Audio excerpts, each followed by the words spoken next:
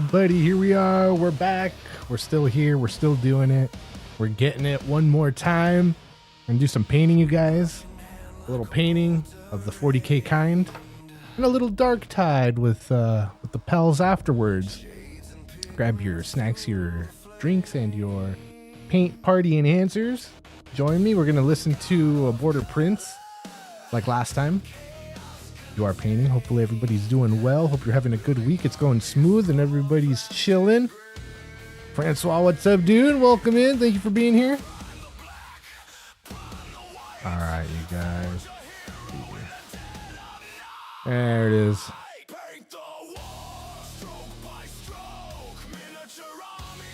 And I'm thinking for story time, we could either do, let's see, what do you guys think? Either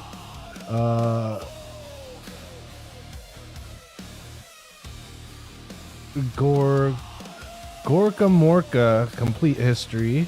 It's an hour and a half. Or the Grey Knights Complete History. It's an hour and a half.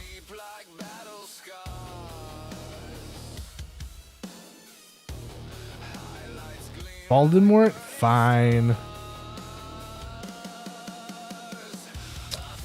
Fine.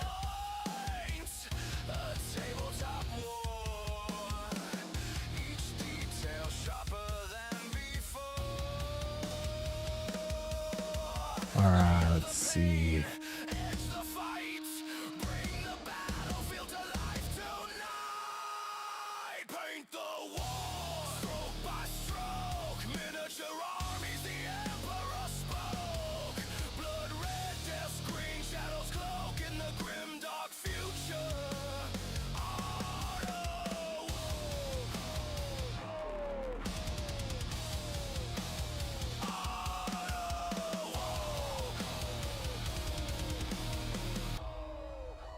Yeah, no worries. Yeah, it's been a minute. That's fine. I've been playing a Border Prince for a while now. It's all good. I'm just looking through the latest videos. Good lord, 5 hours.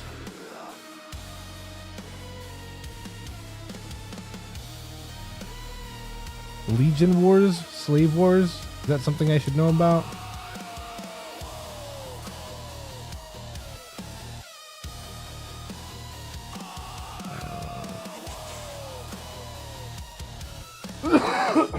Heroes of the Astartes story collection.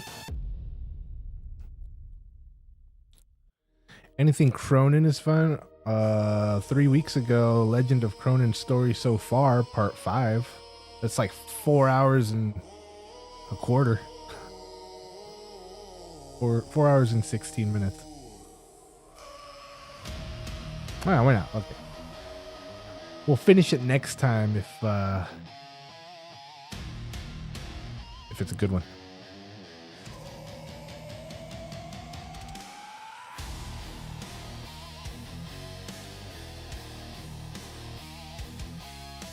Stupid commercials. Alright, you guys. Grab your paints. Get chillin', relax.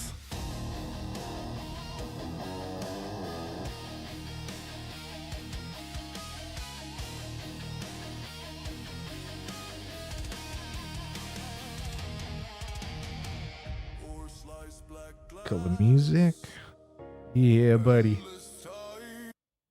Here we are. Welcome, gentle listener. I am Voldemort, your faithful servant. Alas, it is the time of year when I take a brief break to hibernate and work on personal projects that I simply cannot manage while putting out content on the channel. My own book, etc. Still wrestling with that one. Hence, here is a collection of some of the stories sent out this year to tide you over. I expect this to be a big year for both myself and the channel, so do please forgive me this period of respite before the oncoming storm. And so, let us be about it.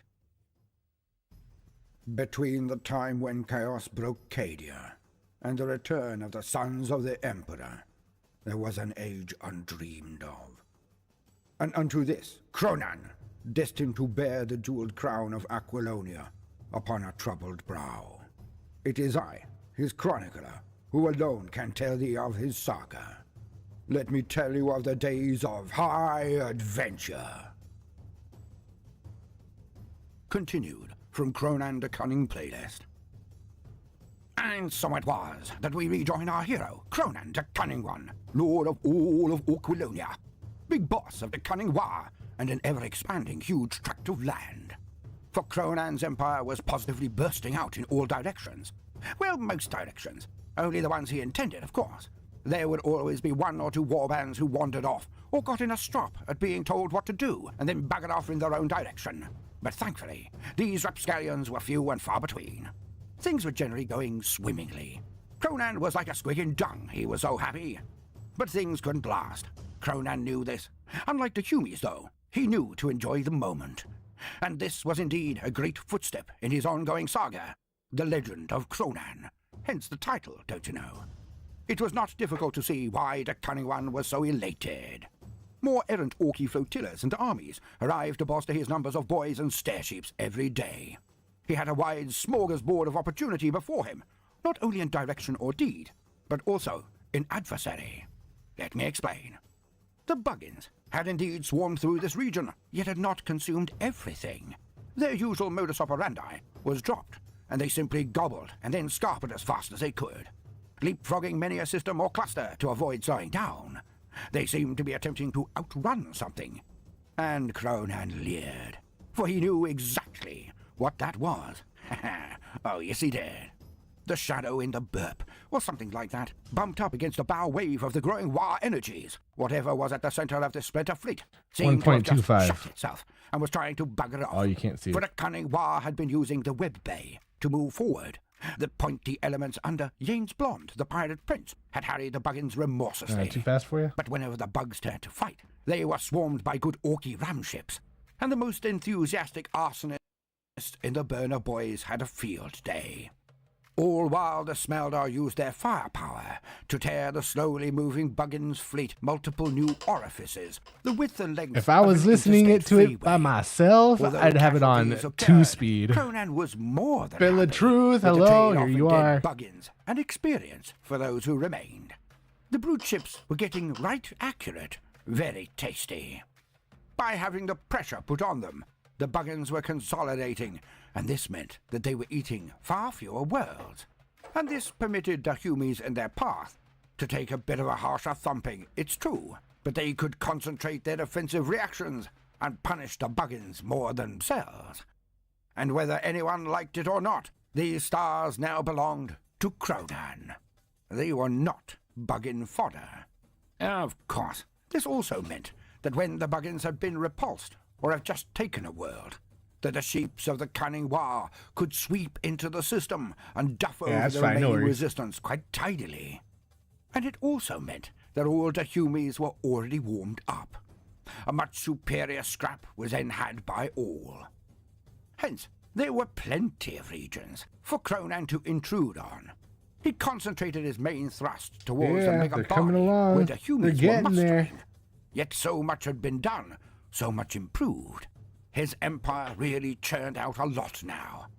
Convoys of slaves had been sent back from the front, and Isaac Newtone had really put them to work, back in what were now called the core systems.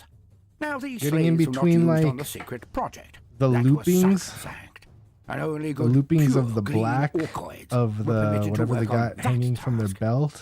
There's red from the robes inside of it, and then the loopings.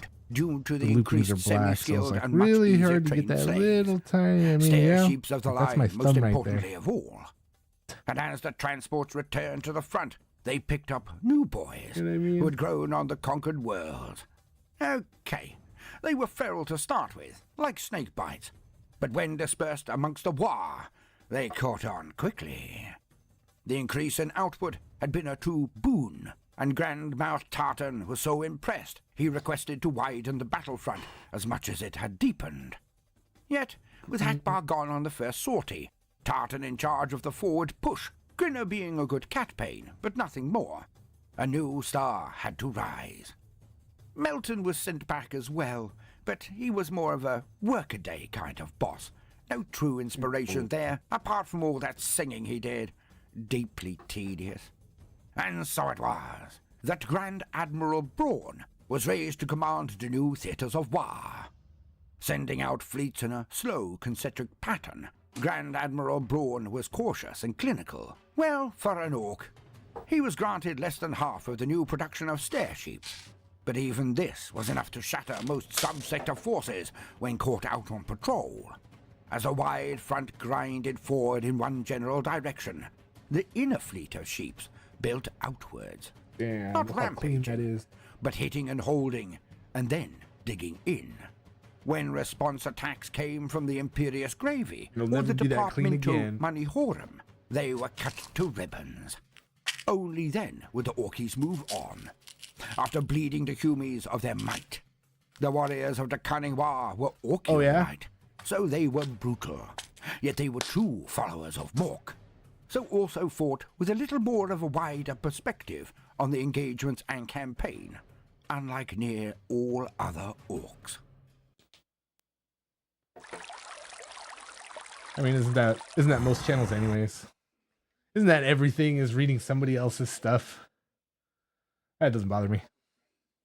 War fleet and its lord, Cronan. Darktide. Yeah, dude. Get a couple of those The recent hauls of stainless booty steel balls had in been there. superlative. Teeth were traded very rarely now.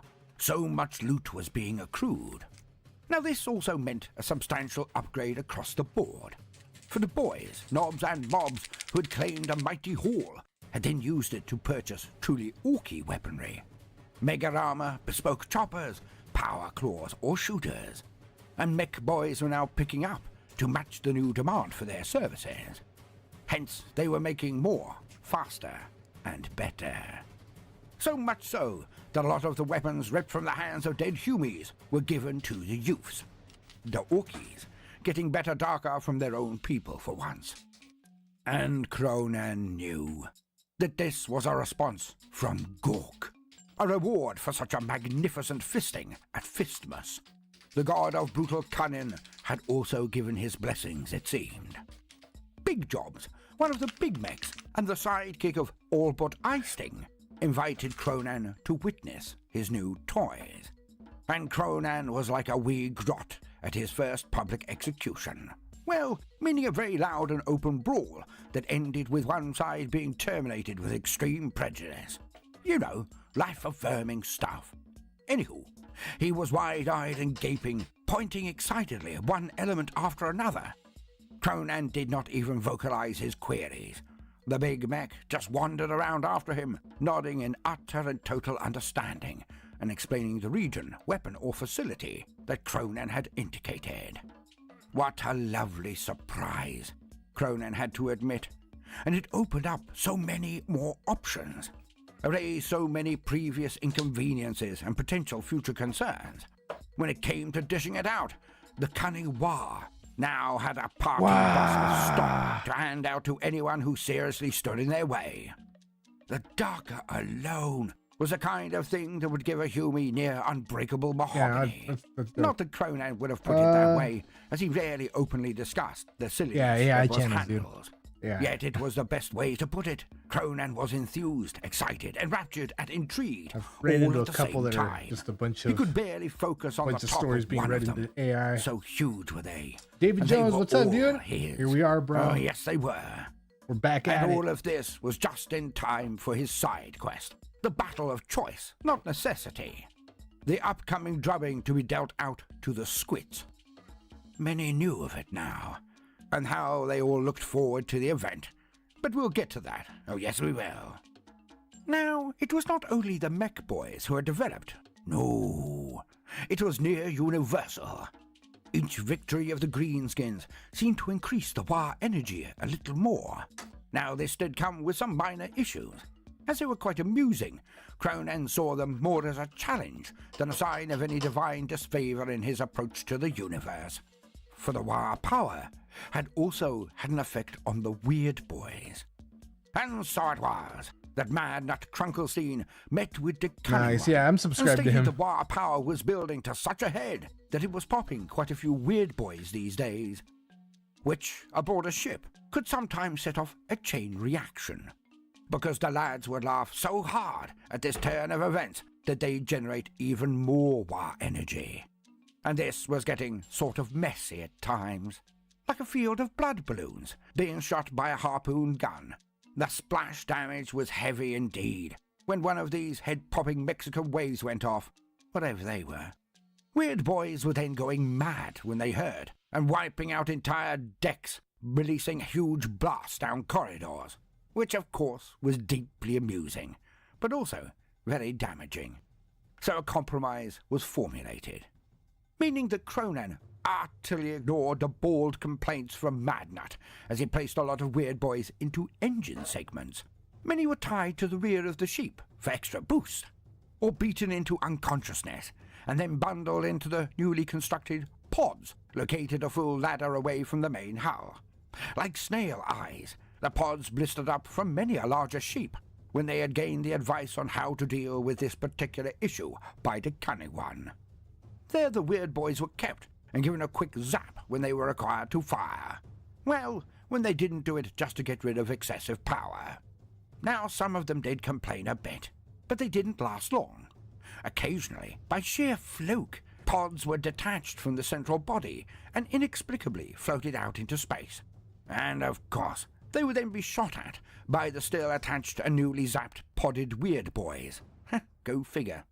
But it kept the spontaneous popping from occurring in such frequency. Amidst all of this, Cronan had managed to get a little time to peruse his treasured data slate. And he had a totally new fixation. A need to know, a want to delve deeper into the most interesting thing he had seen outside of the menus. You know, the rosters and descriptions of the forces of the gaudy Emperor and his Imperium, or anyone else the humans had encountered. There's got to be somebody on the rise doing some good ones also. He could pinpoint exactly when it had started. Hopefully we'll run into one soon. It was when he looked up the Humi perspective on his own people. And he had run across their records of previous wars, and most especially the activities of the Beast.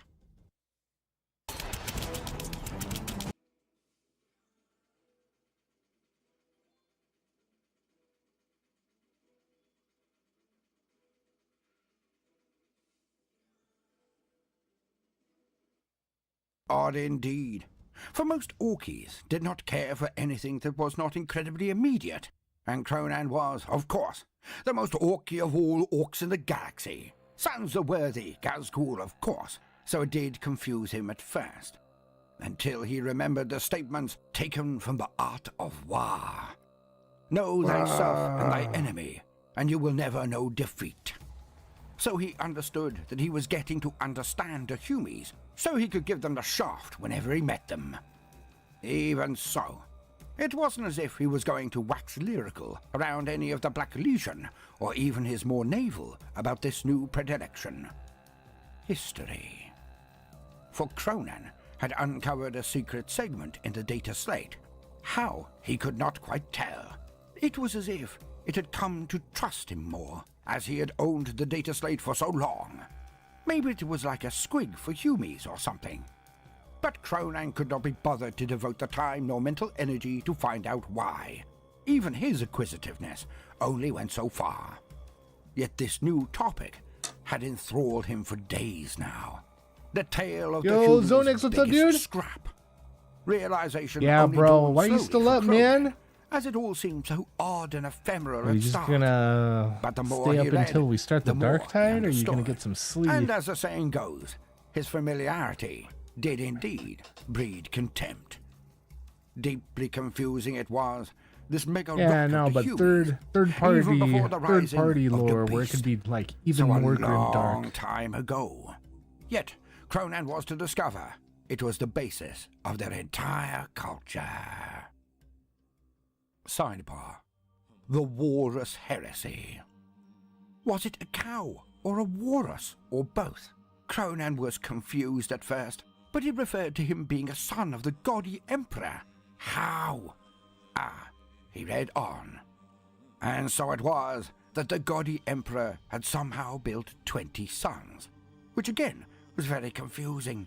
Was the gaudy the plaster of mankind, some form of mech or pain boy, as well as being a weird boy. It would make some form of sense, Cronan mused. And it turned out the Goddy had named these sons the Prim Eggs, or something like that. Yet these Prim Eggs were touted to be the fathers of the Adipi Arstarters, the Spaced Marines. So they must have had some good green orkiness about them. So the Goddy was the daddy of the Prim Eggs, who were the daddies of the Space Marines, which meant that the Goddy Emperor was not only a mech, a pain, and weird boy, but he was also a Spaced Marine. Heh. And so, Cronan read that these Prim Eggs were even more tasty than the gold ones. Alas, they had all gone away. Perhaps this walrus had eaten them, but it turned out that he was one. And the walrus was the reason some of the Arstarters wore all the spikes and had the daft names. He'd met some before, so it was kind of gratifying to find out where they had all come from, really. Cronan pushed on, and he found lists of the main protagonists of this entire scrap. There was Walrus Lupicow, the War Master, the most favoritist of all the Prim Eggs of the Goddy Emperor. Heh, how predictable, thought Cronan. His boys were called the Sons of Walrus. But was that the lot of The Sons of Walrus. Cronan could understand the name I know, right? change Damn you, when he ads. found out the entire picture. But when he did, he knew this to be the right move. To lose the calumny. To scrub the name might scrub the shame. Ha! But there was more. There was Pulgrim, with his temperous children. Slithery and flappy at the same time. The worst of both worlds. Petalado and his Iron Warriors was next. He was quite girthy, Cronan supposed, but hardly a lardo. Conlad Cursed led the Fight Lords, and Bangron, he was the big red one that made the World Beaters. He sounded right fighty. Cronan liked that. On to Morphotion. He was icky and owned the Death Bard. Next was Magnus the Red of the Thousand Sums. Despite being so big, he seemed like the sort who never did anything right. There was Lyar and his word blarers. Ranty, and it seemed he was bullied quite badly, probably by the other Prim Eggs, as someone had written rude words all over his face, and the poor bugger could obviously not wipe them off. The last was a furry ass, a secretive commando type who led the Alfalfa Legion.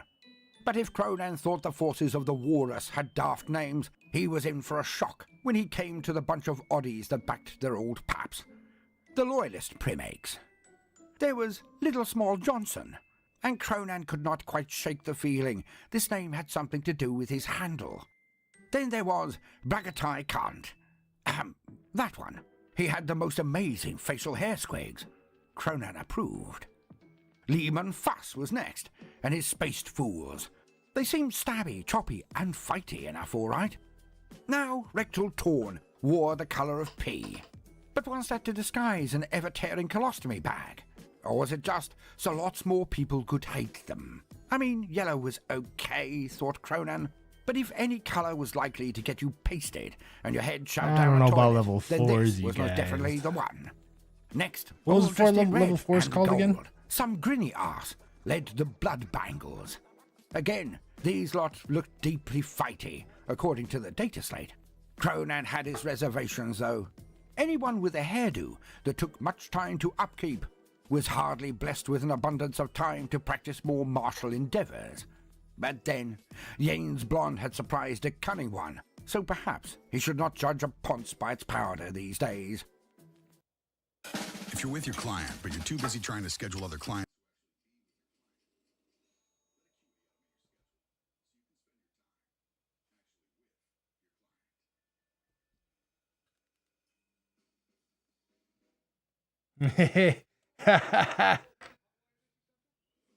Yeah, casual. Furious Man-Mouse was hardly mentioned at all. He was either crap or taken out very early. Of course, Cronan discovered the latter to be the case. A pity, because this Man-Mouse looked beefy. Yeah? Now, a booty Silliman had a rather You think I don't notice, They called him but I do. the Avenging Dung. Why? You Oh, think well, you thought think the you're kind one. slick, Perhaps it was but because you're you not. got shit done. But who knows with the Humies? And the last two were Fulcan and Boreas Borax.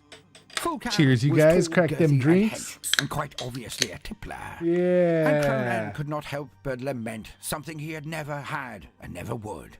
A brawl with this one would be amazing, thought he. Boreas Borax seemed amply named, really, because Conan had zero interest in even reading his entry after seeing the hairdo, the weepy eyes and sullen stances. Nope, thought Conan. Life was not long enough to care for every piece of minutiae, even amidst a topic of interest. There would always be bits you can skim or skip. Now this Walrus Loopy Cow had got the first lot to turn on the Emperor and try to kick his ass, and he had made it all of the way to Holy Tara. Sidebar within sidebar. Holy Tara. Now this was the place where all the Humies came from. Initially, Conan thought it might be a big-eared one that gave sport to them all. As usual, it turned out that the naming conventions of the Humies were either designed to confuse, or they had somehow been affected by Gork and Mork to make them so side-splittingly risible. This Tara... That was good, Zone X. Thanks for coming through real quick, bro. I appreciate you hitting those thumbs And the ups. Walrus seemed Yeah, to have man. done We'll catch you in a little sweaty bit. things to her, according to the Humy You can vernacular. save us from the demon But host. dropping onto her surface and invading her seemed rather icky. And how big was this Demon hosts will walrus? sneak up on me. If you could wrestle a place or person so big that the gaudy emperor could sit on it on a golden thong? Reading further, he discovered that this Holy Tara was in fact a planet. And that did help, for Conan had bumped into a data thoroughfare that covered the Sol system. And there, hop, skip and jump from Holy Tara, was the world of the mech priests of Marts. It was a huge outlet world, a haberdashers, that you would imagine you could pick up almost anything from. But would they sell to anyone but the Imperious Gravy or the gaudy Emperor's Minto? It seemed unlikely somehow. And there was I'm also sure he's floating a around Looney somewhere. called Looney, or something like that. A big white one. Hitting and those it went thumbs round ups. Holy Tara. It looked rather happy, thought Conan. Maybe he could force it into Tara. But this seemed like a waste of a scrap, really. No. Better to invade Holy Tara himself. Ahem. Sidebar within sidebar over. Anywho, back to Walrus Loopy Cow. Now this Walrus had smashed all of the Goddy's forces and was sieging his house, when finally the Goddy Emperor got off his arse. He went up to the bridge of the Revengeful Sprite, only to find that the Walrus had already eaten some grinny ass. Hence, the Emperor kicked off, because he really liked that one. I mean, not as much as he had previously liked the Walrus, but what can you do? One favourite spited him, the other was dead, and the Emperor was right knocked off. Yet the Walrus had the blessings of the fat one, the bookie bird, the juice and girly goddies. So he was dead hard, and he fought the mech-pain weird boy space marine goddy, the plaster of mankind. And they beat 7 shades out of each other. Not 1 ounce of snot remained in either of them at tussle's end. But ultimately, the goddy had slain the Walrus. Tuckered out, Rectal Torn then helped him to his golden thong, so he could have a bit of a sit-down. But the lazy bastard, he never got up again. Or perhaps the golden thong was so comfortable that it would destroy any who sat on it. A temptation Conan would have to consider removing one day.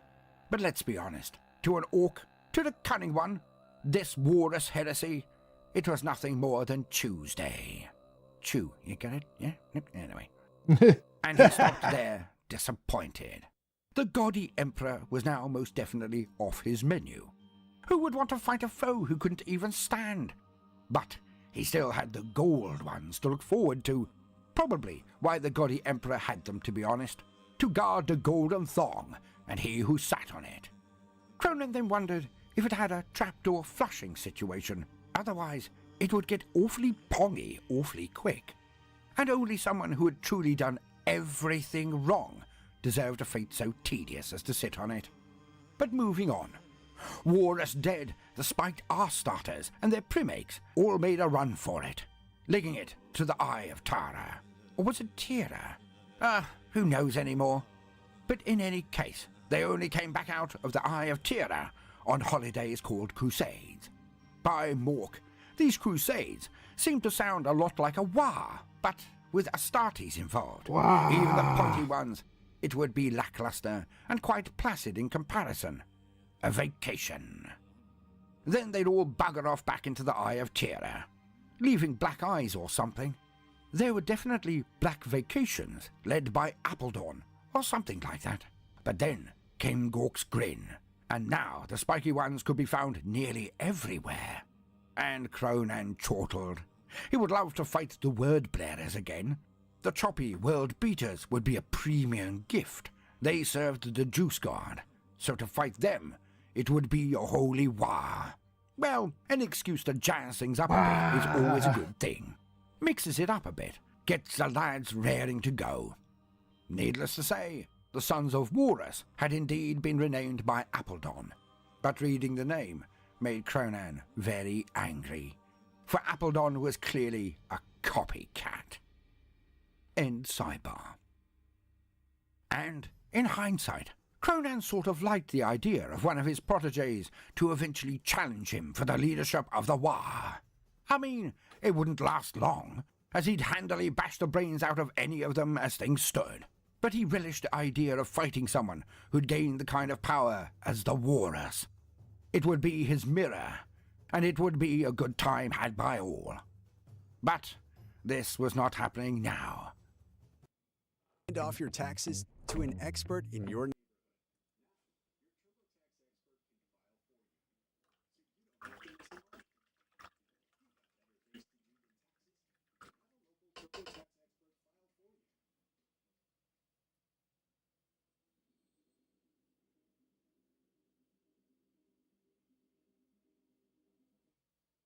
And so it was, that much to the annoyance of Cronan, not all was entirely well within the war. He could sense it, could smell it, could practically feel it.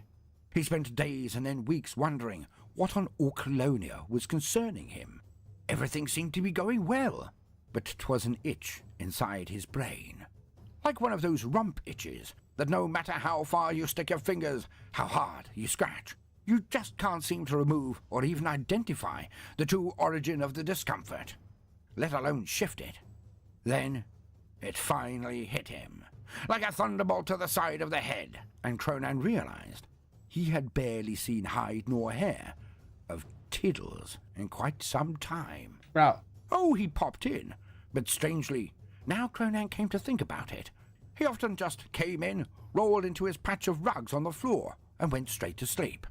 And he rarely had wee Happy Len with him, which was again odd, as Hippocrates had bitterly complained about his best assistant being so indisposed. Hippocrates had assumed, in the service of Tiddles. Of course, at the time Cronan had ignored Hippocrates, but it now began to bother Cronan.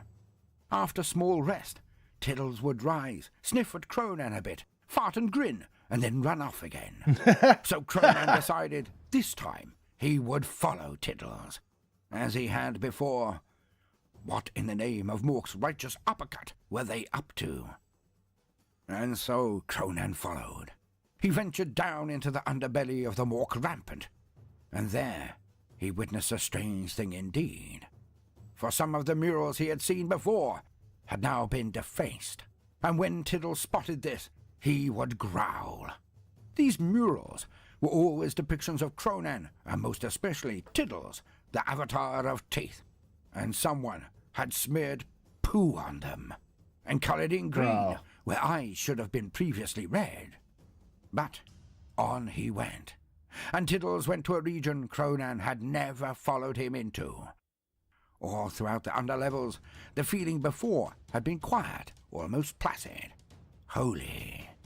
Now there was a dark pall all over the place, and the smell of orcoid blood was thick in the air.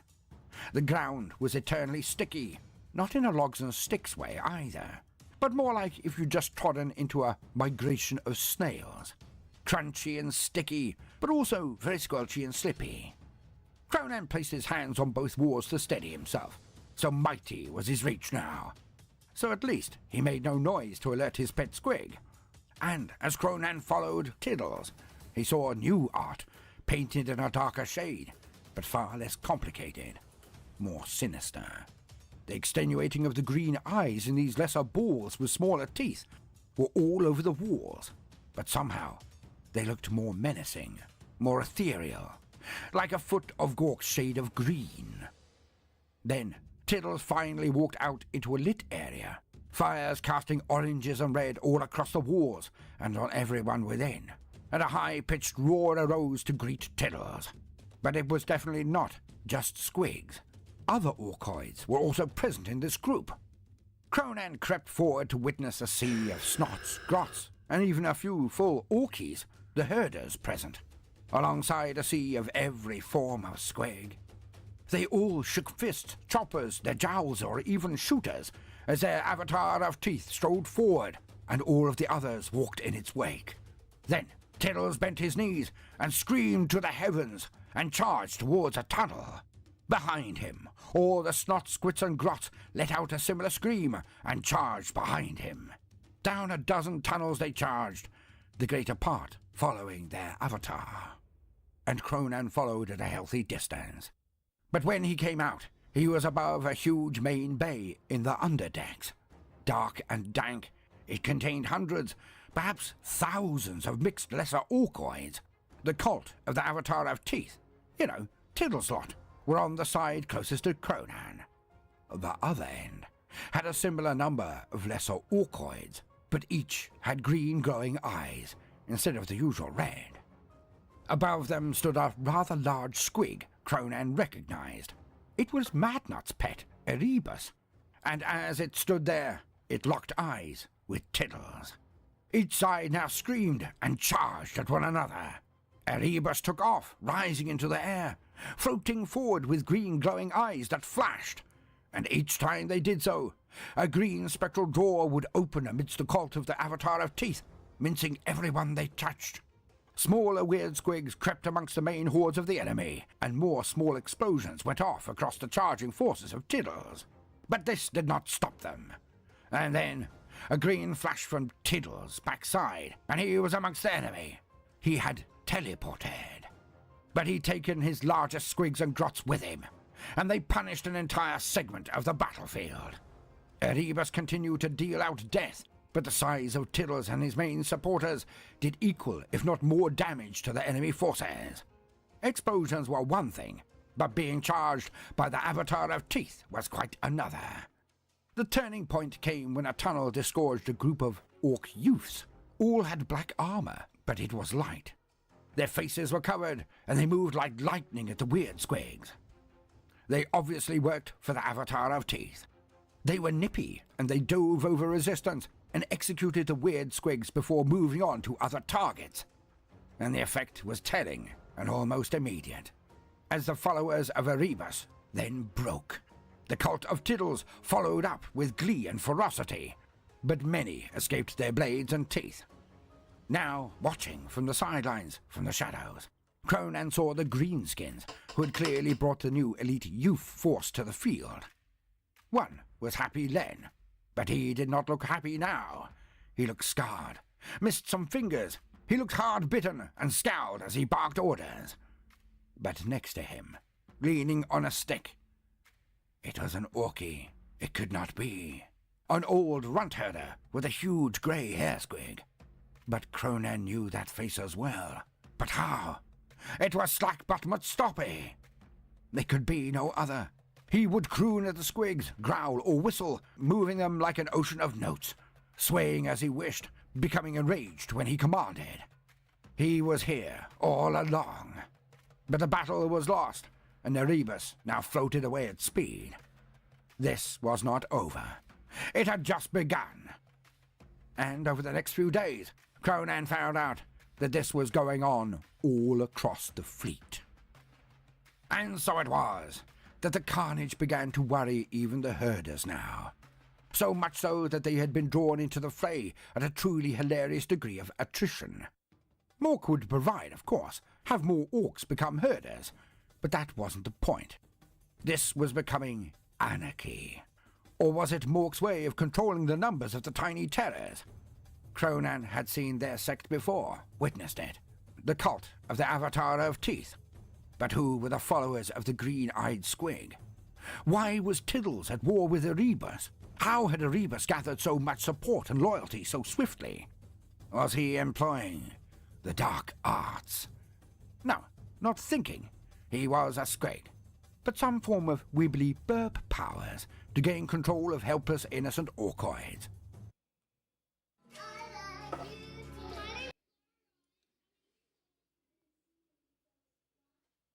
Or had Cronan's grip on his people been loosened by his pact with the Smeldar? Had Cronan lost the support of the Snots and Grots?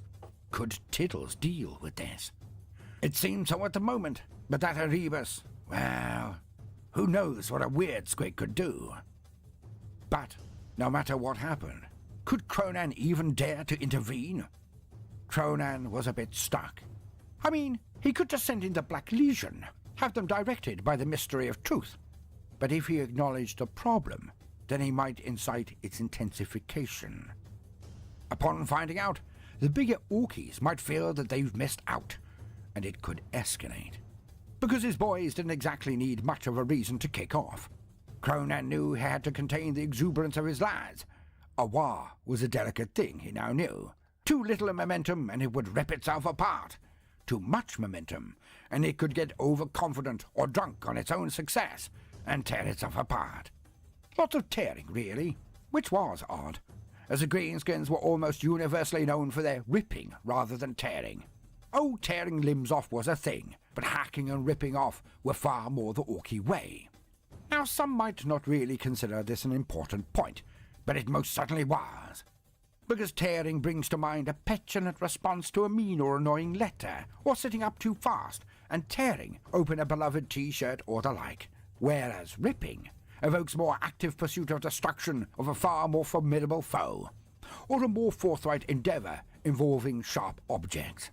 And so it was that Cronan decided he would have to leave this entire confrontation to Tiddles, as Gork and Mork intended.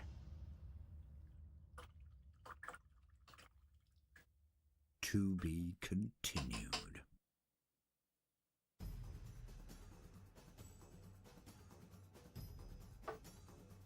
Between the time when chaos broke Cadia and the return of the sons of the Emperor, there was an age undreamed of. And unto this, Cronan, wearer of the jeweled crown of Aquilonia, upon a troubled brow. It is I, his chronicler, who alone can tell thee of his saga. Let me tell you of the days of high adventure.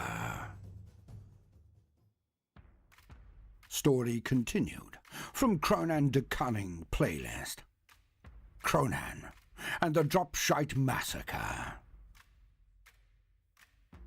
And so it was that we rejoin our hero, Cronan, the Cunning One, most orky of all orcs, sans the great Gazgul Mac Uruk Thraka, of course. And Cronan was a lord and master of the Cunning War. And this, dear listener, was no mean feat unto itself.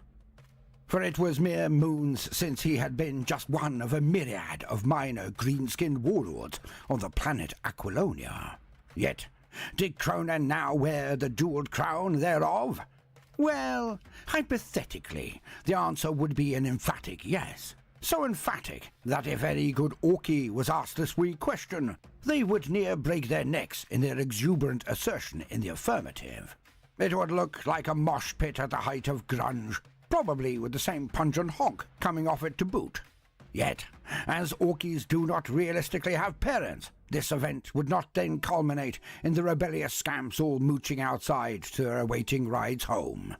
Yet, if Cronan was pushed to remember the last time he had actually seen the jewel crown of Aquilonia, he would most likely invoke the rule of 3 and paste the unwitting questioner until their need for reconstructive surgery would outclass that of the Elephant Man.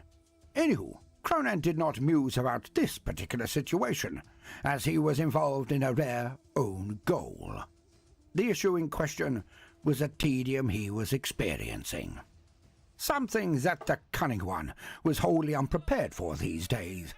Let's be honest, as we learned at Fistmas, the Cunning One's time was less sacrosanct and more pressured than a father of 12 with a curmudgeonly spouse who expected approximately 32 gainfully employed hours of work out of him a day.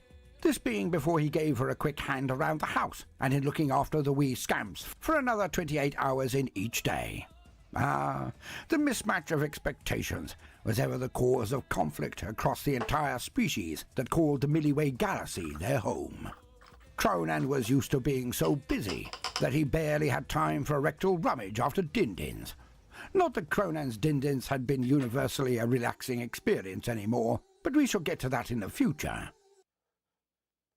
Dr.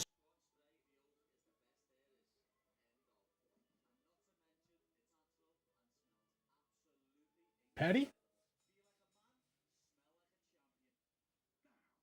Back to the genesis of his present predicament. It all began in a bit of a discourse with the Smeldar, Yane's blonde, the pirate prince. For in their discussion, the perfumed pansy had made quite a few bold-faced declarations about the superiority of said Smeldar.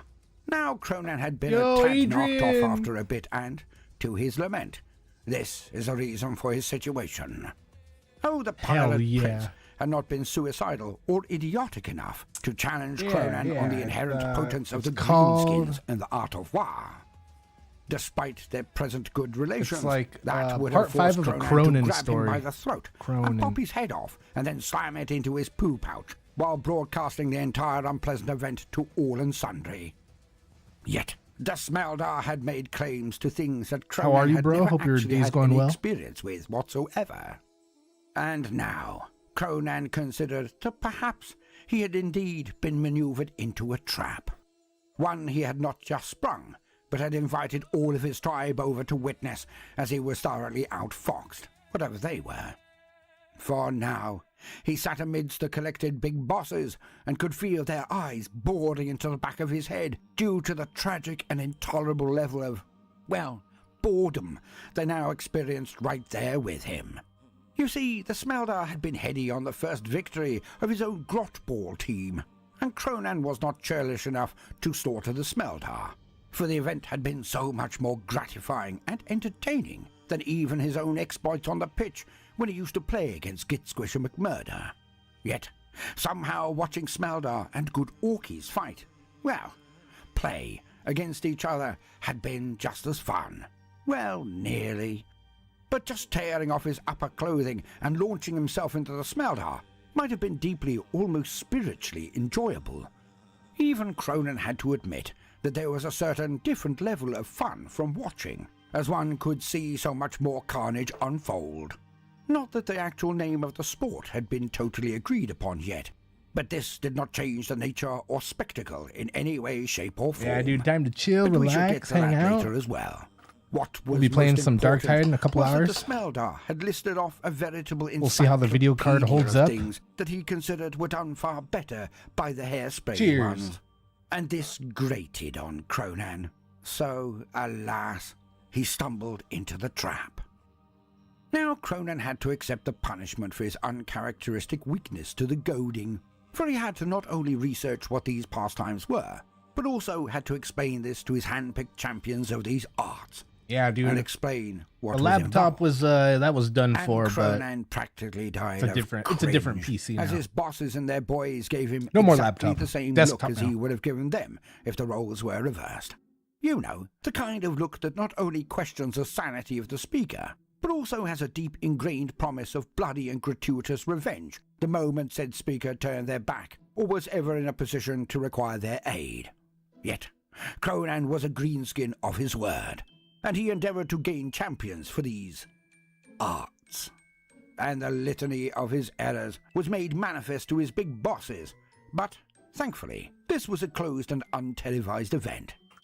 So, it was only his inner circle who had to suffer along with the Cunning One. Now the juggling had been less entertaining than watching a grot sharpen a chopper. Well, it had been, until Colonel Clinker had thrown his new pet into the mix. Clinker's crack grenade had done a few circuits of the grot's hands before thankfully exploding. The Yo, act concluded with the thing evaporating the grot, and a for raucous round fire, of applause is it from all present. orange More first for its and then end yellow? than any actual appreciation Or of yellow skill, it first is and then true. orange? But sometimes the destination was I think it's orange indeed first, right? more important than the journey. I'm not too sure. Now, when Cronan Or had white. declared Is it that white first? flower I don't know, I arranging can't remember. was nothing unique to the Smeldar, he had honestly and totally thought that For like a flowers candle. was some form of animal or demi-eldar, like a grot or snot. And Cronan had instantly connected this situation with his now very advanced, almost artisan-skilled chief orogrotmy experts. When Cronan found out what flowers were, he near lost his temper. For this was the most horrifically camp thing he had ever witnessed. These flowers were actually the colourful, smelly grass that came out of the ground. Cronan was not looking forward to this at all. That's right. Thank Without you. any form of coloured, smelly grass on board his ships, Cronan had claimed that his boys would of course be amazing at such endeavour, but that they simply did not have any of these flowers in his fleet. What a shame.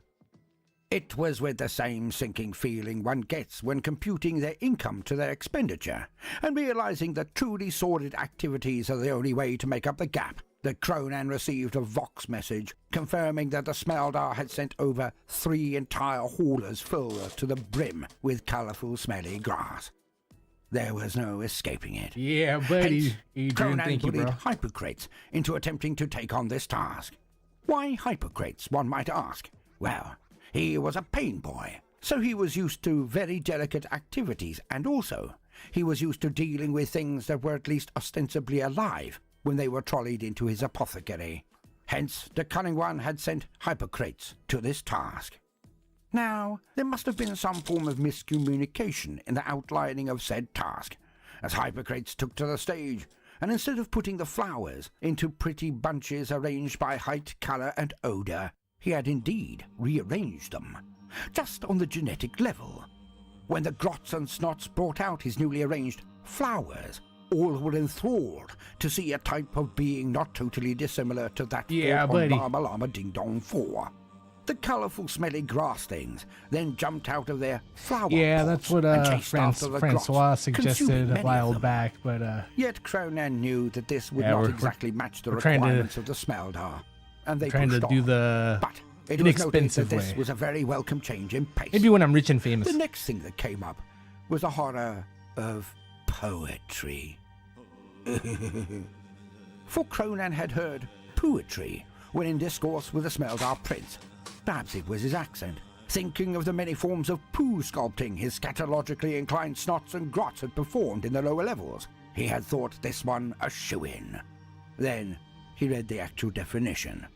This had nothing to do with poo whatsoever, and Cronan sighed as he watched something called an axtor walk on from the wings and then place its feet as far apart as possible before ranting on. Alas, Cronan had permitted this designated axtor to see the process on his Yeah, that's what he beloved called it data before, a slate, vortex while machine. Cronan had a deeply 12 satisfying bucks? movement. Oh, But now dude. he reaped what he had sown, and the axtor I was began. expecting somewhere in like the $60 to $80 zone. I was like, yeah. I didn't look it up. I just thought, well, since this little bastard costs like 80, 90 bucks, you know, I figured. I was there. Yeah, dude, damn Began ads for with a sure, heroic David. You roar, know, and literally every single boss sighed. hate those guys. I was there the day the warrior slew the emperor. Such a delicious conceit, continued the Axtor. But to the relief of everyone there, It's just for like a Cronan single now flamed stood candle, and set just a single tittles on the flame. Axtor and stalked off. One right here. The show was definitely over.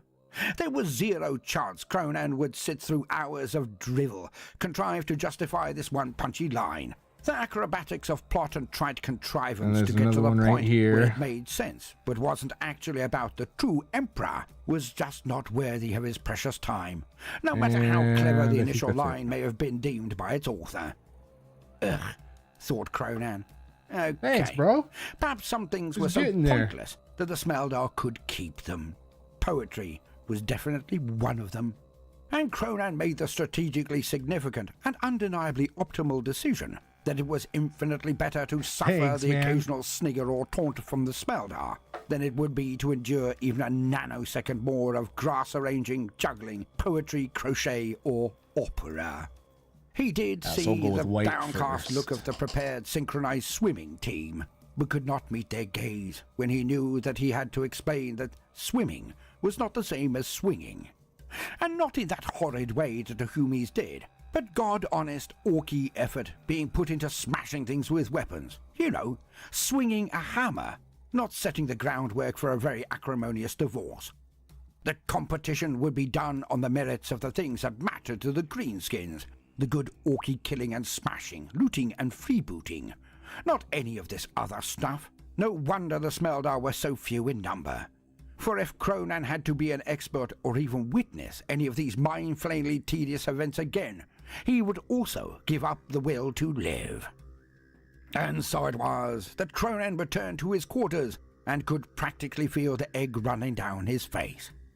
Now usually he would take out his vexation on the direct cause of the consternation. Yet, for the time being at least, he did need the Smeldar. Well, need was a strong way of putting it. He found them useful, is more the point. But, in reality, he did need them this once, as they were the only ones who knew the secret location of the kin, the squirt All right, base we'll do called that. I'm down. Aquapondi. And Cronan had wanted this I'm down. since his last exploration of his beloved data slate. He yearned to duff over the squits almost as much as he did to meet the gold ones, the Cut's odors. But one thing at a time. He would really have to go through endless kill missions before he gained the oomph to unlock those ones. Now, speaking of his data slate, Cronan had read so much, had consumed so much wisdom from it, that he was enraged when he returned from his colossal dump and found the Axter had somehow buggered it up. So the setting of Tiddles onto the green reprobate was not without cause.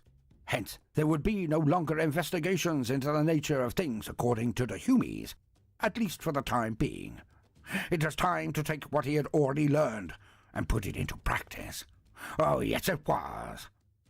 Perhaps he could pick up a new data slate in the future, because, trust me, the original was not as sturdy as he had previously conceived, and Cronan's tantrum at it not instantly working had rather lasting effects.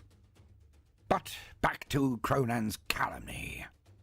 He had to do something that would eradicate the memory of this horrific talent show and be the cause of rumor and scuttlebutt across the entire War. Hence, Cronan went to his thinking hall and summoned the thinking grots. While they moaned and swayed, he did it. Cronan went deep into a mighty cogitation. And there, on the most dangerous of all seas, the waters of ideas, he found the only solution to his reputational self-fuckery.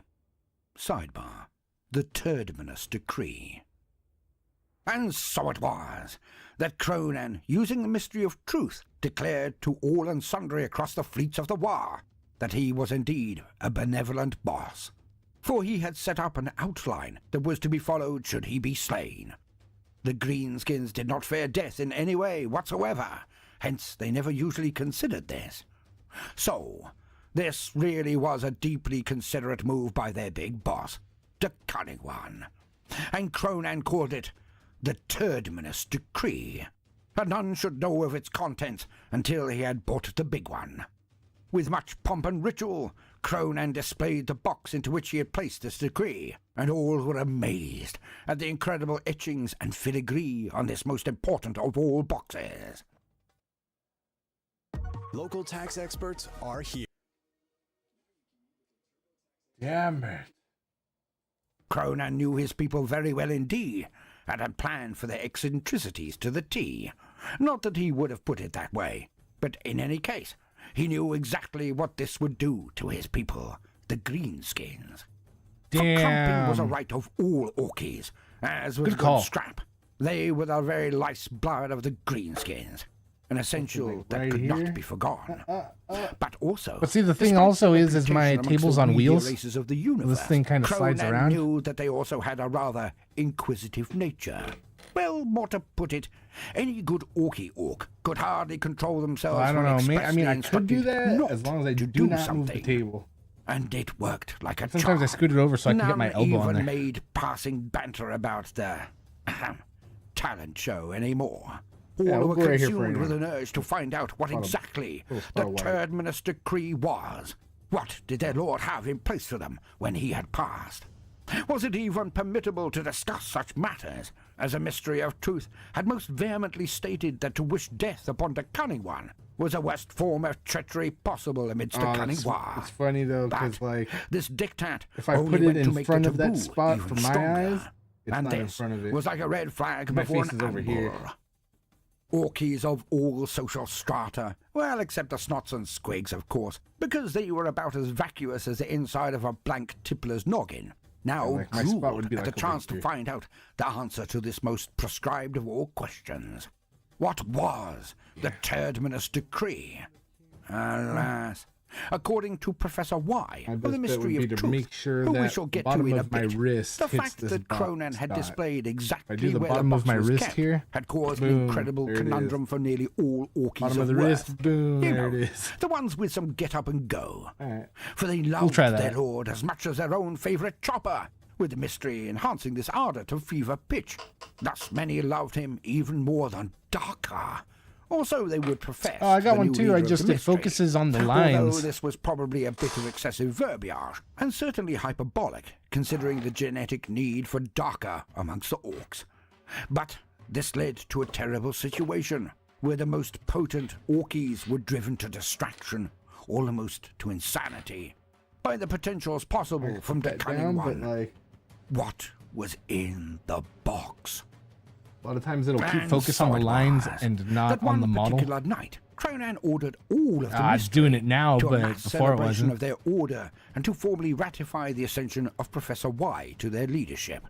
In that moment, oddly, the secret box room was accosted by a veritable tidal wave of expectant Orkies, and the room was permanently televised across the pict feeds to the fleet to ensure security, don't you know. Hence all were alerted to the situation unfolding in that most sacred room, second in sanctity only to Cronan's room of thinkiness.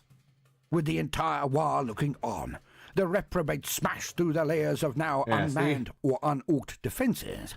The largest of their number smashed his way past the nippier ones and raised the box into the air, and, with great razzle-dazzle, probably learnt from the reruns of the exploits of the Cunning One during the Squig games, he ripped open the box, and all could see its contents. Like under this there. Alas, Cronan could not help but practically shot himself when all witnessed the image of the largest, girthiest, and longest curler any had ever witnessed. Now all had to admit, this was the most epic crap any had ever beheld, but it did not seem to fit the bill of a set of instructions. Hence the burglars then poured at the turd to find what may be beneath the colossal curler. Yeah, there's a lot Needless to going on say, down there. They found nothing. And Cronan had destroyed 2 targets with 1 stool. He had made sure none spoke of the event, and had made his entire war stare at his biggest crap. He was unapologetically proud when he had snipped it off, so he had saved it, not really knowing what he would ever do with it. Well, perhaps it could be included if he ever set up another corridor of butts. Yet now it had found its purpose, and Cronan, indeed, thanked Mork for the prescience to save it. Now, That's all right. I don't need such it a that bad. wheeze might get a all boss good. It's all unceremoniously good. lynched by his tide It's of getting livid there. greenskin underlings. Yet, Cronan now proved that he was not only cunning and a crumper par excellence, but also that he was indeed a dumper of legendary proportions. Thus, he not only entertained his people, but also intimidated them with his most simple bodily functions. For any Orkie who could crap thus would certainly not need to take any from others. Cronan could not help but snigger as his people realized he'd just given them the shaft, forcing them to want to look at his lengthy and girthy turd. Strangely, being dubbed as Sticky, the War simply didn't have a suitable replacement for the Cunning One. Oh, they'd considered French Crusade an irreverent and sort of dull hodgepodge of tropes and tedious pandering, but it had zero real pull apart from not being the current thing. which wasn't exactly the right motivator to replace the mainline hero, Cronan. So, after a mere 3 days of rampant rioting, the Orkies of the war just shrugged and never spoke of it again. And Cronan considered doing this sort of thing regularly, just for the larks of it, but then realized that antagonizing his main support network probably wasn't as cunning as befitting his sobriquet of, well, the cunning one. So he resisted the urge with all of his might. Alas, enlightened to the boundaries of respectability, he canned a fair few wheezes unrealized. Like the Shaternine armor, designed to reroute the poo plug of Mega Knob power armor so its sluice was in the shoulder pads, pauldron some call them, or something like that. The thought of his... If you're with your client, but you're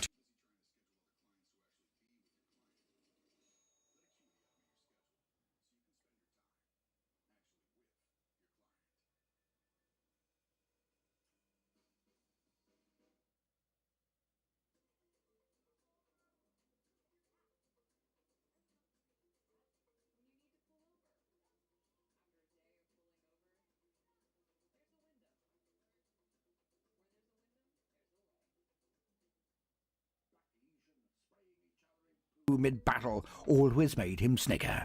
But then, it would lead extra effect to the flamers of the enemy. A weak spot was acceptable in most Orky gubbins, but to build one in on purpose seemed ludicrously silly, even for the Chronicles. Hence, the Shaternine armor was scrapped. Nor was his new mob organization chart with its anything goes, bring what you like to the fight, deemed to be an optimizing diktat that would actually increase effectiveness. Oh, it all seemed like a terrific idea at the time, and likely to really increase his popularity amongst the boys. But realistically, after very few battles, Cronan realized that it was a fuck-up so bad that even big-eared Penny couldn't do justice to the level of stupidity it evoked. Why, you might think? Well, it all seemed a terrific lark again, but the reality of everyone wanting a squigoth in their mob made it a rancid, turgid thing, which meant that there was such tedious homogeneity in his mobs that nothing got done. Oh, everyone wanted the sparkly big thing in their force, but it meant that anyone having a bright idea was instantly copied, and the entire war could just be one specific setup. This would make all battles tepid, lifeless reruns of past scraps. It annihilated inspiration. Thus, Cronan realized that limitations were actually incredibly important in his force.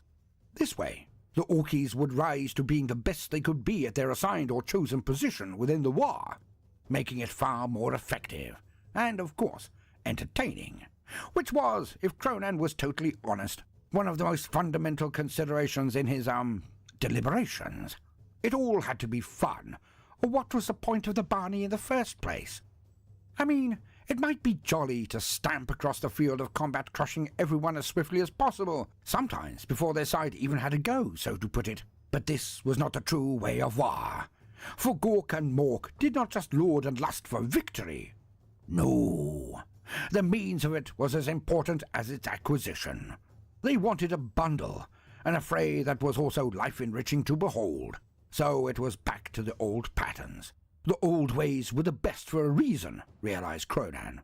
This new bollocks could lead to nothing but mind-smashing repetition and a dull gruel-like existence, and this was not what his ministry was about. Where was the cunning? It was also for this reason that Cronan rejected the widespread use of the new Daka that Stepan Squawking had brought for his consideration. It was a strange weapon indeed. It was utterly illogical, even to the Orkies. Why? What did it do? Well, Squawking called it the Pinky Pulverizer. The strange mech boss explained that it had cunning ammo. It need only strike the boot of one Humie, and then the cunning Daka slug would then scan the boot tread and fly about slaughtering anyone with the same design. Hence, entire mobs of Humies would be slain if just one of them had their boot out in the open. And Cronan saw disaster in this design. He could see the future in its ugly, insipid, moronic, misanthropic, wretched, uncreative, dreary, and utterly uninspiringly prosaic application. He knew his people, the greenskins, The pinky pulverizer would have Do I want much to the see the same lid effect through as the losing black? the mob organization culture. Entire grot I forces was just going to do it could green simply also. walk over any opposition. There would be no true scrap at all. Hence, Legible. he took the weapon and walked to the airlock, dubbing the Grok. pinky pulverizer Right as book. an Orky and the McBoy a killjoy. He put both Squawking and the shooter into the airlock and pressed a button. And Cronan was elated that his McBoy chose to let the new gun fly out of the airlock, while Squawking held onto the bulkhead with both hands. Alas, in space nobody could hear him scream, but the eye-popping was pretty self-explanatory. Cronan believed the runty bastard had gotten the message and pressed the other button to close the airlock again. And thankfully, the mech boss now curtailed the most outlandish of his inventions and returned to a far more predictable and orky strain of research. Praise be to Mork. And Cronan had also tinkered with the idea of a name change for the Cunning War, a rebranding, one might say. But after looking at a dry, soulless new icon created by his runt herds, who had helpfully made an origotmy display to realize Cronan's concept, they'd even sprayed the grots white and stood them on a black background. Cronan had then sighed and had it burned. It was a shite idea, and none spoke of it ever again. Luckily, to raise Cronan's mood again, Mork and Gork had provided, and a new leader of the Black Legion had finally arisen.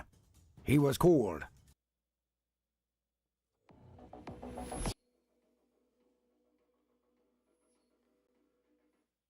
the Pound.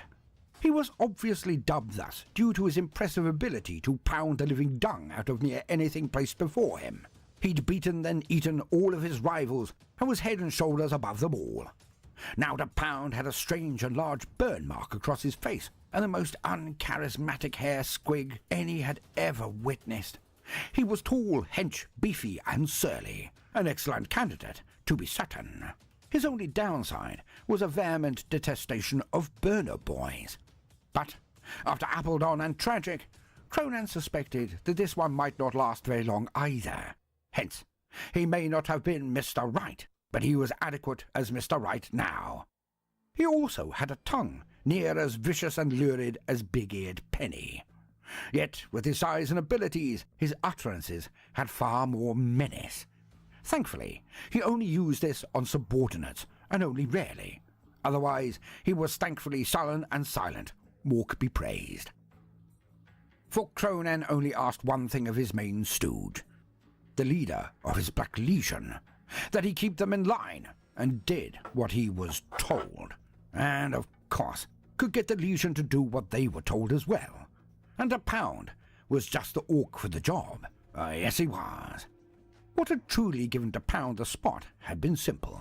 Yes, he had slaughtered every last competitor in truly vicious displays of brutality, but he'd lost his chopper at one point and then just nutted a few peers to death.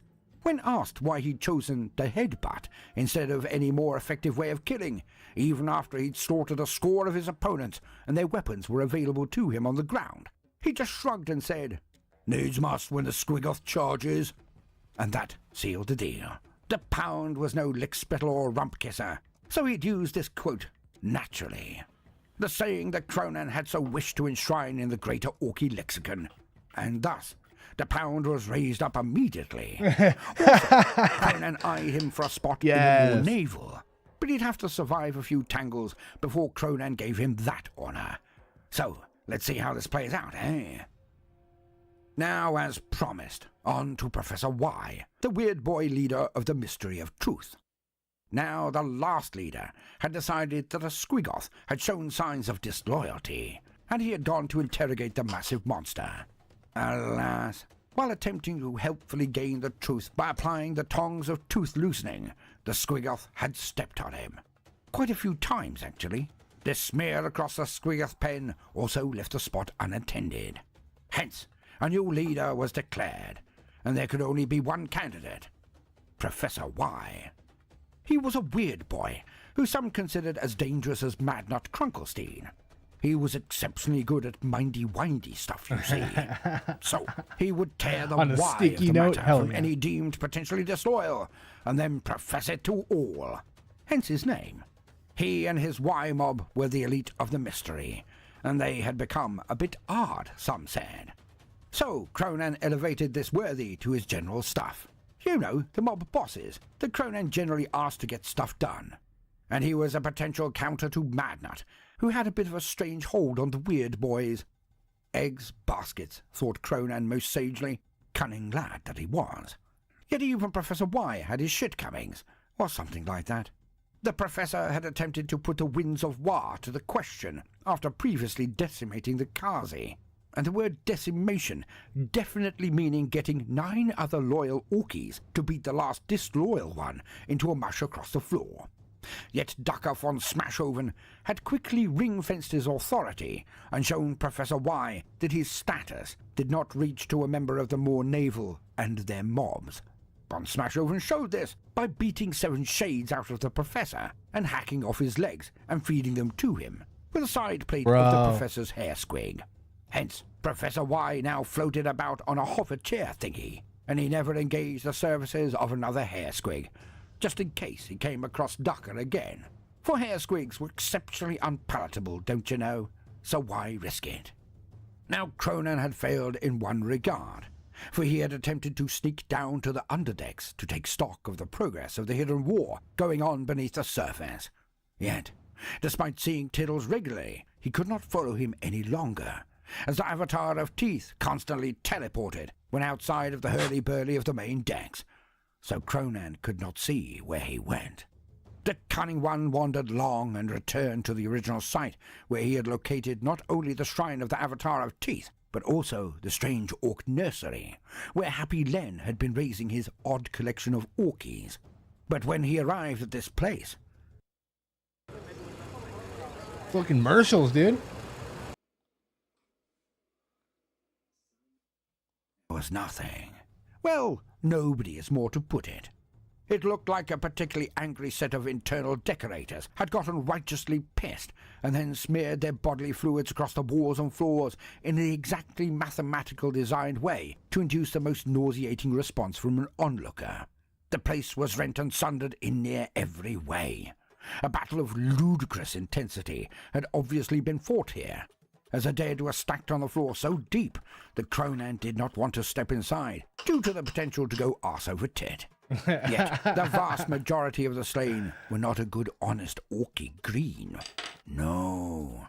Some of them were black. I think it's time to get back to normal with those ducks. An odd colour for an orcoid of any form, even the squigs and snots, which were always a bit odd, really. Something far more serious was now afoot. Yet Cronan did not have time to engage in this right now, for that was one of my other questions. And he was needed. You guys, when I put the arms on this guy, concerning the do I scratch off the paint from where the sockets are going to be connecting? Scratch off the paint so I can glue them with that plastic glue? Or will that plastic glue work on the paint also? Go through the paint and he would be the most melt the greedy and plastic selfish together. of all orkies who had ever lived. And anyway, after such sterling work from near all and sundry, it was definitely time for a reward. What more could a warlord of greenskins want, more than a scrap of epic proportions? And had this not been his major manifesto point, well, pretty much his only manifesto point, the promise of bashing and barneys like none had ever seen before. Of course it was. And Cronan was an orc of his word. Yes, he was. And so it was that Cronan gathered his underbosses for a big boss bash. Although some had been gathered for discussions with the Smeldar, this was the first time in many moons that the majority of his command staff, or something like that, had been mustered in the one place. And Cronan sat on his golden chair, his thong, arrayed with his most impressive gubbins and muggins. On his head was Phyllis, the thinking grot, to make sure he was on top form. At his heels was Tiddles, the Avatar of Teeth. Just below them stood the newcomers, the leader of the Black Legion, the Pound, and of course, Professor Y floated next to Cronan as the leader of the mystery. I've got both and the glues. cunning one looked out upon the very leaders of his war. But so I don't have to scratch paint off, I'll just use the super glue. Newtone was back in the home systems. Admiral Hackbar and Git Squisher McMurder were off in the first wave, which we shall indeed get to next episode, I promise. And now, Conan took stock of his, stock of bosses. Darker von Smashoven with Squawk next to him, the big boss of the Winds of War. Mad Nut Krunkelstein, head weird boy, with the now cute and cuddly, but wouldn't melt in its mouth looking Erebus in tow. Hypocrates, his head pain boy, with Happy Len, who had Arthur the Snot and Bernard the Gobsquig with them. Then Grandmouth Tartan, senior admiral of the War fleet, who had even brought along the Hunger, his bowl of rippy fish. Grinner the Backstabber, with Laserbeak on his shoulder, but Grinner did not risk bringing along his most amazing hat. This could be too much of a temptation, he knew. Bob Von Butch, boss of the biker gits.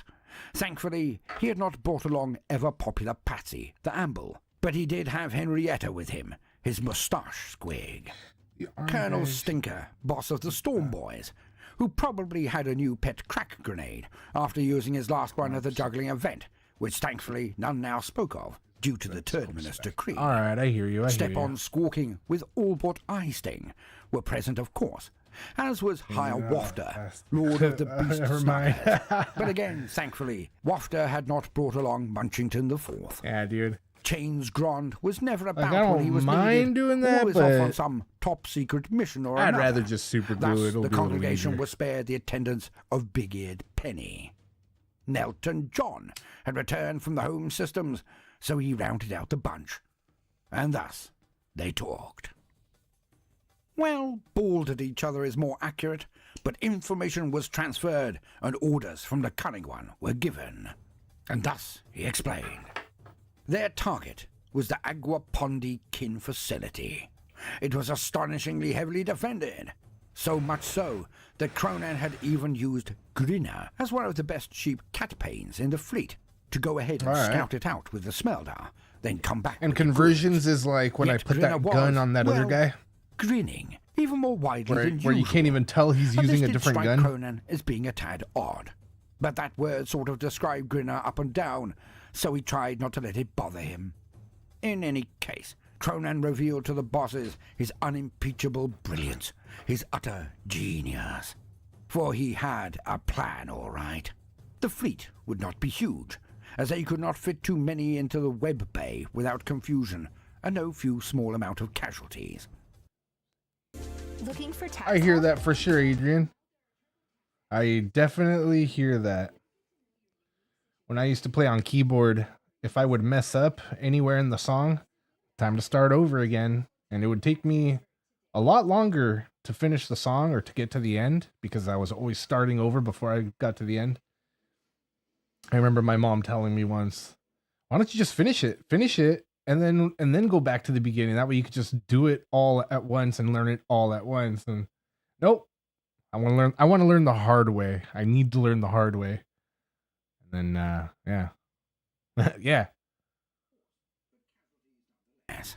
Oh, Cronan could have swept into the system with half the War and blown the base to pieces over successive attacks, Okay, but yeah, felt this would not be a conversion, good use yeah, of his conversions. ever-needed Hell mobs yeah. and sheeps, especially when he considered the scale of the task before him.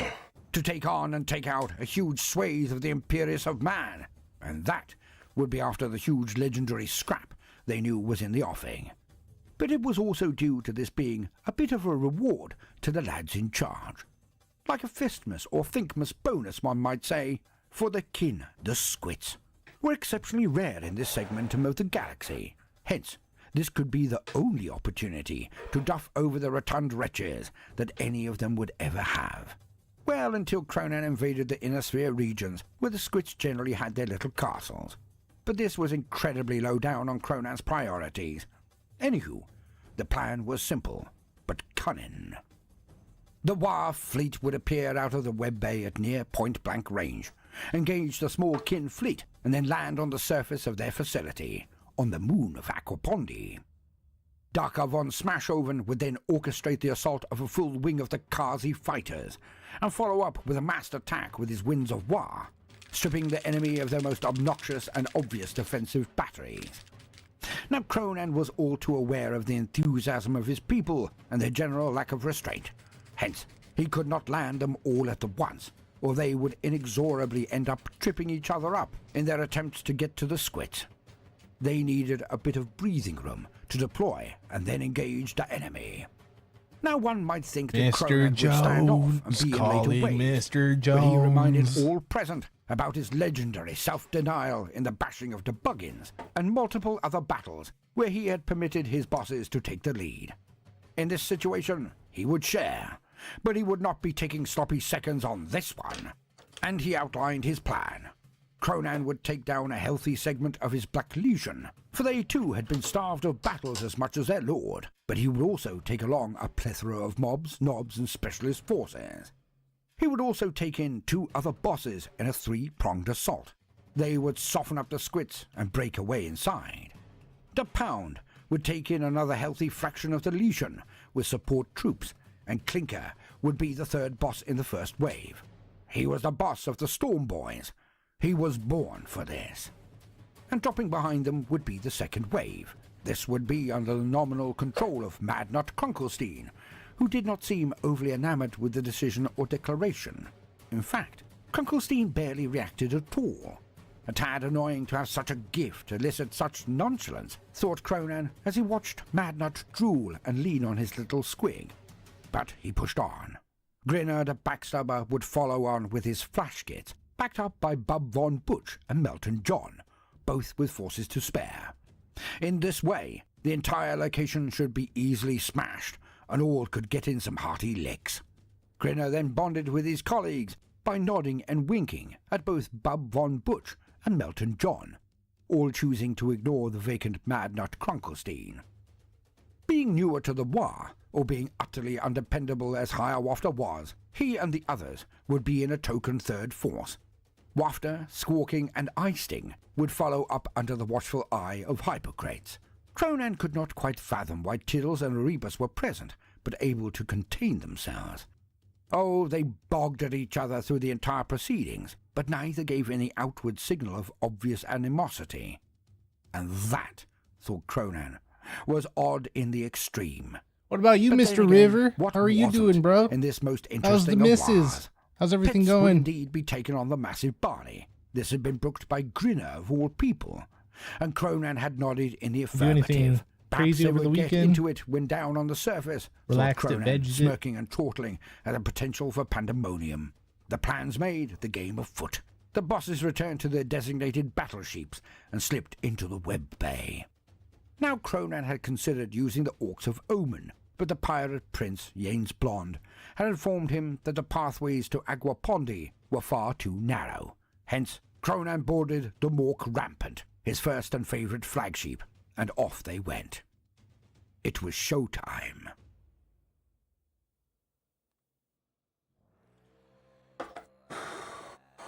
The approach was not what anyone Oh, there he expected. is. And more's There the he joy goes, for Tom it. and Jerry. Nice, You dude. see, the Squits were a Hell tough yeah. bunch of ball bashers, and were constantly on alert.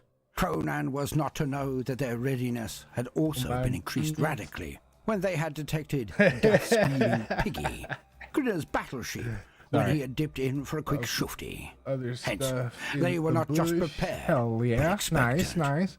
And the instant the blue wobbly doorway into Web Bay opened into real space, the kin launched Hell torpedoes yeah. with consummate and professional skill. Do you do a The lot of that first like battleship bushcraft through stuff the where you aperture know didn't you, even make it into real space before it 24 was hours awash in the with direct forest hits. with The you know blatant just a disregard for sleeping safety bag kind of thing? protocols was hammered faster Bro, if than you a do student that, at a kegger. make videos, stream You've it, been looking for scratch. do both. I'll cruise through. Those videos are always fun.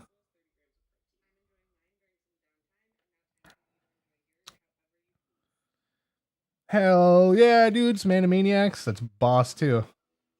Yo, the songs they got in Animaniacs though. But did not explode.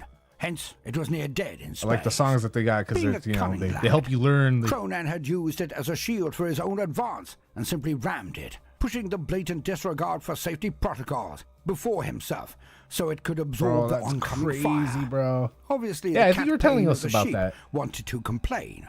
Quite vociferously, one would imagine, but his comms were out. That's and he wild. didn't think the cunning one could be at fault. So he resigned himself and his unlucky sheep and crew to getting a royal buggering by the kin torpedoes. Ahem. The green one was next. The Orky battleship fired everything it had forward, but at this range, it pattered off the strong kin shielding and armor like gnats off the windshield of a tractor. It received fire from long-range weapons, but angled itself correctly to defray many some of the those impacts. YouTubers that go out And and on it flew, taking Clinton down to the huge moon. You know, The some naked and alone kind of held stuff out there. Pound, You know, and do the your other own prong, fishing, like dropping hundreds of Kazi fighters dude, out it's as it it's breached good into for real everybody space. to know how to do The rest that. of the fleet followed So suit like and watching came in it, faster it's a lot than harder hard. than it looks too. A score of smaller they make it look kind of easy, but I would starve out there easy, quick. Oddly, well, I'd probably the last a Scots little practically while, ignored as long as I got some keeping water their somewhere. heavy fire on the but- Orky capital ships and landing craft, now surging down it's to rough. drop off their contents. Sidebar: boarding actions. Now one might expect the sight of oncoming Orc ram sheep to be most sentient beings' worst nightmare, for each was designed with a front ram, much like an axe. It would carve into a sheep and then drop ramps, and scores of Orky boys would come out. Few were the races or species equipped to deal with the green tide. Yet this was not the case, for the kin had vast experience in fighting the greenskins, and they seemed to be as ardent about the matter as even the orcs. Cronan and his war were not to know this.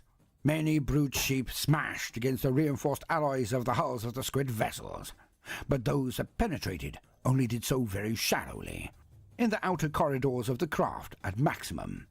When the boarding squads came out of the brute ram sheeps, they ran into swiftly erected defences with heavy turrets or weapons emplacement, and it was a slaughter. Yet, even when the Orkies somehow lobbed grenades or got lucky shits off that took out the heaviest resources, the squats were phenomenally fighty. Oh, they had numerous fallback positions, what seemed like every 50 paces, but it was trapdoors that dropped Orkies into plasma bars, power blades swinging down at the Orkies from mechanized hidden compartments, walls that simply twisted, bringing mobs of Orkies with them, practically lining them up in the open before ranked lines of kin who shot them to pieces. Yet, even when the greenskins got in close, it was damn fine, for the kin did not break.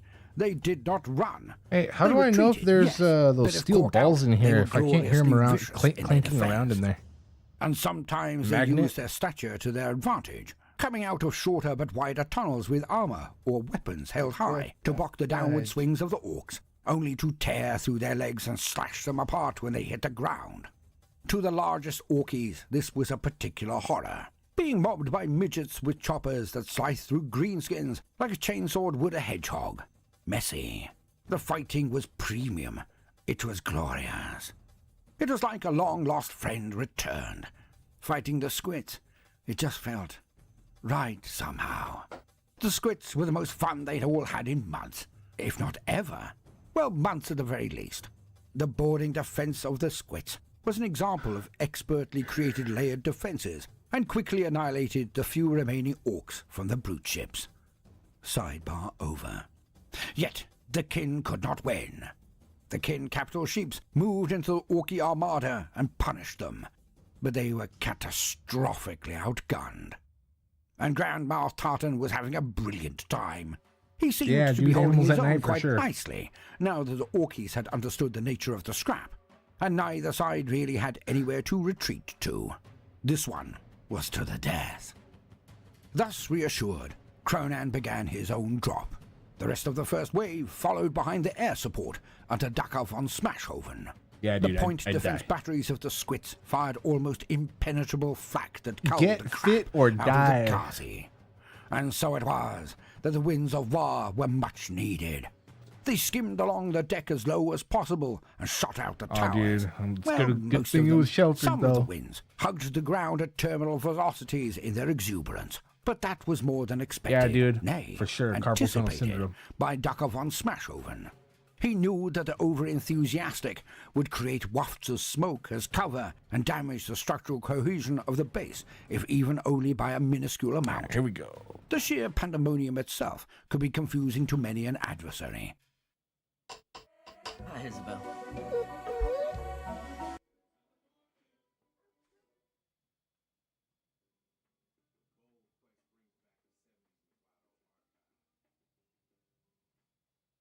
Anywho, the winds of war were making their passes and bombing or strafing runs on the squits relentlessly. The exterminipotamus, a Mork rampant, swung down to the moon, and out the troops came. Clinker's mobs mostly dropped, their jetpacks firing and bringing them down onto the left flank of the battlefield like a horde of winged angry ants. Well, if ants could drop crack grenades and heavy ordnance down onto the surface, the fire that came up at them was withering, but not all-consuming. A swarm of Orklanders brought down the Pound and his mobs on the other flank. Cronan had mass teleporters on the Mork rampant, so he used these to appear on the surface, his heavy pieces firing in mere moments on appearing. And that is where the fun truly began. Cronan was back at it. This was his element. This was his calling. This was why he had been sent by the Great Ones. Like Ganskool, Cronan asked himself how many worlds of Orkidom had been subjected, kept down. How many battles did Mork, and Gork of course, win for the Orkies before Cronan came? That is to say, before Mork determined he should come. But then, Cronan saw the Squid defences and was back in the moment. He barked orders over the Vox, and the Cannonmobiles all transformed. Shifting from trucks to artillery pieces, they began a blistering barrage on the Kin hardpoints. Drink-a-ton land buttresses of the Squits fired back with their ion cannons that flashed out in the night, bursting oncoming Ork trucks like matchboxes being hit by a harpoon gun. The plumes of flames this caused also lit the night skies. And Cronan went about it. He ordered a Squigoth charge so he could discern the strongest and most obvious defences, and this was backed up by a wide tranche of squigs. Yet Tiddles held back the vast majority of his people, forming a very mobile reserve force. Cronan was not sure why, but had come to trust his pet squig's instincts. Had he not been embroiled in a war all of his own? Yes. Tiddles was now experienced in the ways of war, and Cronan would leave him to it. Clinker was making good speed on his flank, and the Pound was slogging his way forward as well, pretty much emulating Cronan's moves. Slightly delayed, but not by much. A brownie point was earned for the Pound. Not a brown point, as we usually dished out to grin at a backstabber, as we have heard previously, but a good brownie point. The Pound was rising in Cronan's estimation already. And so it was that Cronan now made his major push. His Cannonmobiles had given cover, but now his own mid-sized pieces were within range of the Squid defensive walls, and the bubble chuckers fired at them to a much lesser effect than Cronan had factored. And this was glorious. The Squits would not roll over easily. Speed freaks rampaged forward, adding to the confusion, kicking up more dust to cover Cronan's main assault force's advance. Yet this was not all. Oh no. For the Cunning One had even enjoyed the planning of this battle, and he had done so for one simple reason. For Cronan had no idea whatsoever if he would win or not.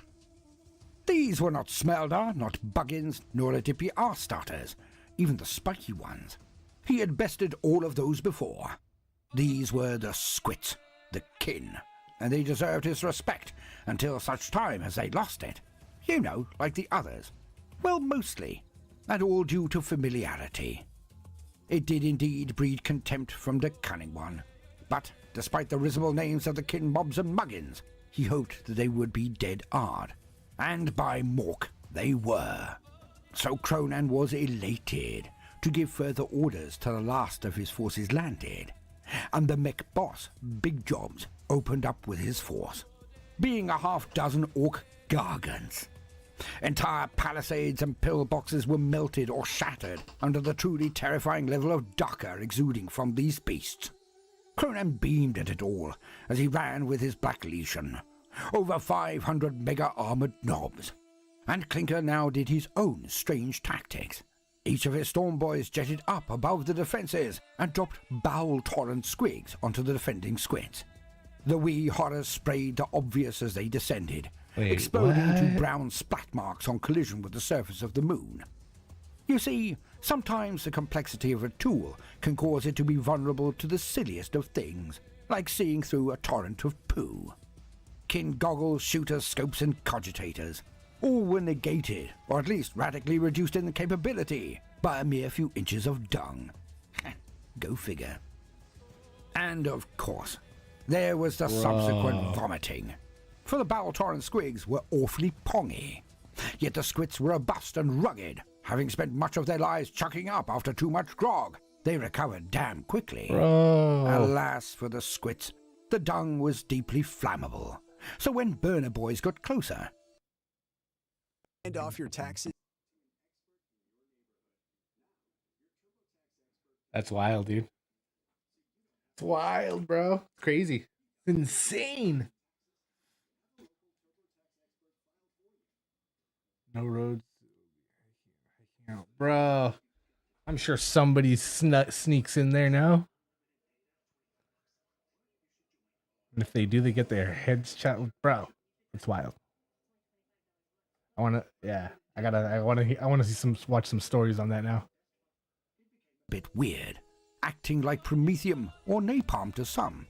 The squits were covered in the bowel torrent and then the flames, and they all ran around like weevils on fire, never quite willing to fall down until the very last breath. Beast Snogger boys acted as another layer of the assault, holding off any attempts to counterattack the Orky thrust from its flanks. And Cronan directed his forces at the central building and advanced remorselessly.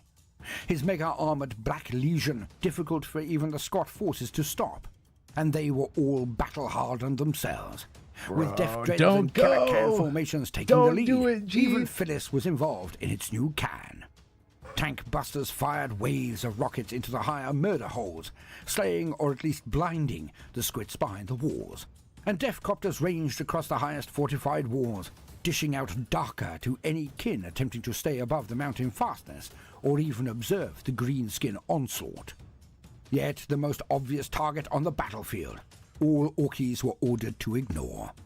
For there he was, near the top of the fortifications, making himself plain, standing proud at the doors of his highest halls, the Kahlua, the leader of the kin. Outfitted in squit heavy power armor, with a magnificent hammer at his belt, feet placed wide apart, he looked 100 feet tall. He was, of course, significantly shorter than even a normal workaday greenskin, but he was still a sight to see. He emanated power, fortitude, looked like he gave absolutely zero care for anything going on around him, unless he deemed it worthy of his attention, and that was little. And this Kahlua seemed to be looking directly down at Cronan. Oh, the cunning one was not an idiot. Well, for an orc. He knew that there were miles of smoke and fire, blasts and battle between the Squit Lord and himself. There was no way the Squit could see the cunning one. And yet, perhaps on a spiritual level, he knew where Cronan was, what he was. His enemy. For brevity's sake, Cronan spent the next half hour leading his Black Legion into the defences, fighting his way up the spires and walls. A large slab of the Legion forced entry into the palace on the ground floor. Yet this was not the way of Cronan. He would show himself worthy of the duel. He would get to the Squit Lord before even Clinker. And so he climbed to his destiny. Cronan finally leapt up the walls closest to the palace's upper doors. He strode towards the Kin Lord. On either side of them, Black Legion for Cronan, Scott Terminator types for the Kahlua. Their men traded shots, then blows. The two were separate, like islands of tranquility amidst a storm. Cronan initiated. He dove into the air and came down on the Squit. But this Kahlua, this Kin Lord, it did not move. Did not roll, did not duck or dodge. It blocked. Cronan's mighty power claw came down, and the wee bugger did not so much as take more than one pace back to steady himself. The claw and Thunderhammer's power fields sparkling and crackling as they collided. Cronan took a pace back and nodded to the shorter combatant in sheer respect. The Kin Lord then moved forward swiftly, stoically, never bringing his feet off the ground. He slid them along the surface and advanced like he was skating, his stance strong and dominant. His hammer snapped and flew out like lightning, which of course it was also covered in. Cronan blocked a half-dozen strikes before suddenly stepping and bringing his claw down at the Kin's side. Then the Kin rolled forward under the power claw, rising like a rubber ball. He instinctively and instantly continued his shifting advance, taking Cronan by surprise and smashing him in the lower leg. The hammer was sapped of energy by Cronan's field, but it still cracked the armor as it connected, near unbalancing Cronan, who swung around using the force and planted a boot into the squat's face. The squid was knocked backwards, spitting blood and teeth, but it rose again just as fast as before, and aimed an uppercut action with its hammer. It did not connect fully, as Cronan yanked his head back, but it tapped him hard enough to send jolts of electricity across his head and crack his jaw armor. Cronan was flipped backwards by the force and landed hard on his back, and Cronan began to rise when he heard two things. The first were the landers and other transports of the second wave as they descended to the surface and unloaded. The second was a chortle from the Kin Lord. Cronan thumbed his hand upwards and behind him, indicating the second wave. He grinned at the Kin. The squat lord then slyly winked at him, and motioned toward the new force with his hammer, inviting the cunning one to look again. The Kin snarled. "Your kind are not so loyal, Greenskin, and cheaper than one might expect." Cronan turned, just in time for his jaw to hit the ground. The second wave had indeed arrived, and they charged forward. As they got behind Clinker's main body, Melton John's flash kits all opened up. On the other flank, What's my name?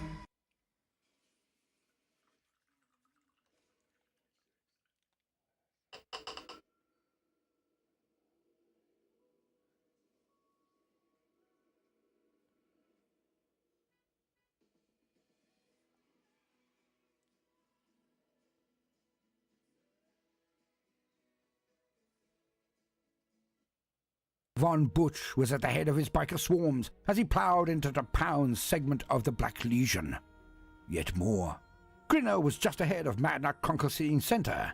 What should have been green energy coming from Mad Nut Concosine Center was blue or pink and rained down on the middle of the Black Legion. Grinner's Gits then shot up into Cronan's men assaulting the ridges. All of the first wave were being brutally attacked from their rear by the second wave.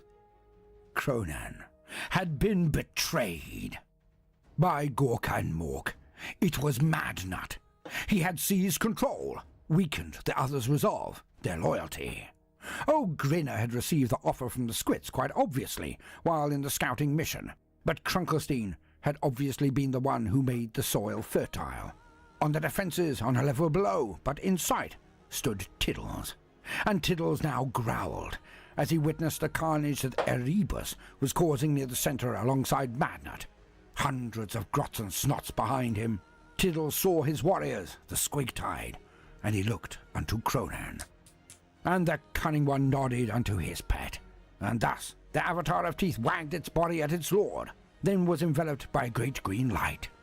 Tiddles appeared amidst the Squigtide, and made it onto a tsunami. Or so. Gathering behind him was a large group of Orky youths, the ones Cronan had seen before, and they would make short work of any grots or snots. And the affray began, as Tiddles tore across the battlefield towards the enemy centre to meet and match against Erebus and his forces with the strange eyes. Meanwhile, on the top of the palace, Cronan bounced up in anticipation, then gave the Squit Lord the Kalua a knowing look as if to say, "Let's make this quick. I've got places to be." The thwarted Carl frowned and gritted his teeth, looking to end Cronan with the one powerful string of attacks. Cronan threw back his head and laughed the deep belly laugh of the orc, then moved in at the Scot Lord. They traded blows like Herculean warriors of legend. But with each swing, Cronan grew the faster, the stronger, the more brutal. Until finally, both moving like storms, blows creating sparks in their dark sky, the cunning one refused to block a blow from the squid and leapt over the kin warlord, who was thus unbalanced. And Cronan swept around, his power claw taking off both of the legs of the kin warlord. Blood splashed from his initial tear, but the energy field around the claw cauterized the wound. The kin lord rolled down, silent, but gasping for breath. He was, as is their usual state, he was legless, and thus out of the battle. Hence, Cronan bound down the fortifications like a vengeful god, crushing entire wall segments in his bound and spring thereafter. Cronan looked down upon the field and saw his Orkies tearing each other apart. So, Madnut had become the walrus, and the heresy had begun. Cronan grinned wider than the backstabber, like a youth at their first Fistmas, yet maintained the visage of a god of war. He was not unto Mork now. He was unto Gork. He was vengeance, and the Orkies who had turned on him had at last earned his true ire. Meanwhile, Clinker turned swiftly and brought his entire mobs of storm boys back to his rear.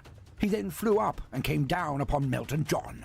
Using superb ducker accuracy with his storm boys, they took out the guards of Melton. Melton John ranted on in his sing-song rubbish about still standing, yeah. But Clinker came in close. The two were at it quite hard, and Clinker had the better of it. Yeah, Doctrine. When Grinner and his boys turned up, Clinker had to peg it or get smashed by the quite handy Grinner. The first exchange of blows between Loyalist and traitor had seen Grinner easily evade the sally and then carve a thick groove in Clinker's side in return. Clinker jumped away and dived back to his own lines. Otherwise, his storm boys would lose their heads and get slaughtered. Melton John recovered and took over again, pushing his prong hard, still bloody singing. On the other flank, Bub von Butch was riding into the ranks of the Pound, slaying many, but their lord stood his ground and waited. They met, Bub von Butch leaning hard over his bike and swiping with his chainsword. But the Pound, leader of the Black Legion, swung as well. His weapon carved through Bub von Butch's neck. The bike skidded and ploughed into a wall, wheels spinning. The head bounced into the air. The Pound sheathed his chopper and caught it, then kicked von Butch's head towards Madnut Krunkelstein, which did make Cronan want to chortle, if not belly laugh. But he was death, he was war, and so forth. Thus, he was grim of visage.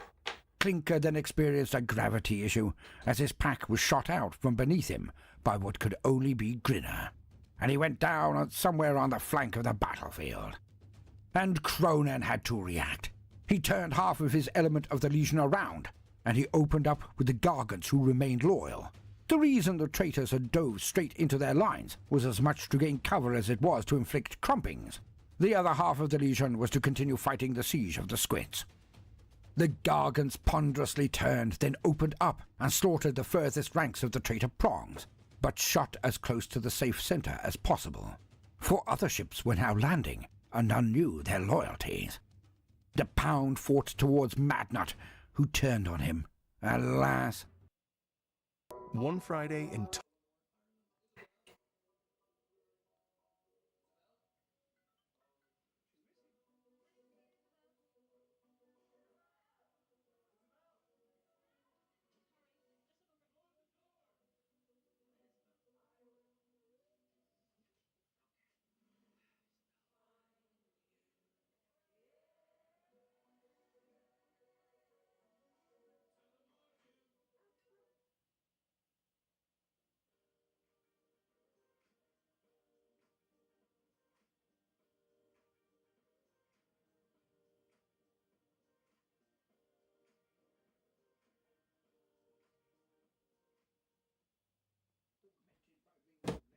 boys feeding him power.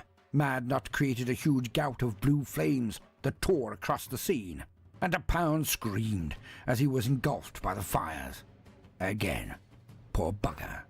But these were weird boy blue flames, and the Pound's mega armor did not protect him. He was toasted in seconds, and it was one up to Madnut. Now things had turned swiftly for the traitors Hang after on, their you guys. I initial gotta feed my onslaught. cats. The new wave contained forces led by Higher Wafter, all but Eye-Sting, Step-on Squawking, and headed by Hippocrates, a member of the more naval. And they were loyalists, all right. Wafter now charged his Squig Hogs into the rear of Erebus and Madnut's center, while the Grot, Squig, and Snot war was raging in its center. Erebus setting off huge chained lightning effects that smashed down into the middle of Tiddles' mighty host, sending singed wreckage of Squigs and Snots in all directions. It was like a particularly raucous food fight at a barbecue. But to the Orcoids involved, the carnage was utterly life-affirming. And Cronan was back in the thick of it. He signaled to Ducker von Smashhoven, who now brought the winds of war back to the fray. They strafed the stragglers of the traitor lines, forcing them into denser packs and formations. Then the winds of war bombers moved overhead and dropped eye-wateringly effective explosives on the densely packed traitor mobs. Much akin to dropping a basketball into a bowl of green pesto, the splashes from these extermination raids painted all and sundry a good orky blood green. But Madnut Krunkelstein forces were protected by a huge field like Dahumi's had, or a custom field generator, just more effective. Yet again, it was not green, but a shifting pattern of purples and blues. And Cronan now felt he knew exactly what was going on here, and he sighed a short exhale of relief. Madnut had been one of the very first bosses who had come to him, had joined his cunning war before he even knew it would be a war, straight after the Battle of the Boxers. And this meant also that Cronan was not entirely a bad boss. Not really, but we shall get to that anon.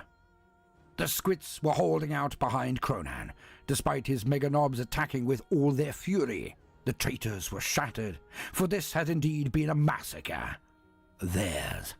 The Black Legion was simply striding through the ranks of the enemy, with or without the pound, as they knew their job.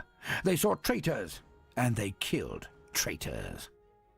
All but Eye-Sting and Step-on Squawking had erected their own force fields too. This was not to protect their forces, but, Lysi Cunnin thought Cronan, it was to prevent the traitor orc mobs from escaping. And then the battle became more of a bloodbath. Yeah, even more. Clinker was presumed lost, his mobs in disarray. Grinner the Backstabber and his flashgits were still out there, hiding in plain sight, but difficult to get a bead on with artillery, gargants, or even from above. The prophetic peen inside the hat of Grinner making him preternaturally prescient to where the next barrages would fall. Cronan knew it. He should have commandeered the hat when he had the chance. Madnut was still holding his ground, not pushing forward, but resisting the attacks from both front, by Cronan and Tiddles, and from the rear, by Higher Wafter. The collision of the forces of Tiddles and Erebus was violent, to a degree that even a good Orky might wince and say something along the lines of, "We're enjoying a good scrap, and then there is that." But who would come out on top in the end? The Dark One, Erebus, or Tiddles, the Avatar of Teeth? And out there on the battlefield somewhere was also ever-popular Patsy, Laserbeak, and some reports stated that the Grand Mouth had also sent down the Hunger, his bowl of rippy fish, just in case, well, you never know when a bowl of rippy fish might come in handy. Perhaps they might protect Hippocrates somehow. In any case, there was still a buck-ton of battle to be won, and all were having a great lark doing it. Now all Cronan needed to do was get to the center and confront Madnut, paste the living poo out of him, then take his fight back into the stars. So, although the Dropshite had indeed become a massacre for the treacherous forces of the new Walrus, Madnut Krunkelstein, there was still plenty of fight left in them. Oh yes, there was. Oh, and, definitely try to finish the job with the Squits as well. Ha ha. As Barney's went, this one was already epic. Perhaps it could become... Now a local tax expert will do your taxes for $150 all in. They know your situation, from self-employment to W-2s. Pay only $150 to get your taxes done by a local expert. Allergies got you trying every trick? Zyrtec works fast and lasts 24 hours, so you can Z's the day. Legendary.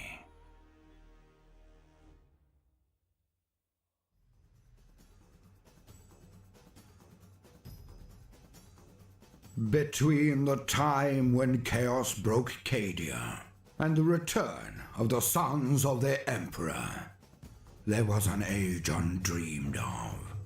And unto this, Cronan, wearer of the jeweled crown of Aquilonia, upon a troubled brow. It is I, his chronicler, who alone can tell thee of his saga. Let me tell you of the days of high adventure.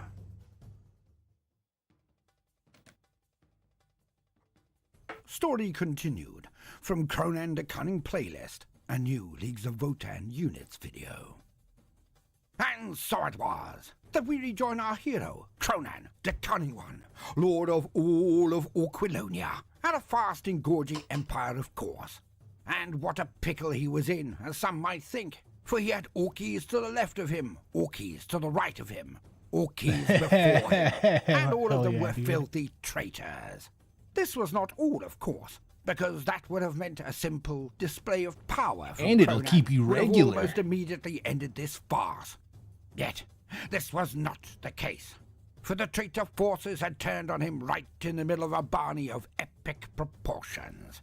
Well, epic may be overbaking the cake a little, as he had only mustered a mere fraction of his war to engage on this, engagement. And if Cronan were from any other sentient race or species of a non-psychotic nature, he would have been deeply wounded by the set of events.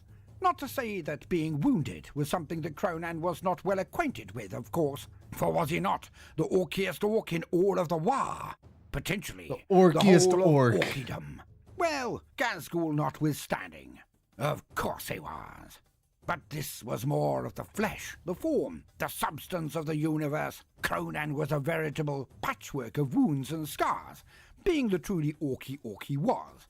No, this would have referred to the upset one feels when being stabbed in the back. Again, metaphorically, as Cronan did indeed know the feeling of getting stabbed in the back as well. Oddly, not very often though, as he was usually right there in the front of any attack on the enemy of the day. And so it was that some of his bosses had turned on him, had connived with the kin, the Squits, who owned the meteoric moon-like facility they were presently assailing. Now some he barely gave a crap about, like Melton John and that moron Bub von Butch, nor was he anything more than nonplussed when he realized that Grinner the Backstabber had been in secret communication with the diminutive warriors they were presently being so rudely interrupted from crumping. But even Cronan would have to admit the sight of Madnut turning on his own kind was a bit of a kick in the rump, really. Well, again, if Cronan had not worked out exactly what was going on with his trusty head weird boy, cunning lad that he was. Hence Cronan knew that he had to take out Madnut pretty swiftly. Then he would be able to tell who was under the mindy-windy powers of Krunkelstein, and who was an ardent, if not entirely enthusiastic, turncoat. What on Aquilonia did the Squits offer to them? What could possibly be worth taking on to Cunning One and his forces? I heard like Cronan some was well mad aware noise that the coming. vast I didn't majority of even his know big what it bosses was. were It was stickers rain. squiggle It was just done. raining a lot, like So real it would all hard. depend on how the what situation is was that? presented to them at the time is of the that? bribery.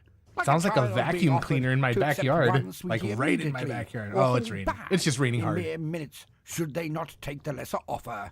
The Cunning One was pretty certain that his big bosses thought I was would gonna have to indeed go out there snaffle the and one sweetie, bust and then somebody attempt to up. slaughter the holder of said For what? bag For of vacuuming? sweeties Yeah. to get the rest. But was this because they were all nicely fighty these days? Or was it because none of them could hold the concept of the future in their dingy and underdeveloped noggins? This quandary aside, a nuance to be returned to. Well, never actually, as Cronan just didn't give a poop. Yet, in any case, Cronan had been stitched up like a kipper. Or so most would have believed. The Squit overlord, the Kalua, certainly had deemed this to be the case when he attempted to jeer at Cronan only moments before. Alas for the Squid Lord, he was now legless and dragging himself about with his arms, as the cunning one had hacked his legs off, not wanting to waste the treat all in one go. Thus, you don't deserve to settle, so play a game that won't either. We've introduced major changes to showing legendary restraint for a greenskin, and being a true paragon of virtue to his entire Wah. Cronan had left the Kin Lord alive, saving him for later. And so it was that the forces of the traitor bosses had ploughed into the rear of Cronan's first attack wave. Colonel Clinker had done this surprisingly well, but may have fallen foul of Melton John and Grinner the Backstabber. And that was not to mean that they had used some form of bird strikes to discombobulate or cripple the Storm Boy boss Clinker. Not that sort of foul, the other sort. As in when you break the rules of a game of some form, usually a sporting endeavour to be honest. Hence, Clinker's wing had fallen to pieces, and Melton John was driving into them from behind. Anywho, the Pound, the latest of the leaders of the Black Legion, had met a rather icky end. At first, Cronan had been mightily impressed with the Pound, as he simply turned around, accepting that he was being attacked by Bub von Butch, and cut his bloody head off. Now that was one twerp that Cronan would not miss, although Cronan did have a soft spot for both of von Butch's pets. Ever popular Patsy the Amble was always entertaining, and Henrietta, Bub's moustache squig, had been very charismatic. Cronan decided that, at battle's end, he might try to find Henrietta and attempt to coax it into being his new facial hair squig. The last one Cronan had used to adorn his features made him look a total pillock, you see. The hair squig had seemed to dislike shouting, so it shifted from above Cronan's mouth and formed into those horrifically risible sweeping effects into two peaks over Cronan's ears, making him look like an overblown copy of Wolverine. Hence, Cronan had used it as a butt-cleaning squig and thrown it out.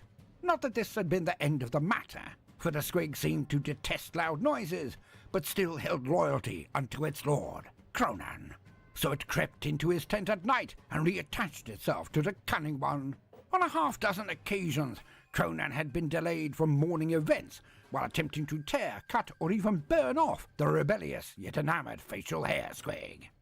Yet, we do not hear about every last thing that Cronan does, as it is most often very silly. Anywho, back to the Pound. He had turned and identified the nature of the situation, wheeling his armies around and ploughing straight into the centre of the second wave, the traitors. Alas, in a rather ironic manner, Madnut Kunkelstein had burnt the Pound to a crisp, using tidal waves of blue flames. And so it was. The Clinker was missing presumed pâté. The Pound had been frazzled, and the Wah was tearing itself apart. Now Cronan, being the cunning lad that he was, had ordered half of his honour guard, his Black Legion, to continue the assault on the Kin defences, while he went back to deal with the rapscallions and wretches that had turned on him. For, let no bones be picked about this one, the timing of the event had been sacrilegious, and none too surly either. The ingrates. Here Cronan was, treating his closest adherents, his big bosses, to a magnificent scrap against a totally unknown enemy. A whole new arena of brawl was on offer, for none in the cunning Wah had even so much as heard of the kin of the leaps of vaulting, let alone had the near joygasm of getting to grips with them for the first time. Oh, fighting and winning was the lifeblood of every good Orky Orc, but there was also room for new and novel entertainment. And, of course, the greatest form of any entertainment was expressed in the form of toe-curlingly violent, violence. That Cronan would share this rare delicacy, a totally new form of enemy, and to then be snubbed by his underbosses? Again, for any other being in any other army of any other species, this could well break the self-image of the leader and his entire army. Thankfully, this was not the case, for Cronan saw this all as quite a rum-do, or something like that. He was encouraged by the situation when the third wave of Orky forces touched down on the surface of the moon of Aquabondi, and these forces had proven to be loyal to the Cunning One. This third force was comprised of the Hog Riders of Hiawatha and his legendary 4 Knobs, but was also supported by Step-on Squawking, Orbit Eye Sting, and Hypocrates, another member of the More Naval. And they had come up behind the traitors and were thrusting deep into their rears in return. Especially the huge force of Squighog Riders, led by the Warhogsmen of the Apocalypse. And they were named Faster Cluck, Cupid Stunt, Potal Trick, and Tucking Fwat. Each had mobs under their banners, and they were considerably, nay noticeably, more cunning than their lord, Hiawatha, on Munchington the Fourth. Yet they were not quite as crumpy nor fighty as Hiawatha, so he nominally remained in charge. The Hogsmen sort of did what Hiawatha said. They took notes, is how they put it, and they then gained the result their boss required for victory. Purely decided by the Hogsmen, of course. But Wafter did really enjoy winning, so he remained unflappable about it, or refresh your home and save big at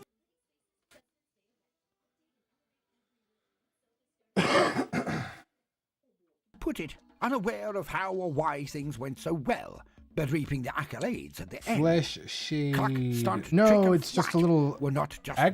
brutal, Agrax they flesh were shade? also cunning. For the paper. Well, a bit. They wouldn't be winning any episodes of Skin That holes in the Squig back. Off or Die Trying through guile alone.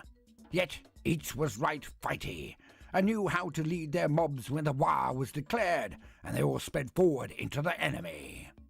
With these sub-bosses, backed up by the whopping Munchington the Fourth and Hiawatha, the outer edges of the block of mobs under the direct control of Madnut Krunkelstein were ridden over, and only when Madnut cleft off a segment of Weird Boys to slow them down did they, well, slow them down. But the losses on both sides were horrific. Nor was Cronan as bereft of support on his side than one might have previously conceived. One might think that Cronan only had one main stooge in his Black Legion, but no. After losing Tragic Violence and Appledon, he had a wish for a more defined set of replacements. Thus, when the Pound came to power, he was saddled with 2 underbosses of his own, just for this sort of situation. You know, when the useless git had been shot, stamped on, or transformed into a puddle of crap, or, more pertinently, burnt to a crisp. Hence, Cronan had identified these 2 sorry buggers as the next to step up. Now one was leading his Black Legion into the little Scotch no, I'm going straight from the other pot, but was I'm getting leading some water the from my remaining brush. half of And when I Cronan's grab legion it from the lid further of the behind pot, lines, I'm as just touching the Cronan tip was of to the it. fore today. Anywho, they were both Robo-Knobs. Run it, The dude. first backup boss was Edwin Scissorclaws, a rather lithe Orky for a knob, yet he had no digits, for he had his hands chopped off to be replaced by 2 extremely long and pointy power claws. Ridiculous looking, yet he turned out to be extremely stabby and slashy. The other was Crumplestiltchins, who had a penchant for crushing his foes' heads under his robo-legs. If possible, he would do this by screaming his micro-prayer to Gork, being a hearty ward, of course, and then bouncing up and kicking someone across the head with his metal shins. Which also allowed old Crumplestiltchins to raise or lower his body somewhat to look eye to eye with anyone bogging at him. Apart from Cronan, of course. Even this drooling mentalist dared not raise himself to the rank of the Cunning One. No hard guessing required as to the why of that decision. Now Cronan had considered removing his legs to check how tall he actually was, but honestly, he couldn't be bothered going through more trials. Stiltchins and Edwin would do as stopgaps, which was incredibly prescient, of course, as the Pound was a set of ash particles now sticking to everyone around, scattered over many miles by the winds of explosions. Stiltchins was in charge of the segment assailing the Squits, the kin. Hence, Cronan was confident that the Legion would keep up the pressure on the wee buggers. Sad to say, this was not the case, as we shall hear soon. But first, To the battle against the traitors, the confrontation with the walrus, Madnut Krunkelstein. As Cronan advanced, he witnessed the sea of woe before him. His mega-armor knobbed guard marched through it, not really worried about who was in front of them, if truth be told. Yet it was nasty, for endless tides of different-coloured balls of eyes and teeth swarmed one another. It was an ocean of tens of thousands of squigs, ripping, tearing, bleeding, crying, smashing and smushing. The sheer brutality made Cronan's heart swell with pride. And there, at the eye of the whirlwind, the very centre of the carnage, two beings of power had met. A mammoth screeching ball of dental fury was unleashed against its foe. Yes, Tiddles, the avatar of teeth, now culled scores of lesser squigs, snots and some grots, as it rampaged towards the banner at the centre of the opposing horde. None could gainsay or stand against the utterly unreasonable level of slaughter he personified. On this day, the entire numbers of Squigdom lowered each time Tiddles bent his legs and rushed into a new rampage. Yet, when he reached the centre of the enemy formation, well, sort of, there was no one there. Now Tiddles was like unto a god of war, but he was also being backed up, not only by his Squigtide, but by a mob of orc youths, and directing them all, Happy Len and his shiny new killer can. They guarded the rear of the Avatar of Teeth, though this was a little bit redundant, to be fair, for reasons that you know, gentle listener, but I shall remind thee. Above, hovering well outside leaping range, floated that horror and wretch, the pet of Madnut Krunkelstein, Erebus. The weird squig crackled as it unleashed torrents of flames and lightning into the Squigtide of Tiddles. Huge gouts created carpets, incinerating as many of his own forces as those of Tiddles. And so this went on, and Cronan smirked and left this scallywag to be bested by his pet, Tiddles. Little was Cronan to know that it would be a sort of fulcrum which drew in more carnage as it moved across the battlefield. For Laserbeak and ever-popular Patsy the Amble also came out swinging in this one. Oddly, so too did the Hunger, Grandmouth Tartan's Rippy Fish, but that is a tale for another time. And so it was that Cronan now moved in force towards Madnut's mobs. Now Cronan had indeed been watching the tactical displays sent to him by Daco von Smashhoven. Wayfair's President's Day clearance is on. Flew above the battle, coming down in dive bombing and strafing runs, wherever was required, to most assist his lord, Cronan. And he had seen it all. Von Smashhoven knew that Clinker had gone down, but had survived his fall. He was rallying his burner boys and general mobs, attempting to stop the forward and intensely damaging advance of Milton John and his flash kids. The game was afoot on that flank. With the death of Bub von Busch and then to Pound, the other flank was just a huge mess of marauding mobs annihilating anything that moved. To be honest again, all of the Orkies were having a smashing time down there. Daco was even a little jealous, just this once. Yet he got over it by cutting a few more enemy trucks in half with his Daca cannons, and happily remembered there is nothing so fast as a Daca jet. This was his true calling. Cronan was aware of the unremarkable as well, for Grinner the Backstabber had been erratic indeed, at points aggressive, like his encounter with Clinker, but nobody could gain a bead on what direction he was going in, or why. Well, nobody but, of course, the cunning one. As Cronan led his legion forward, he watched Grinner's forces skirt the Squig War and then duck back into the side, right out of the path of Cronan. The way was clear to get at Madnut and end this.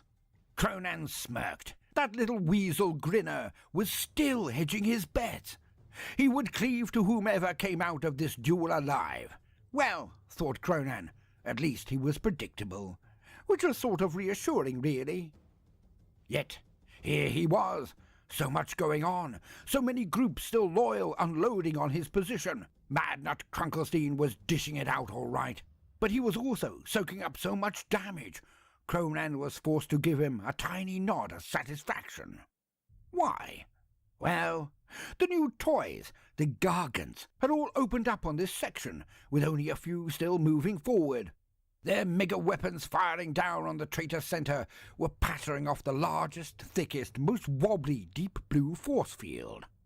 Icing and the other bosses of the third wave were concentrating bubble chucker artillery barrages down onto it as well, and regular dive-bombing Winds of War fighters were mostly pulling up in time to avoid crashing right into the formation, but not all of them, of course. Yet the strafing added even more pressure to the shields of Madnut. Add to this the assault from behind by the Hogsmen of the Apocalypse. The weird boys surrounded Madnut were lit up like Thinkmas trees, and every so often one or more of their heads would pop under the pressure of the War energies they were harnessing. Intermittently, banks of blue flames came from the force field and scorched loyalist mobs left, right, and center. Yeah, I can't read music though. I can only play by ear. So his suspicions and I mean, were confirmed. Yeah, it takes me a little bit longer than what he had to than do. being able to read And it. as we But noted before, yeah, I could just there were listen so to something bloody many and be weird able to boys about these days that what he get had it to going do after a was minute. Well, I repulsively used to. violent, I used to play a lot of and it didn't keyboard. bother Cronan in the It slightest. used to be kind of like a, I If guess, a any hobby of dots were mine. involved anywhere But, in the universe, this was not I the haven't place done for it them, in as Cronan many simply didn't give a years. single one. Cronan raised his mighty Many claw into the years. air, and the Black Legion Damn, dude, meganobs since I was like fanned out a teenager, I and went guess. into a run. Widening the front as they did, the thousands of mega-armored Orkies now made the very asteroid shake as they rushed, then ran. Then, upon hearing Cronan's order, they broke out into a full-on charge. The weird boys around Crunkle fired out their powers, and scores of huge green feet materialized and stamped down on the oncoming my mom had a Orkies. keyboard Yet, when I few was, of them I don't did know, more than knock the before I was Legion born, I warriors guess. down. And Okay, some I don't know, were hit just by some of my powerfully conjured earliest feet of memories gore were and just indeed messing on smashed that into the ground keyboard, like eggs being struck by trying a to make sledgehammer. something good Exploding come out of it. Orky green Sometimes blood you'd all get over the something, it's place. like, oh, how did But I do these were that? very few, And you try and to none, do even it now, again. dared send their power directly at the cunning one. That, And I they did all that for felt, like was the job of Madnut Crunkle. years and years and years. And of course, I was willing played a to lot of oblige. instruments, but the Madnut keyboard was something that I Krunkelstein always did not fell back hover to. or float as a rebus did. He stood leaning on his staff, shaking with the power. All right, you coursing guys, through we're gonna his start mind cleaning it and up so we can get some of that Cronan Darktide noted going. The color Much was is left in the indeed story. as he had suspected. Damn. Blues. Yeah, hints we'll of continue the faint story purple. next time. We're about halfway. We'll keep listening to it while we clean up. And or do you guys want some music? I can do music, or we can just keep the story going while I clean up. About 15 minutes worth of clean up and get ready. That way we can get this show started for turn of the hour.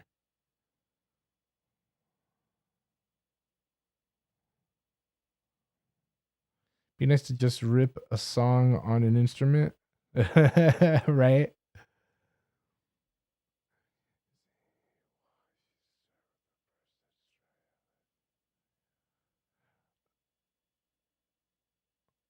All right.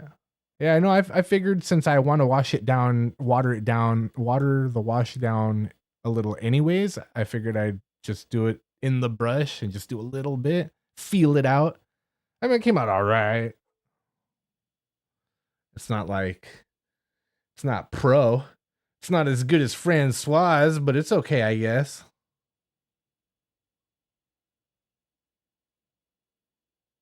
That hand, I gotta fix that hand. That hand I just did with like Wraithbone white instead of my flesh colors that I have. So I don't know what happened to it. Although might as well, right? Yeah, no. Hell yeah. That guy. And there's this guy.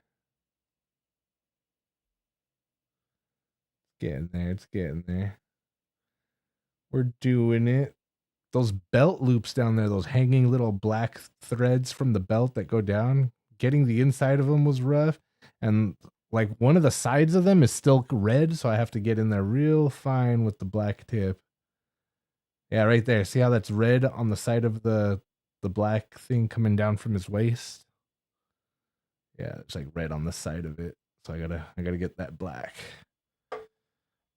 But man, whatever's clever. All right, we'll just do the story for. Oh, I don't have to worry about music. But the most prevalent was hidden well. It was a rusty. Yeah, he's just duck catching a couple hours of sleep, a quick nap. And Cronan Hopefully he'll wake up for He it. was not here to slay an enemy. He was not here to destroy a filthy traitor. Cronan was here to save his friend from the clutches of evil. All right. I'll start using a dry It's only a brush then. hike.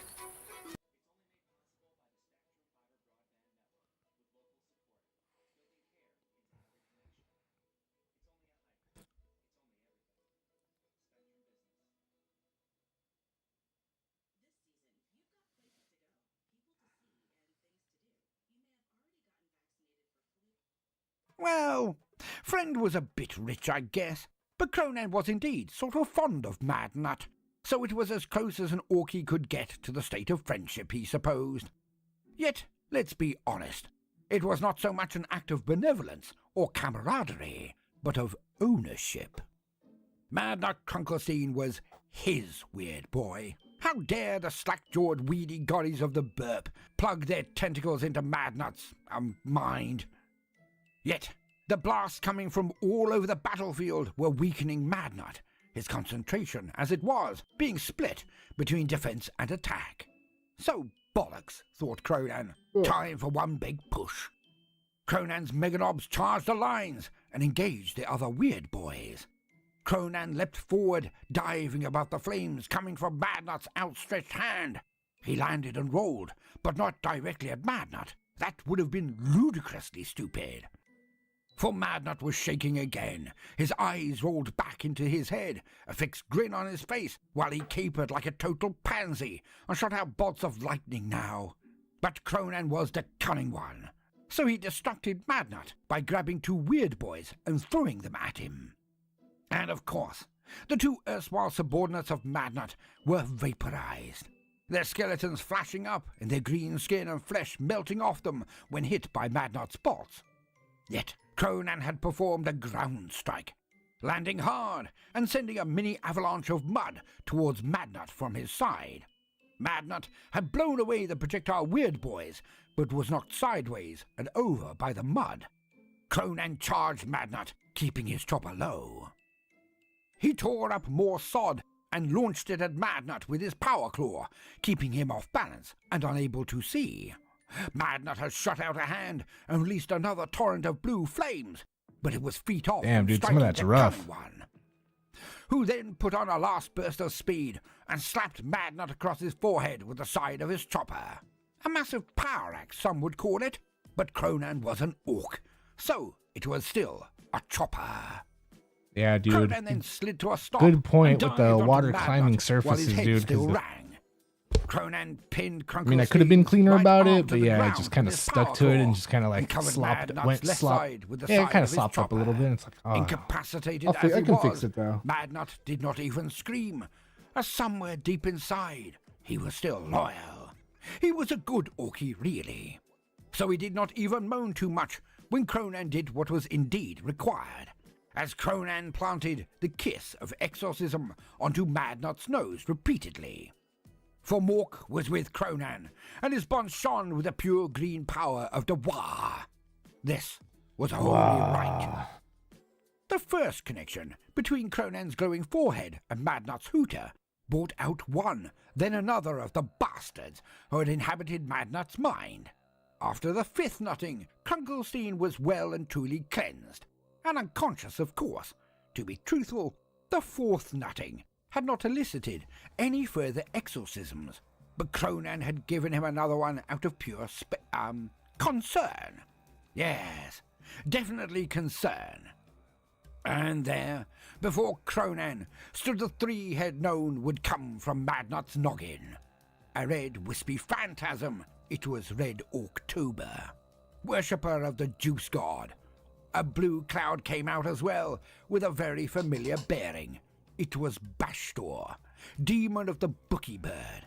And of course, the third one was all in purple, with big ears and handles all over the place.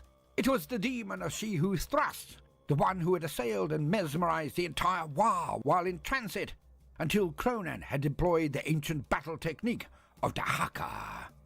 But none of them were fully physically present. They had merely possessed Madnut. Yet, how had this become possible? And Cronan knew it was something or someone close to Madnut who had betrayed him way before they attempted to betray Cronan. It must be that wretch Erebus. The three phantasms looked right knocked off, but none stood still if Cronan even paced towards them.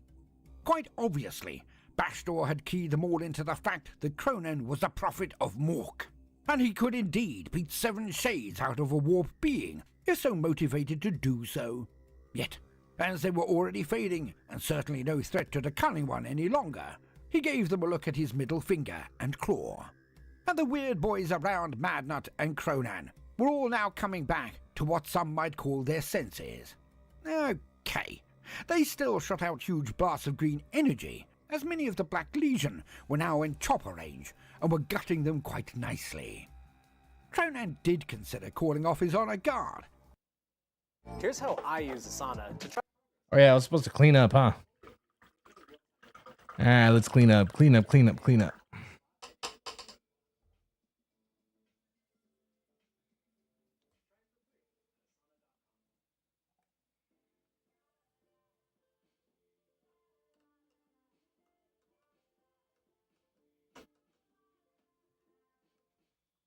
But it seemed a bit unfair for them to weather the endless oncoming cycle of fire and not dish out a bit of a whoop at least.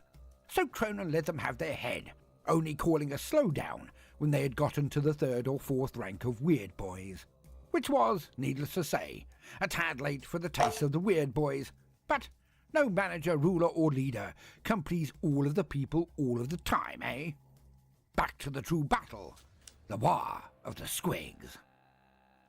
And so it was that the Battle of the Squigs was coming to a head.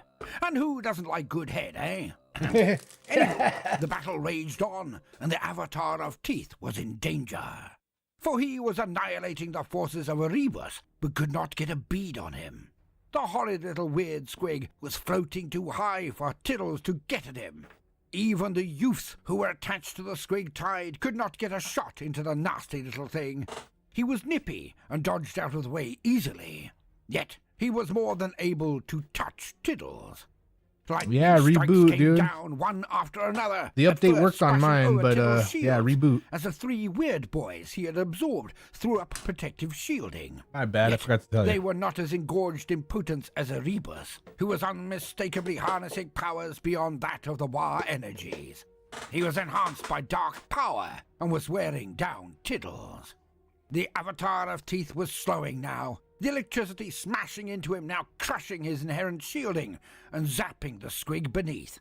And all anyone could do was look on. Dolefully, Happy Len was attempting to direct his youths to form a tower with their own bodies, attempting to get someone high enough to strike at Erebus. But the evil thing just cackled as he let go of a massive bolt, and the entire youth tower was nearly crisped to an orky. They survived, but had all fallen down and were juddering under the wormies of lightning still crackling down their bodies. The blast came down again and again. As Tiddles was struck too often, he went down onto his knees. Then he fell forward, taking another 2 bolts while he panted on the floor. Tiddles, the Avatar of Teeth, now moaned, and his face crashed into the ground.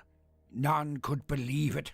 A wailing came up from every loyal snot and squig around him as they witnessed the Avatar of Teeth brought low. Endless crying now drowned out the rest of the battle as the squigs let out their lament. Tiddles was defeated. Slowly, Erebus descended, cackling his evil laugh, the belly laugh of victory. Yet there was an unhinged tinge of high-pitched bitch in there.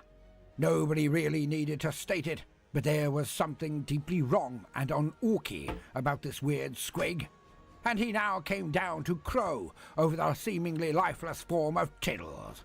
Like General Zod in the original Superman 2 film. You know, the camp but endlessly satisfying one with Christopher Reeve, whoever that was. Erebus was crowing to the high heavens over his obvious superior.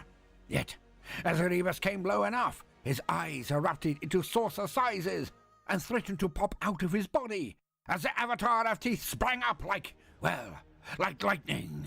He bounded into the air, and this time Erebus knew he was not getting out of this easily. The horrid Erebus darted about with his hovering powers, yet Tiddles simply teleported to correct his aim and appeared below Erebus time and again, until finally the weird squig sort of accepted his fate and gave a long, doleful look that could only be described as, "Oh fudge." If he had been a snot or grot, he might well have tucked his head between his legs and kissed his ass goodbye. Yet he could not. For squigs are effectively just balls with teeth, eyes, legs, and an anus. There was simply no way to connect his lips with buttocks, or that which lay between.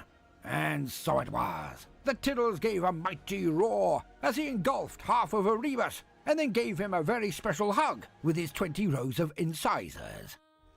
In the one chomp, Tiddles had cut the wretched Erebus in half and went on to gob the rest down in a second snaffle. Oh, there was plenty of chewing. In fact, Tiddles chewed Erebus far more than anything he had ever consumed. He really enjoyed that bit. Alas, this was not the end of the matter, for lines of power now crashed from the mouth of Tiddles and formed up a little way away from where he had landed. There, bursting upwards and outwards, was a new form, a terrible form. It was like if Jabba the Hutt had been fed extra meals for half a century, so bloated and yucky was it. The energies that made up this new form were green, but not a good solid orky green, but some form of mouldy, yucky green. And wormies were all over this new apparition of Erebus. Lollipop has real ingredients with the classic root beer taste that takes you back. 4 down, 4B. Finality. Oh. Let's go.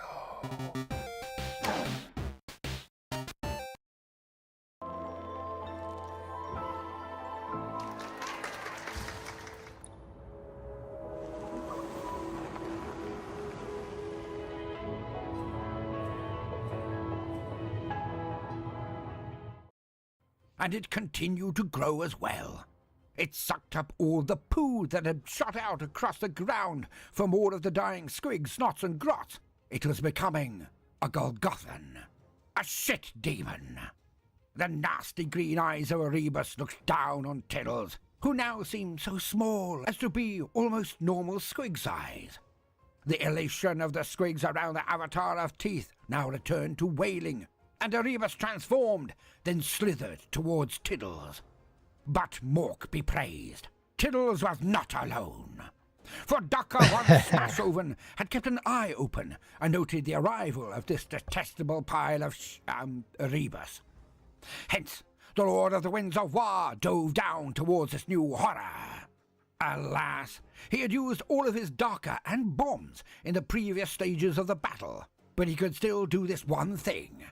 As Tiddles looked up at Erebus for the second time in the one day, he witnessed the most hilarious of events.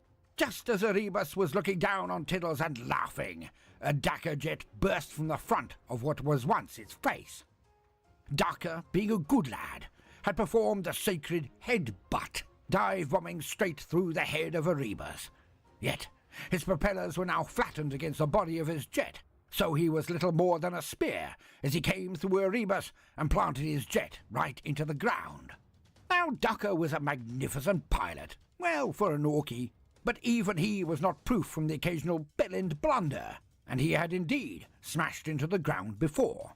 Hence, he was mostly broken, but still breathing, and slowly chortling away at his act of heroism. He rolled out of the cockpit segment, flopping onto the ground next to the adulating Tiddles. Yet, this was still not all. For, as Erebus was obviously buggered, his form now shifted again, not into solid energies, just wobbly lights with strange screaming coming out of it. And all around the huge carcass of Erebus ran from the vision they saw before them. It was simple. Erebus had been a thing of the burp all along, and now... All right, we're gonna pause that guy right there. We'll come back to that guy later, next week. Yeah, dude, check it all out, get it going.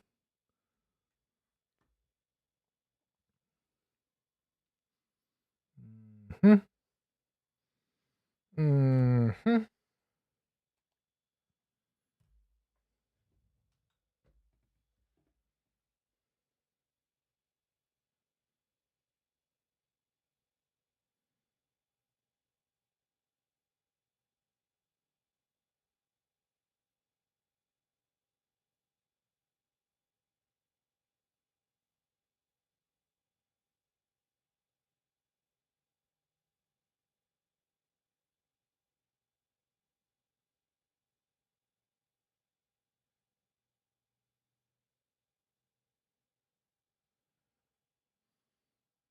All right.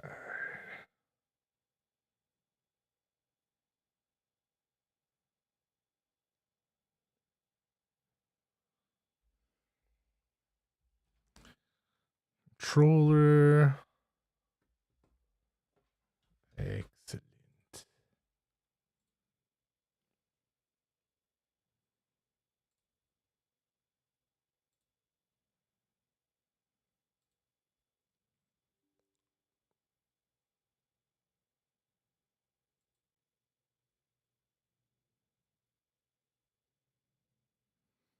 Up and running, hell yeah. Nice, dude. I'll be right there.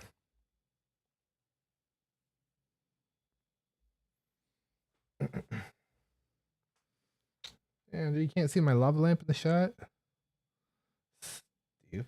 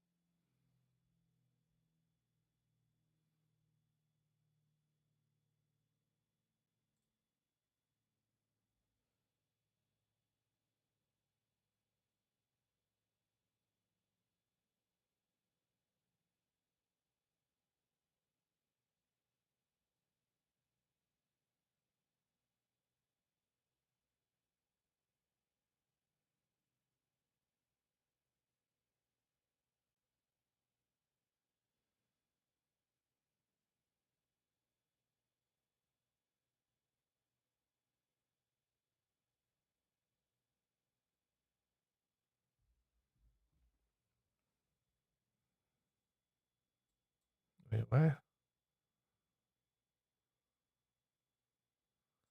even read that whole thing. Hold on.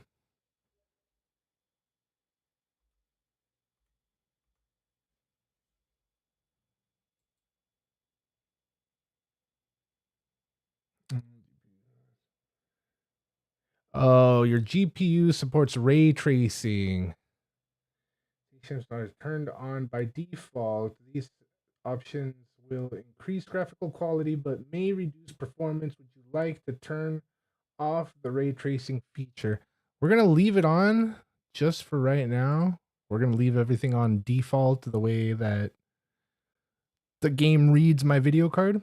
And we'll see how it goes.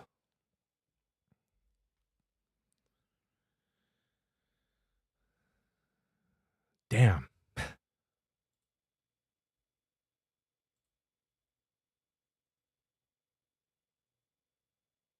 What's this? Yes, I know. Building shaders. All right, it should be starting up right now. I didn't get the, I mean, I got the update earlier, but I didn't run it. I just downloaded it. I just updated, but I never ran.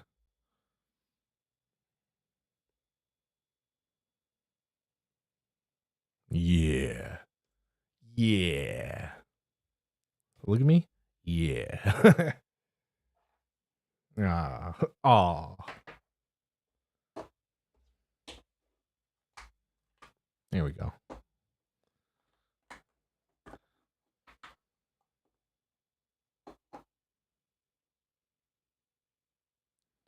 So what am I looking out for when it says ray tracing? Is it just exactly what it sounds like? Ray tracing?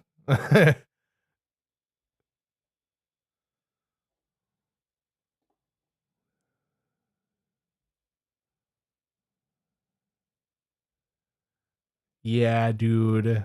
Such a great episode or movie.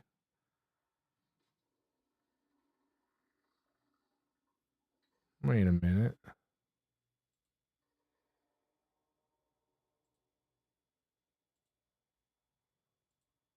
There it is. Here we go. But why is the sound...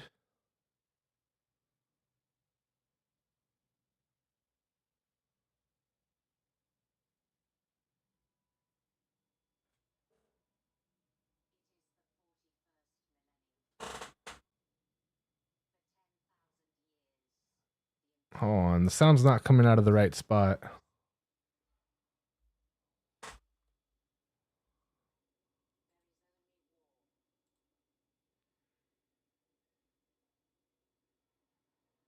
What?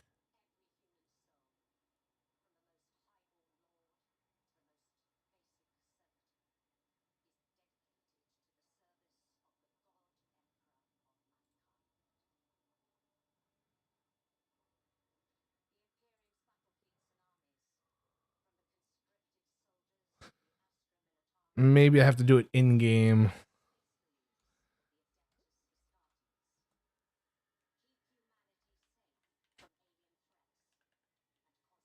It's not reading my controller now. So I have to do it separately for this game too? Hold on. Hold on, you guys. What the fuck? Alright, controller.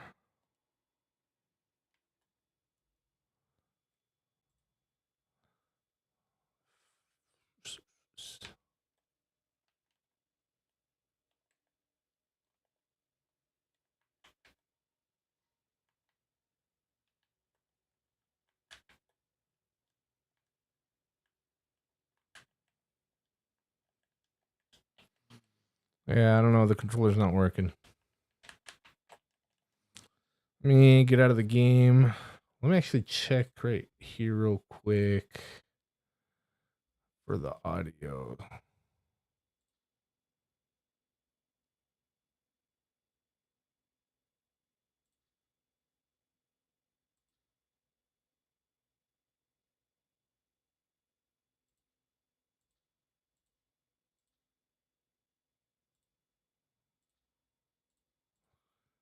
Yeah, I don't know. It's not picking up the HDMI because it's coming out HDMI. It should be picking up HDMI.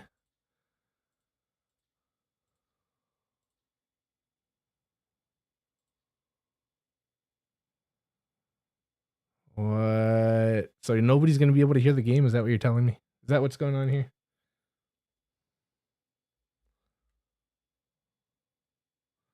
Dude. Like, where am I hearing the sound from? Why do I hear it coming out of the... Hold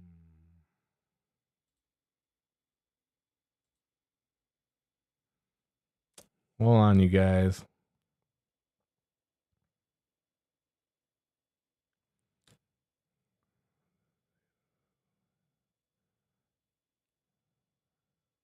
Oh, okay. Francois, ray tracing. I thought so too. But I did it earlier with maybe I have to do it with this game too. Every game I have to do it separately with. So let me leave the game real quick. Try this again. Hopefully it's not going to take too long. Quick game. Weird. It's just weird that the audio is coming out from not the HDMI. But when I go to sound options for output device, it only shows like if I'm on speaker headphones. Yeah, but let's do that. Steam properties. controller. No, it's enabled.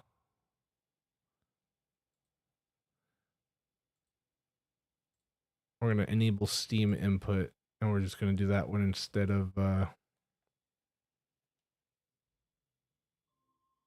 whoops.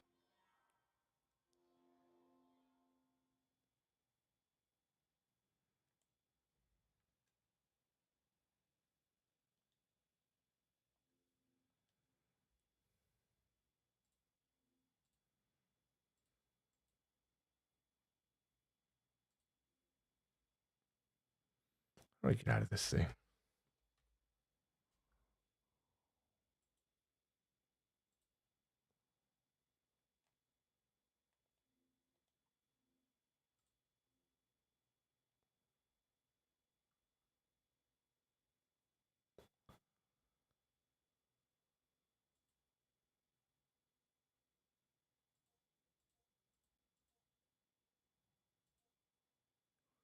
What? It says it's not compatible with DualShock controller. I've been using DualShock controller on it, so that's not a thing, I don't think. Exit Steam. Maybe I should restart my computer.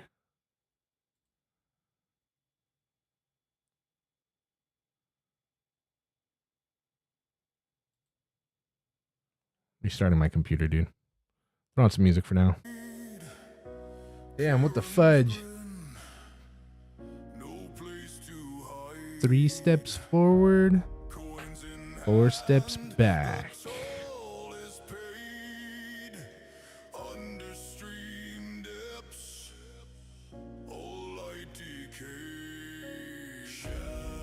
How about now?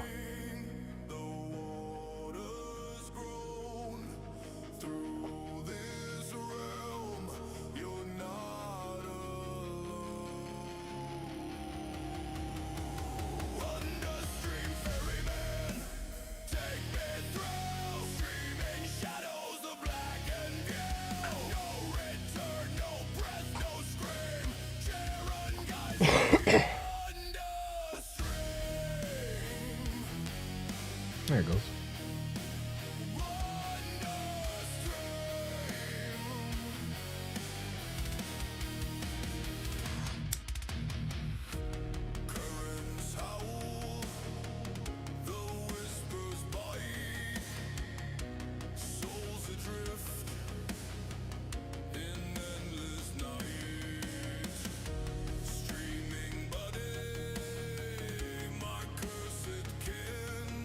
Yeah, dude.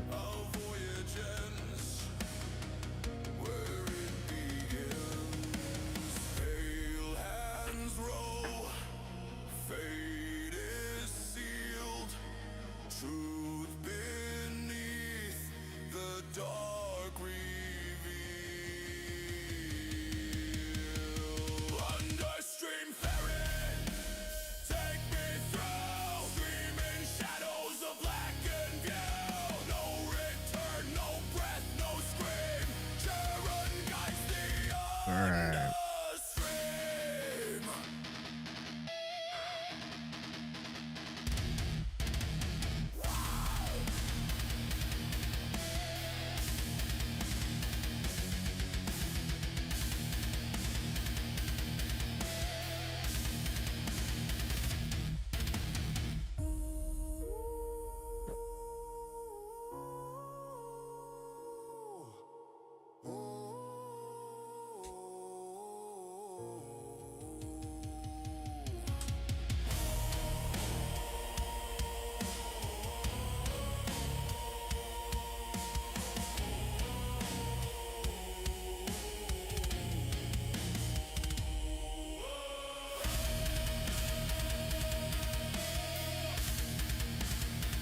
There we go. Finally, dude.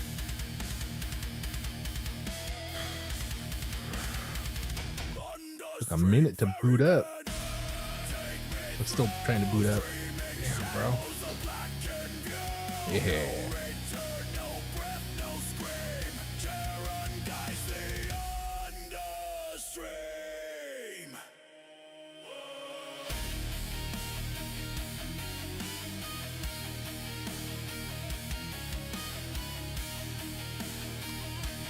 Let's try this one more time.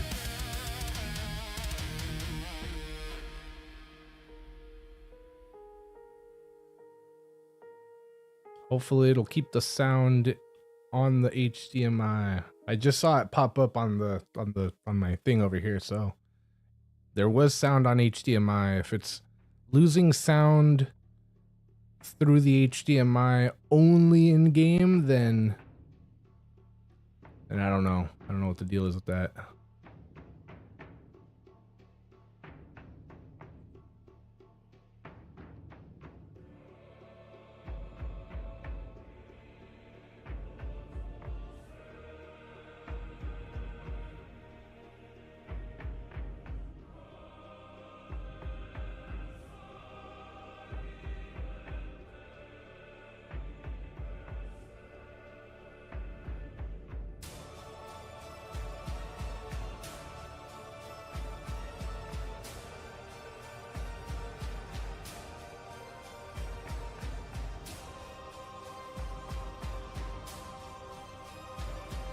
Oh, controller's working. All resources to thrusters. Yeah, dude. For 10,000 years. Sound is working too. The Imperium has dominated. Fudge, yeah. There is only war. There is only war. Wow.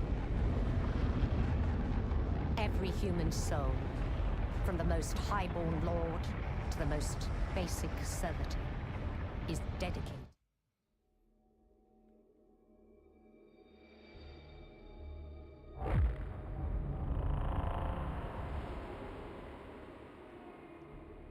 The Darktide.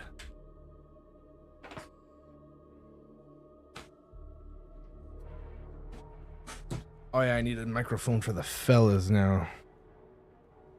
Here's my old microphone. It's plugged in. Hopefully it works.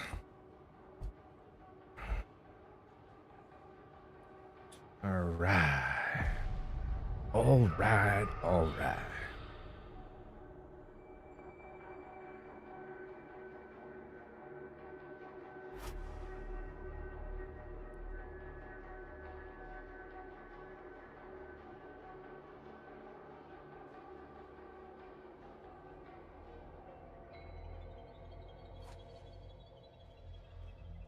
Sounds like someone wants to join in. Don't worry, I won't tell anyone. All right. Accepted. Yeah, buddy, you hear me? You hear me? Yo, everything working right? You hear me in game? Damn. Nope, no in game. All right, we got to figure out what's wrong with the in-game mic. No, I don't hear you in game. Yeah. Yeah, and there's something with this Bluetooth not picking up too well. I lose a signal if I like move at all Is from your the push spot. to talk on in your game settings? I think that's the default. Yeah. Let's see.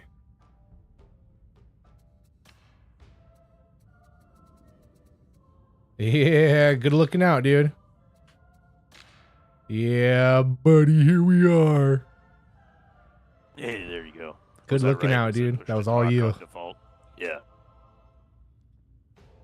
How are you, man? Well, new hardware, so everything is going to be back to default Yup. settings, right? Yup. Good looking out. I would have been stuck here for days. Doing pretty good, just getting enhanced over here. Hell yeah, that's what I like to hear. Speaking of push to talk, let me turn mine off. Wait, you turned what off? Push to talk. Oh. I normally have it on Darktide. Oh, really? Yeah, no, I've never had mine on. I can't. I can't. That's too much focus.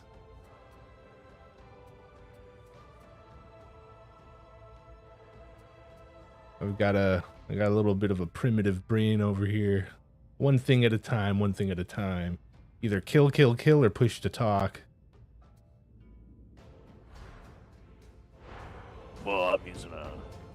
keyboard, not a controller, so it's not that difficult to use one of my many fingers. Yeah. Especially when I can bind it to any key on the keyboard I want, right? I stand ready. What do you Yeah, need? for sure. This way I can cough and choke on my snot. Not Yeah, have yeah. have to make everybody suffer for it, you know. Your contribution to the Darius Yep, Milk I know exactly what you mean. Foundation is appreciated.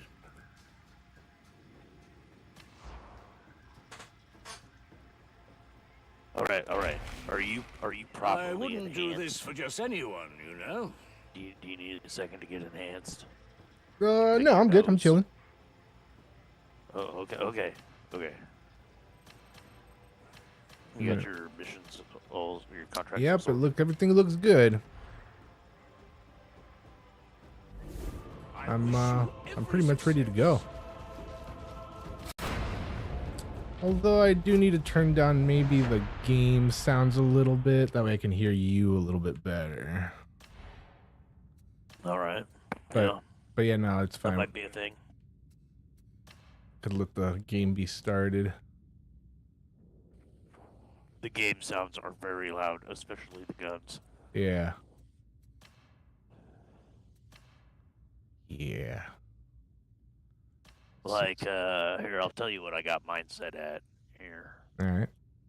I got my sound effects at like 27, my music volume at 12. Damn. Well, we'll try this for now. But yeah, for sure. It's just enough that I can still hear, you know, a demon host. Because you do need the sound effects volume for that, right? Yeah. And that one can be kind of quiet. So can the pox bombers and the dogs. And, you know, you got to be able to hear those things. Yeah, So for that's sure. the sound effect volume. I think around just under 30 is where it's at. And then you don't really need the music. I mean, of course, like the music's nice, and it does like indicate boss fights. You're gonna want something other than dead silence and gunshots on your screen. Also, you know, while you're busy catching flies, right? Yeah. Yup.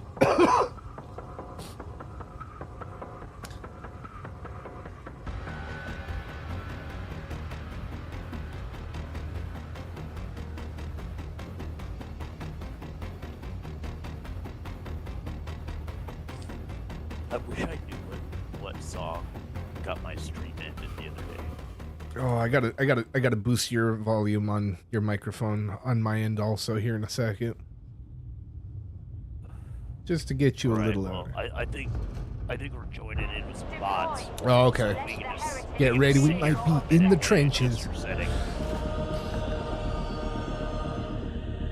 Oh, okay. Now we got another player. Are we prepared? Hey, Ishmael, give us a second. We await your... Disco student, give us a second. Buddy wants to adjust a setting. Just real quick. Thank you.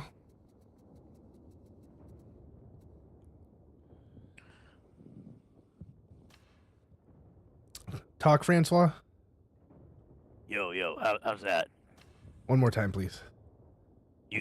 How you doing? Yeah, You got this? yeah. That's good. You good now? Yeah, All I'm right, good. let's go. We're good, guys. Thank you. Appreciate you guys. Run it for the Emperor. There you are. Sergeant Kite has done to think you'd never get here. But now I him, he's a born pessimist.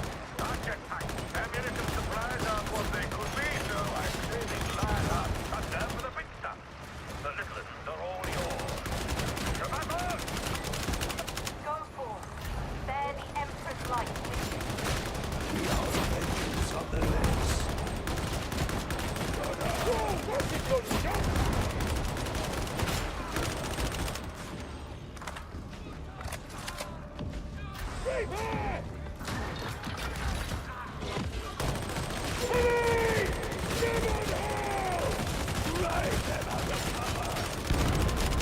yeah, fellas. Trudge gun, go.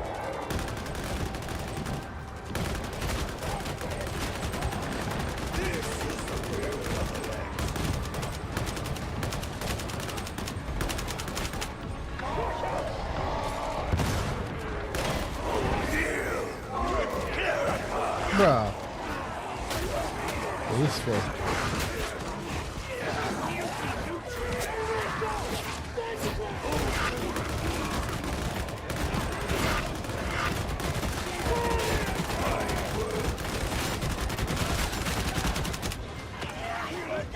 Yeah, I might turn off the DLSS or whatever it is for this video card. It's cool, but it's just it's running a little laggy.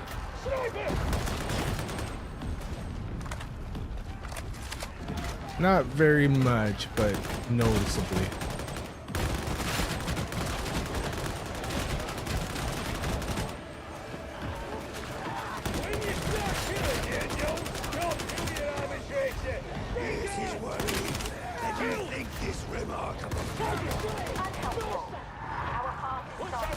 Alright, Chaos Spawn. Damn, good looking out, you guys.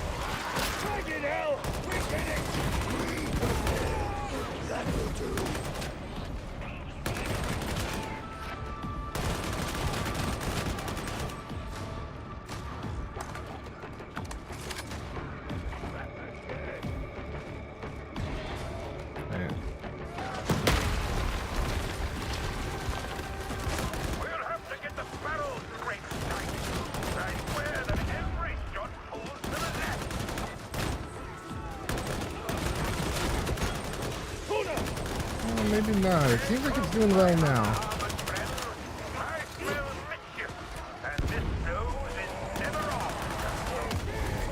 Bastard. Thank you. Box burster. Careful. Nice.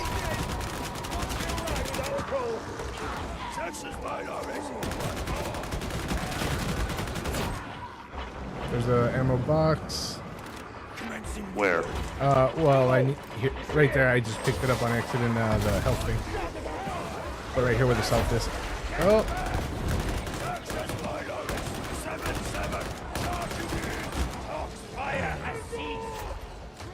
One day, this city will be rebuilt, and Riga Consora acclaimed with honor. I have studied her Galatine risk campaign. Right here. Yeah, no worry, Disco. We got you, bro. Hold on. And nice.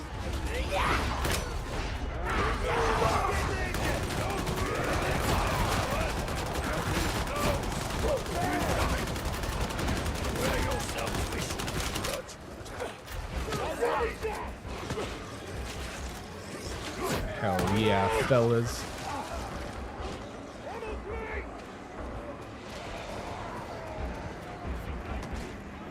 I'm gonna run for the health. Running the health. Actually, Disco, you should probably grab it. And Lord.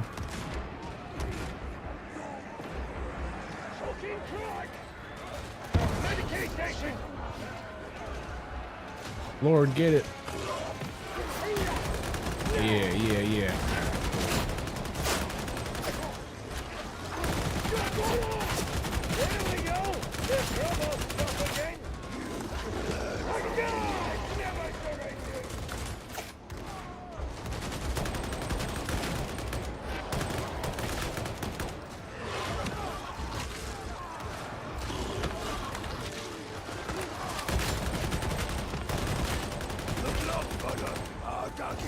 Run it.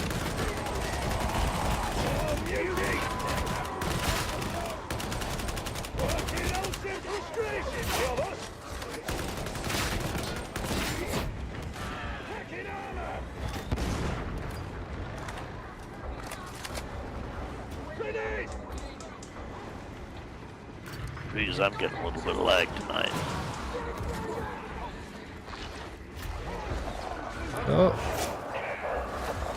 They're both. Oh, he's coming.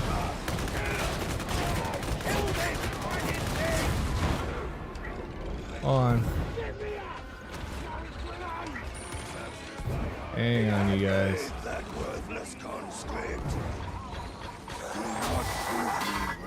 Fucking burster, bro, got me too. Jack Boot, it's up to you, man. There's a pox burster and the flame guy down here. 2 more pox bursters. Careful. I know, right? What the fudge?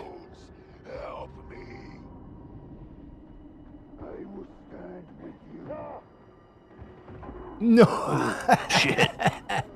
Yeah, oh, dude. They came up behind me. They all snuck up on us. Yeah, no, good job, you guys. That was fun. Yeah, no worries. Yeah, dude. Flames everywhere, bro. In flames you burn.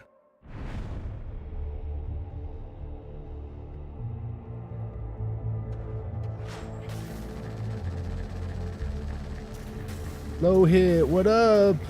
Thanks for cruising through, appreciate you.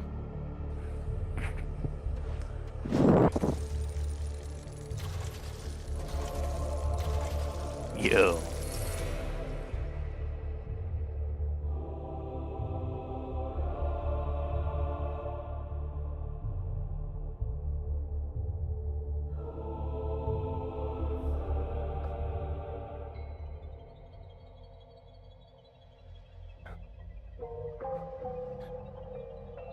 It's alright, we'll get it on this next one. Yeah.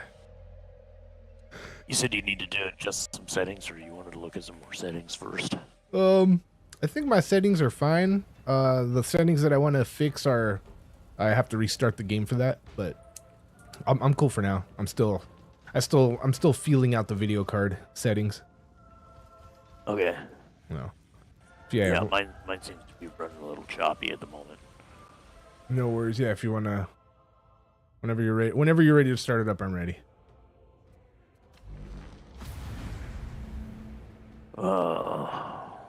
How about Warhammer? What about Warhammer? It's badass, right? Right? For real, though. As long as it's badass, I'm down with it. Well, there really isn't, like, a more badass IP than Warhammer. Yeah. But, like, if only you knew what it was 30 years ago. Exactly. Because it has slowly gotten more and more tame every year. Yeah, I hear that. So as badass as you think it is now, just think of like how badass it was 30 years ago. Yeah, we need some original stories from back in the day. If I wasn't so bad at reading, maybe I had to read one of those stories on stream. If this video gets 50 likes, maybe we'll read a story on stream. Oh, see, my controller disconnected. Hold on. The one we want is the Demonculaba story. What is it?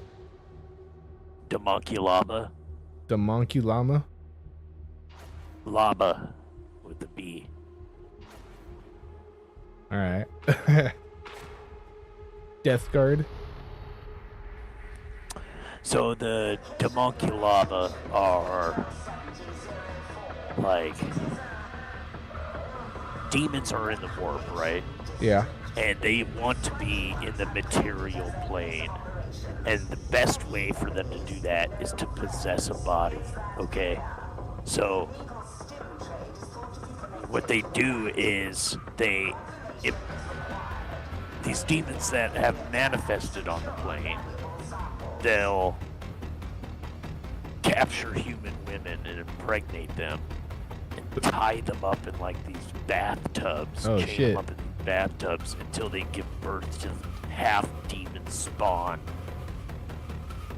And they're like much stronger and more powerful and more intelligent because they're half demon nature, but it also like makes them able to be possessed by an even more powerful demon that's still in the warp, right? Okay. So you get these like super powerful demons that are physically on the plane.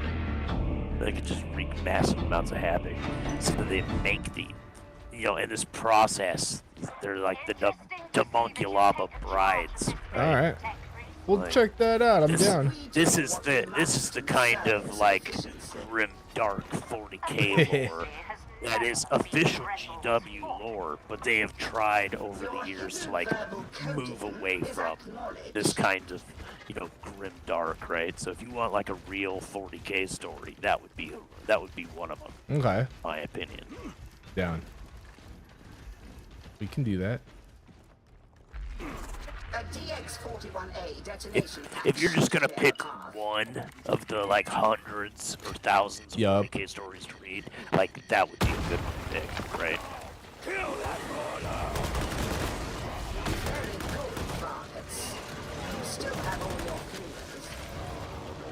Not exactly a no entrance,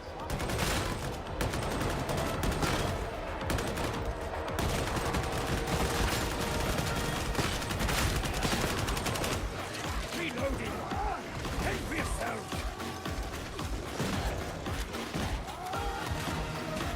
We're in it now, fellas. Hell yeah.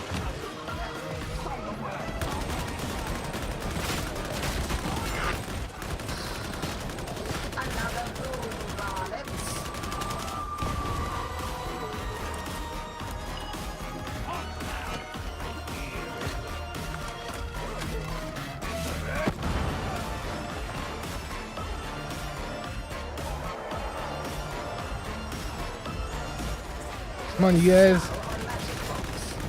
Oh, the fire jump. Nice, nice, nice, nice.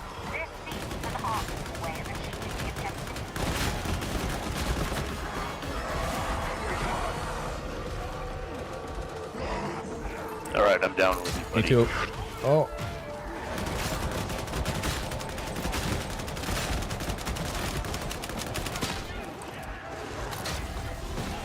There it is. Good looking out.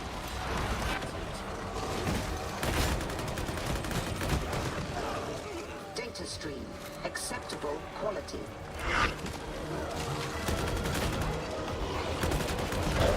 I gotcha. Yeah, buddy.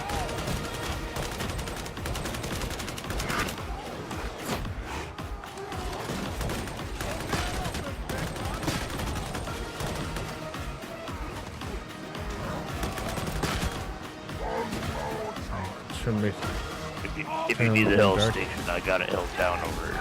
Alright, I got it.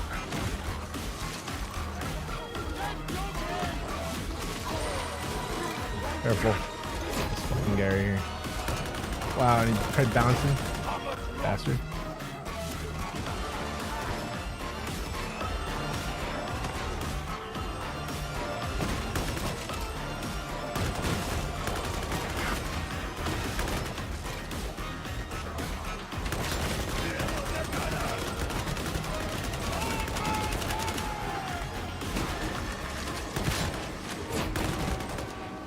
Hell yeah, you guys. Good mother fuzzing looking out. Got it, we'll keep you covered. Proceed.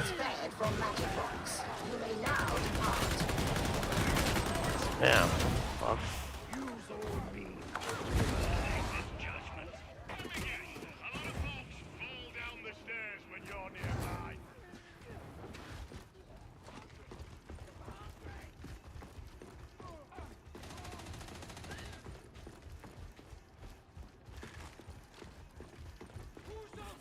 I actually take it back. I think the video card is working better than the one I had before. Even with the DLSS on.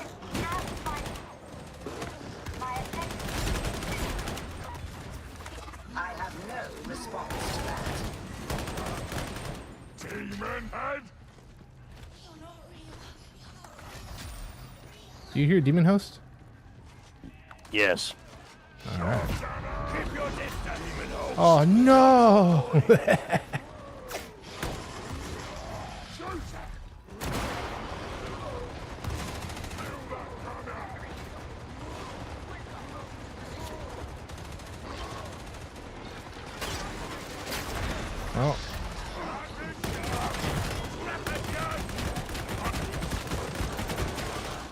Have you seen the Ogrin's plight?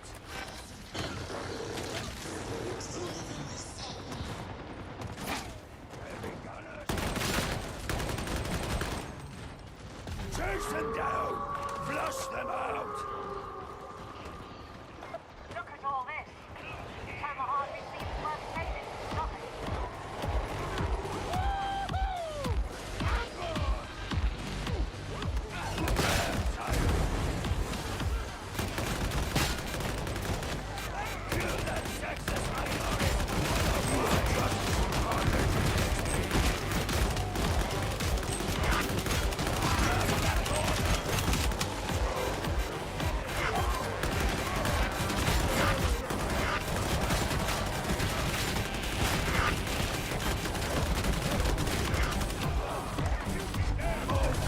Wait, what?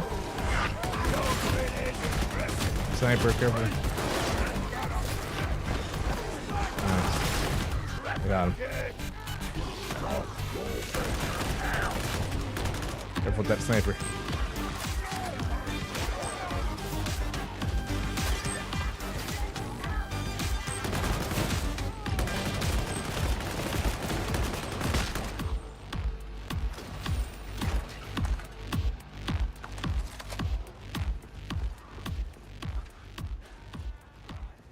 This way.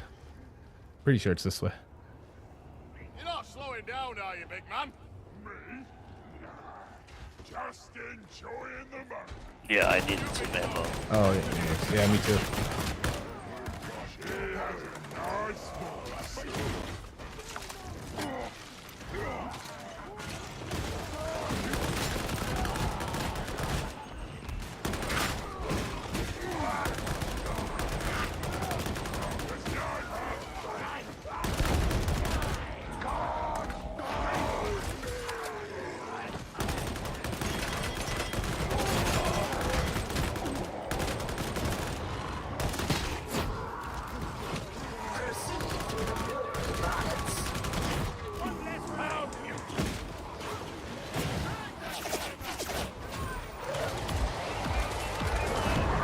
Oh shit, I'm coming.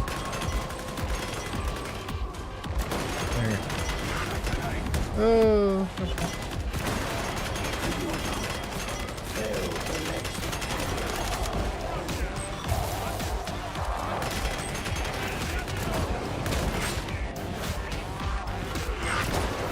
Bro. No, I can't grab you. Hold on. Hold on. Oh, the trapper got me. Nope. Francois. It's up to you, dude. Clutch it out. There's a trapper somewhere. Shit. Woo! It's alright. That was I got good caught stuff. up on something.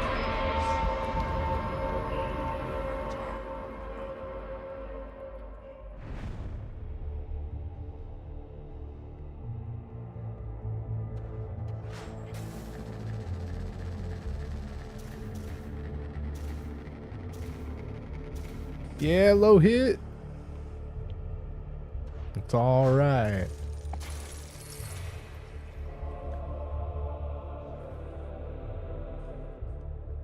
I don't know how it is. What?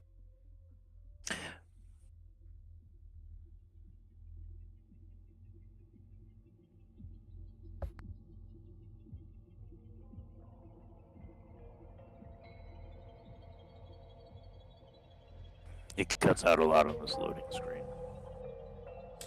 I made certain to relay that also. Sergeant Major Morrow, we really must hasten the production of Mobian steel. So, I don't know how it is that, like, I got the whole team right next to me. And then everybody's dead and I turn around and you guys are so far away. The good thing is that we're both streaming it, so we could look back at the footage and see what happened. Well, see, what happened, I was following that DKC guy, and he stopped at a chest, and I just went past that chest. Yeah, no, I don't. And I guess he didn't follow me from there. I don't know. Yeah, I saw you in the middle of the area with everybody, and I ran. You guys were right behind me and him when we cut left, right before that big stadium area. So I don't know why the ogre and you didn't follow us left. It's alright, they'll figure it out.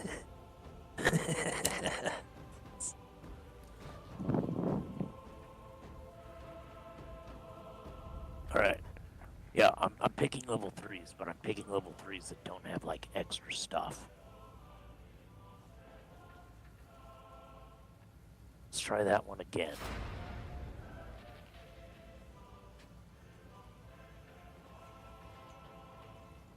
Come on. Oh, bro. Which is nothing. You deserve nothing. You jerk-offs. Yeah, dude.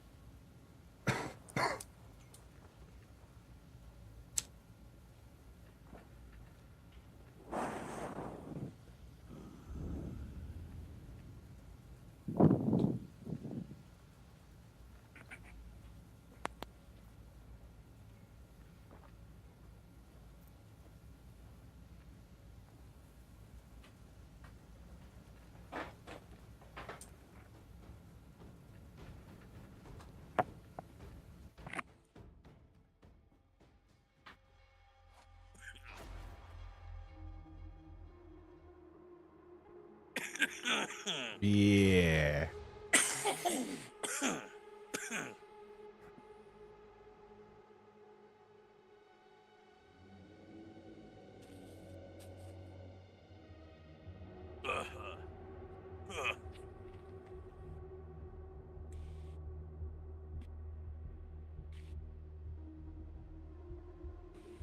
Gotta burn them skunky trees. That's right.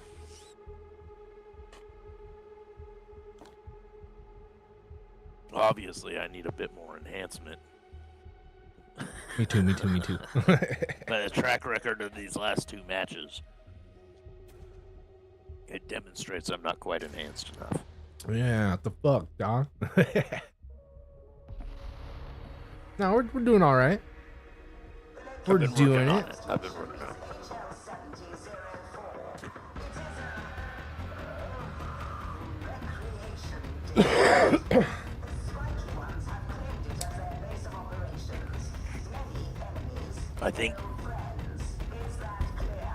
I think this giant soul stone might be done in another 20 coats.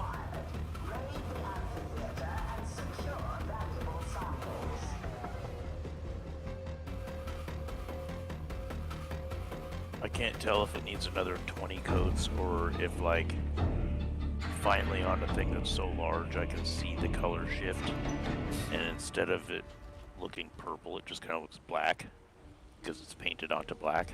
Ah. Nice, nice, nice. The tech priest emerges from her shrine.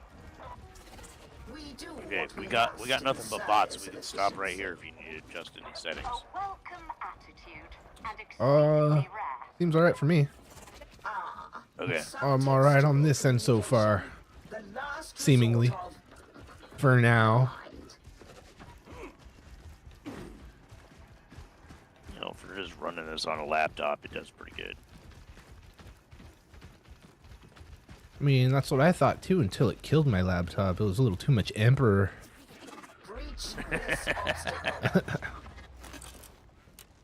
Sounds like heresy. It was. From the laptop.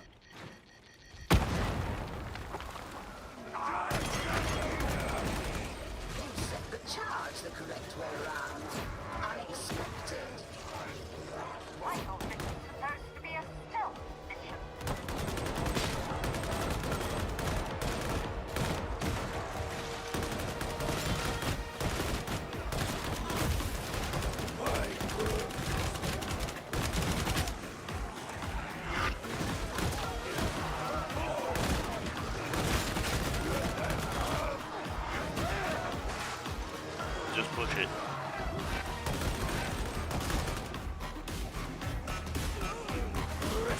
Alright, I'm jumping down.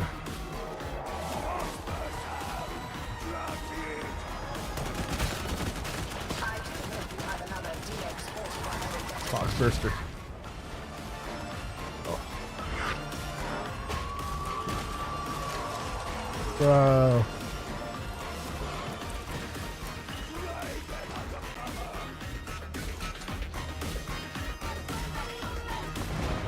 Ah, we're good. Deploy scum.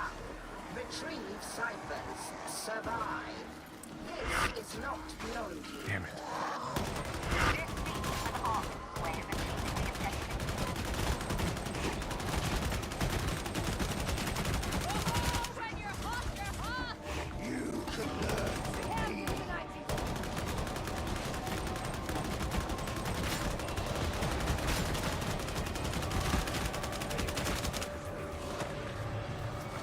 Data inbound.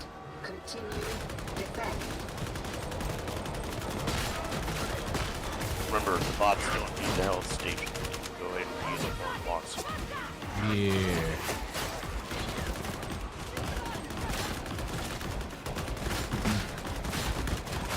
I'm just having trouble a little bit with my Bluetooth controller. Oh, damn, Poxburster got me. Nice, thank you, thank you.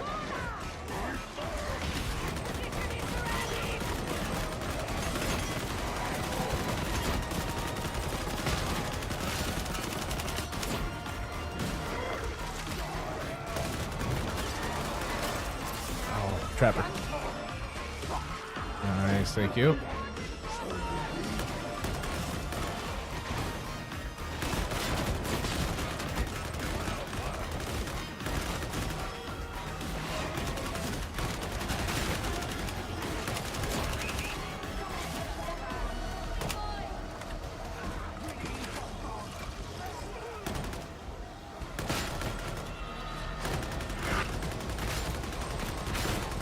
Nice.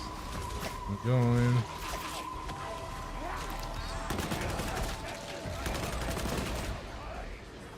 Ciphers acquired. Proceed.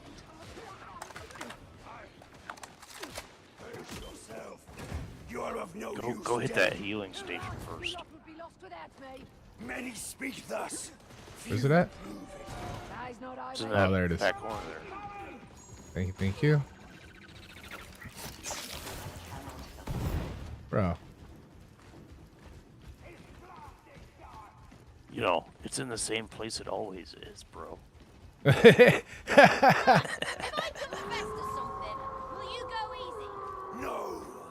And I guess I'll be keeping Are you my sure? Are you secret. sure nobody moved it? I gotta be careful with them. Nope, Sometimes I end up nope, inside of pretty them, sure I was- and then I have to leave the game to come back. I was just kidding. Pretty sure I camp at every mission and I don't hold it down, know. keep it clear for the rest of the homies to be able to run over there and safely use it. Sometimes I wonder.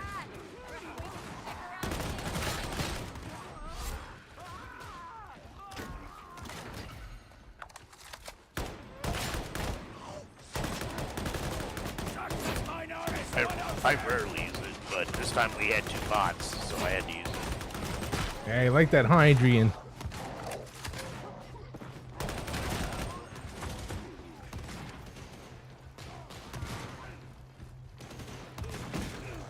You see a heretic's smiling face? Open fire!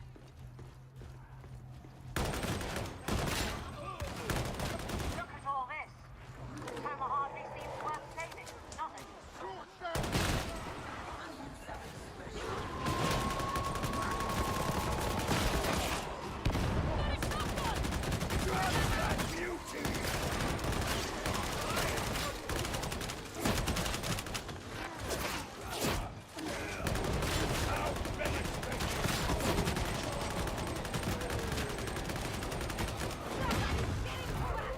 Hey, I like that, huh, Adrian?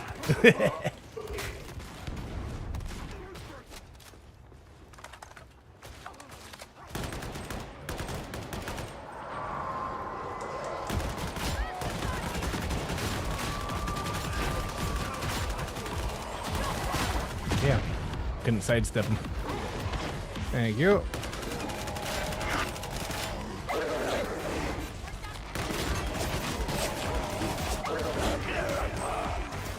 Where's everybody?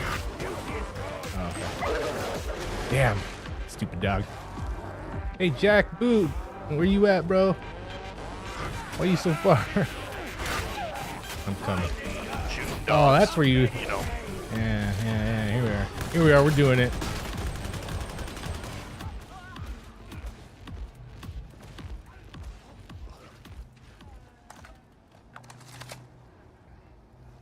No, I saw the. Here, I'm gonna drop a medic pack right here. Come back. Close enough to witness their fear as final judgment falls. Where's that other fucking bot at?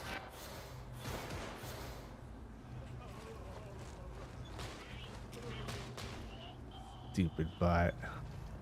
Fuck him. Okay, let's go.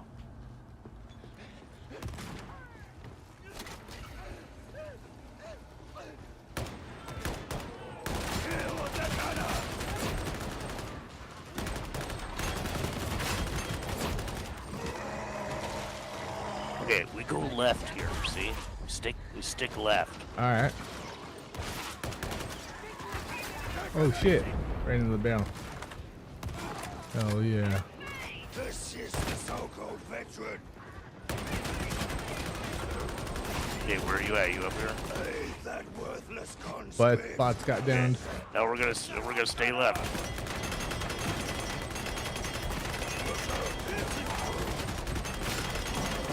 Retreat. I know this one.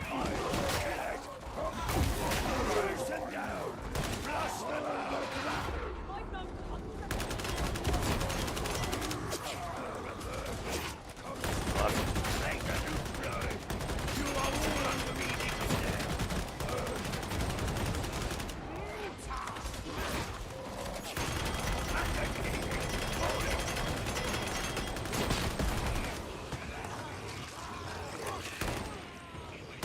Did you go back for the bots? I had to get one of them up, yeah. Very good. Proceed through the brewery. Ammo sighted. Punishment can be a source. I want that monstrosity dead. Okay, there's a health station right here. Sure you hit it.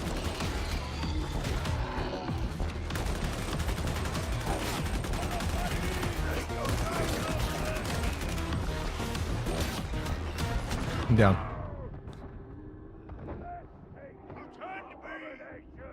That's why I needed the bot up. Because the bot could save you while I kept aggro. Did you? I thought you got them up. I did, and it fucking died. You got this. Just run. Ah. Woo! No more ammo. Eyes wide, it is. Yeah, dude. They snuck up on me. Well, being out of ammo doesn't help.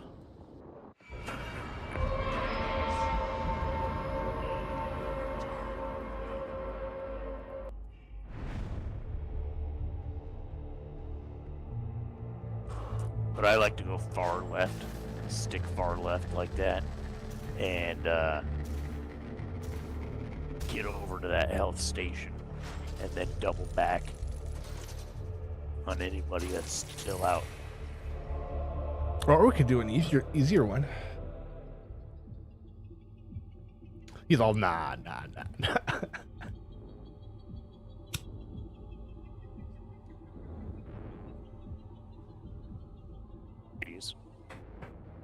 But it seems like there's a low body count on Darktide tonight. We're running a level 3 and not getting a single fucking player in it.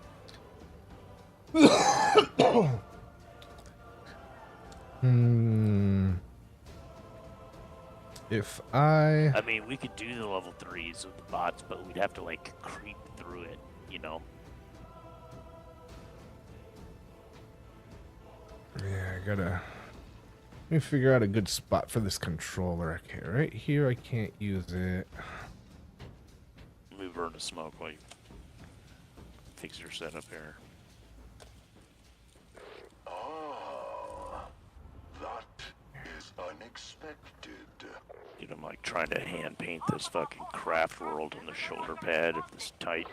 I will seek Nice. in the Omnissiah's name. Having a hard time being happy with like where it's going, like how I gotta approach this project. Yeah. All right, I think I'm good. It's fucking stupid difficult. In this spot. I mean, take your time, do your thing, but I mean, I think I found a good spot for my controller. As long as I hold it right here, I should be all right. I think. But it's just, dude, when the horde comes and I get, you know, I get tense, I start moving the controller over here and I pull it closer to my face and my body and then, and dude, it doesn't stay put. Yeah, I gotta figure out what the that's a good part about a mouse and keyboard. Don't have that kind of issue. Yeah, I'm not very good with the mouse and keyboard. I mean, I used to be, but not so much anymore. I first started playing games on computer. That was where I was first at for me, and then I moved to console, and that's pretty much where I've been ever since. Yeah. No, there's other factors, but I don't feel like getting into those. Yeah. But that's how I feel about like console controllers. Yeah. I don't like the ergonomics of them.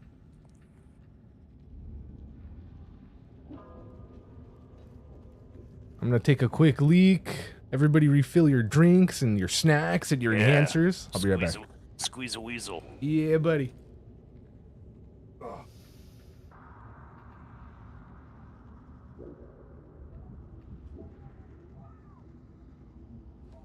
Okay, that's getting there.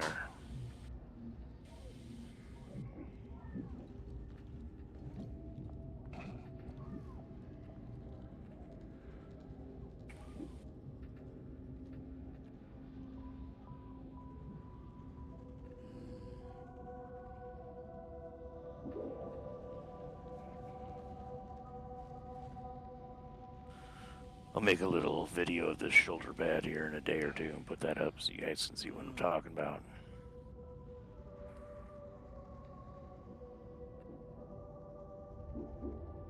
Or I shouldn't say video, it'll be a short.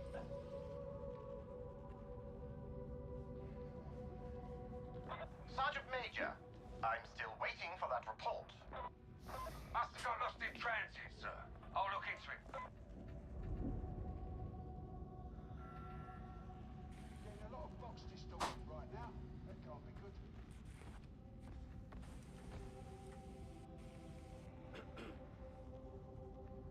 Alright. Here we are. I think I can show it on my screen here. Let me.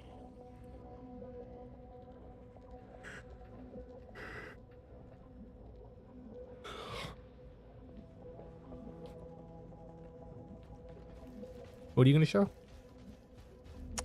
I'm gonna show off this image I'm trying to hand paint on my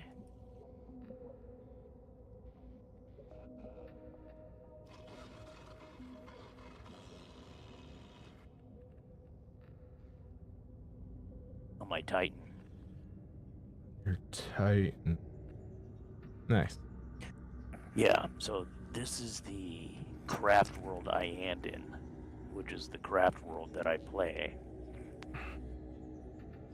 And what a craft world is a giant, like, world ship, right?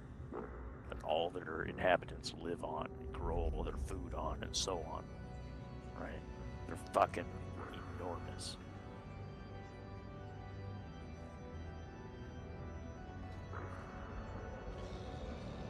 So the image I got up on, I believe on my stream here is what I'm hand painting onto the.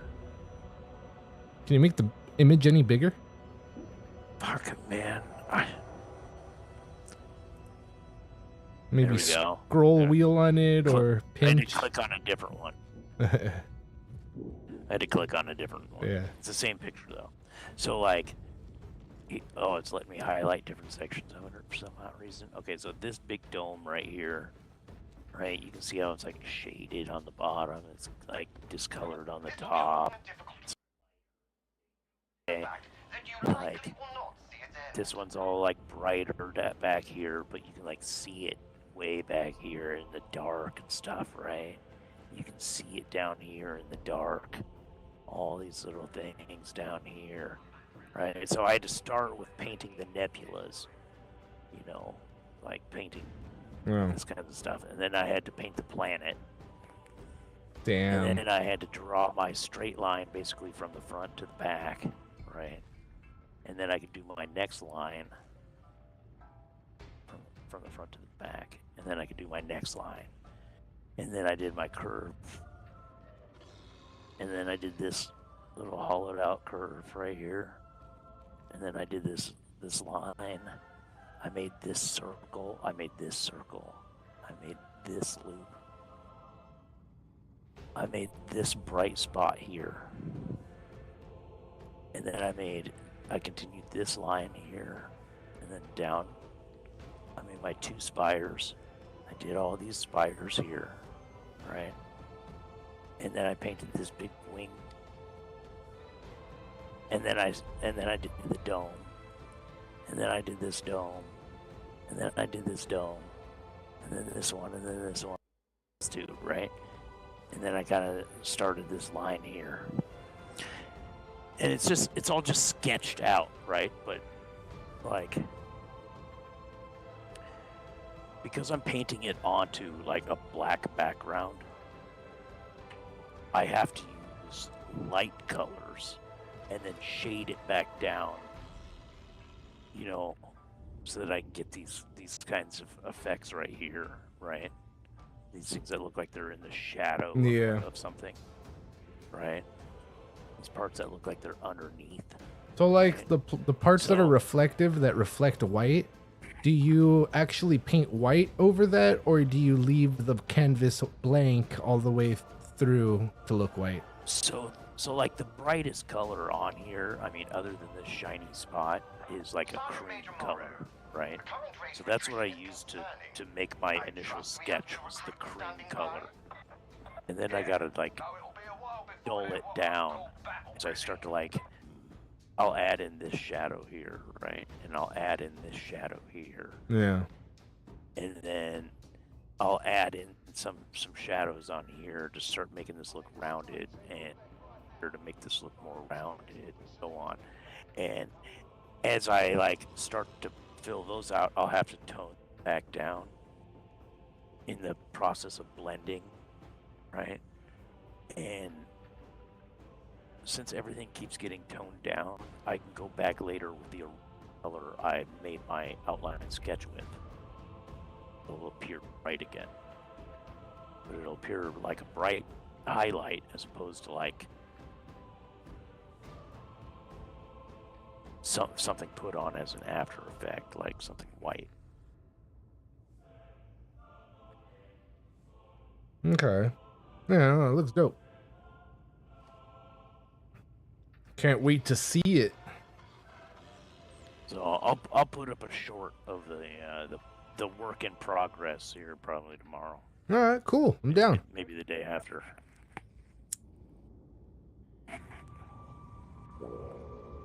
Way down. Okay, we'll do a level 2. All right. Now you're talking my language.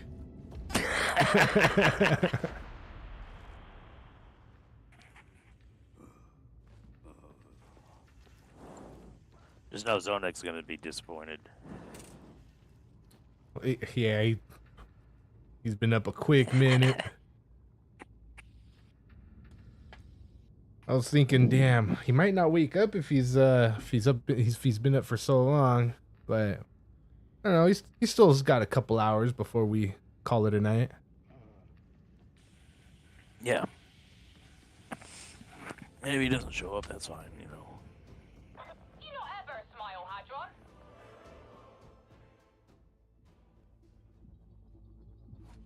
but after I was like, I think Buddy can do level 4s, like, and now you're like, oh hell yeah, level 2s. Oh, thank God.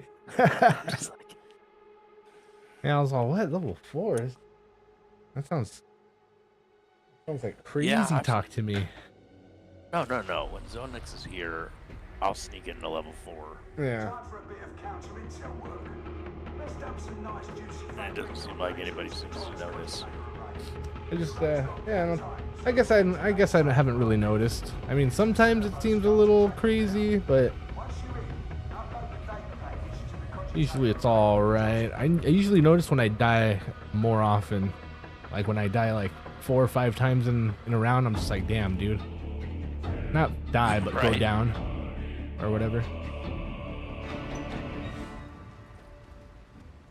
A hard life is an honest life. I mean, that's gonna happen when you got like extra dogs or extra trappers. Yeah. Right? There are no innocents in such a place. You know. Or even more unfortunately, extra fucking pox pursers. Yeah. Fight without fear.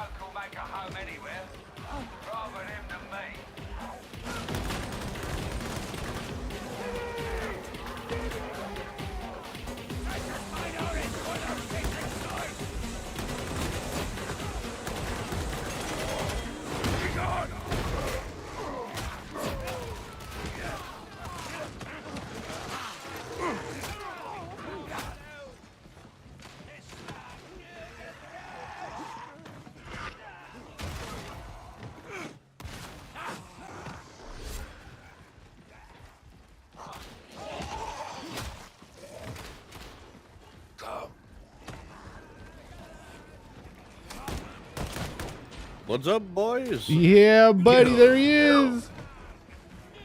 Here I am. How are you, man? Did you get a couple hours in at least? One. Well, that's the life of a streamer. Yeah. Oh, I got. Thank you.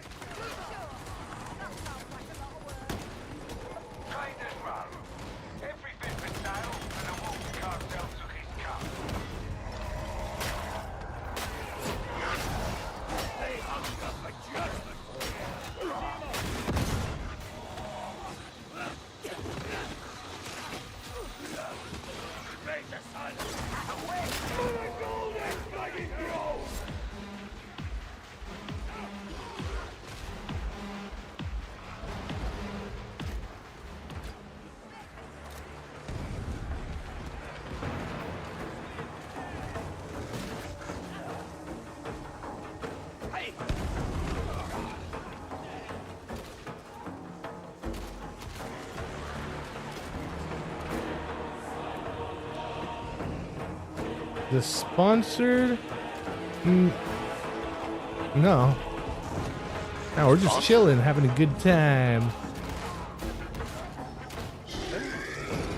I mean, do you want to sponsor it? I'm just kidding, man. Oh, get him!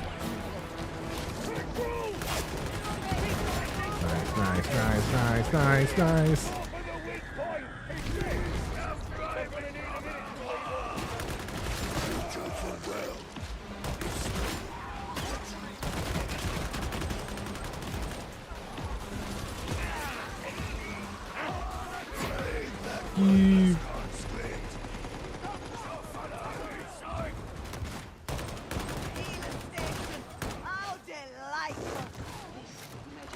Misappropriation of ammunition. Mandated edict. Bullet shield. We are the fury.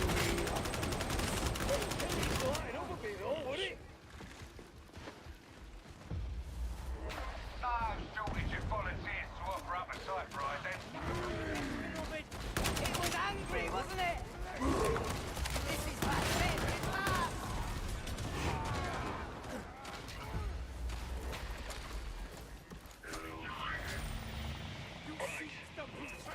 Salutations. Hadron online.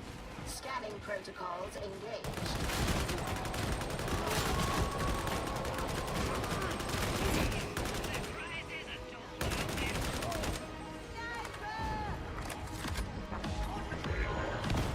Varlets, take magic box from pocket. Point it at things until it goes green. Even you can do that, can't you?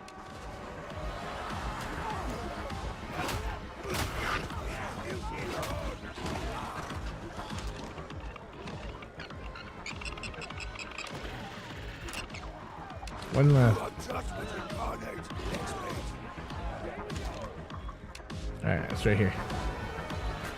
Oh, you got it. Nice. Yeah, it should be on your side. So. Nice.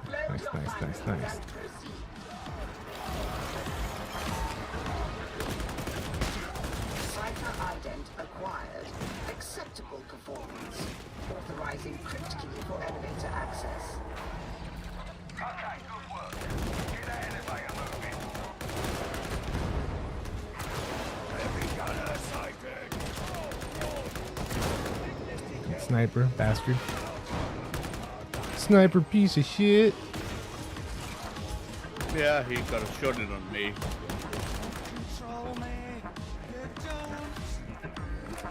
Probably said, so that's fine.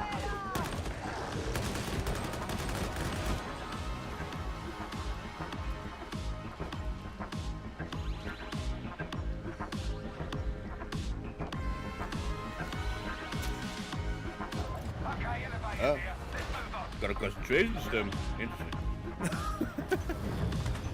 Yeah, fellas.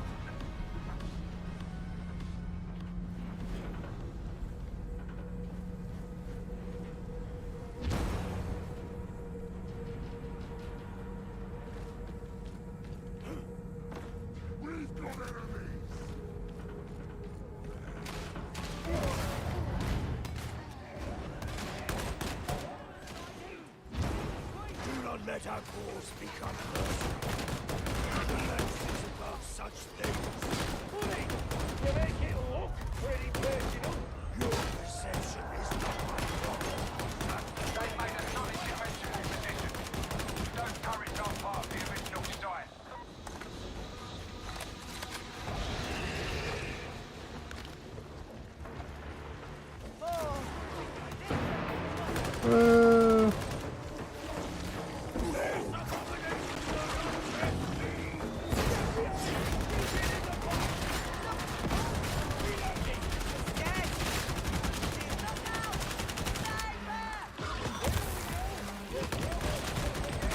This is the will of the lens.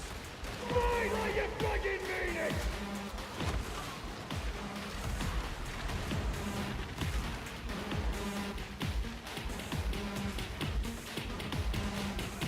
I love this. I mean, I jumped the spill. I've been addicted to this because I'm playing it. It's so fun. Hell yeah.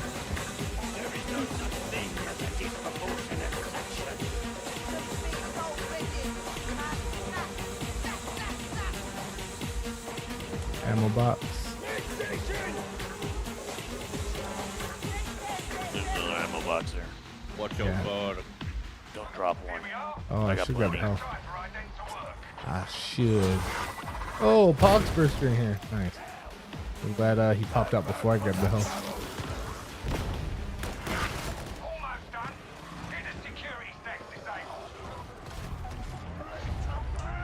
Run! Pretend like you're running to the escape. Yeah, get to the chopper. Uh-huh. Oh, you got to the chopper. Get down again. Run, run, run.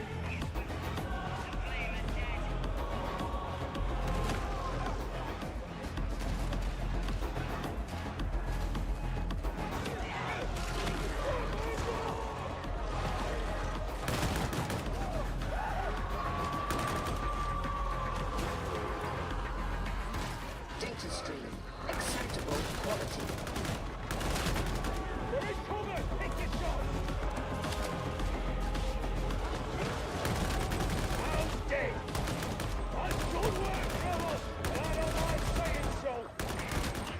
Oh, I think I'm disconnected. Wait, that was not fair.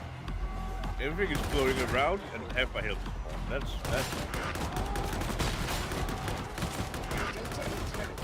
Requires your attention.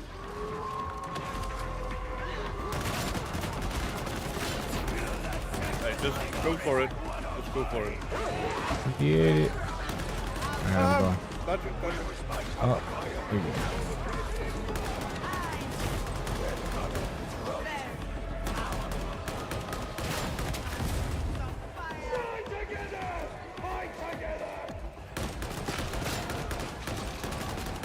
Man, I was getting some lag. That was hard.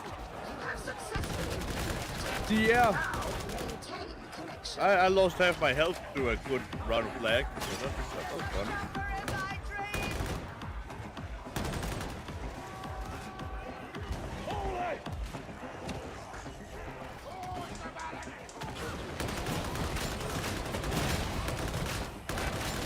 Process failure. Reapply. This time, pay more attention.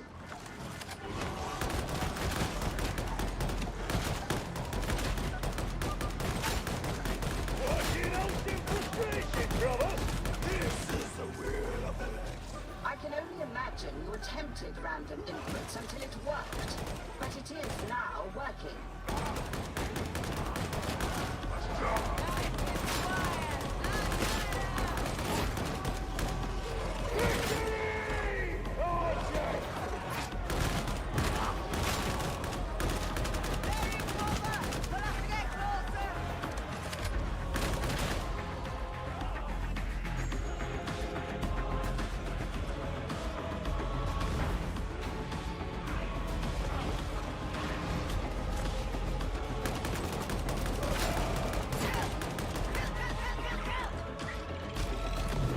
Oh, from where? Interrogation rate acceptable. I find myself surprised at your skill and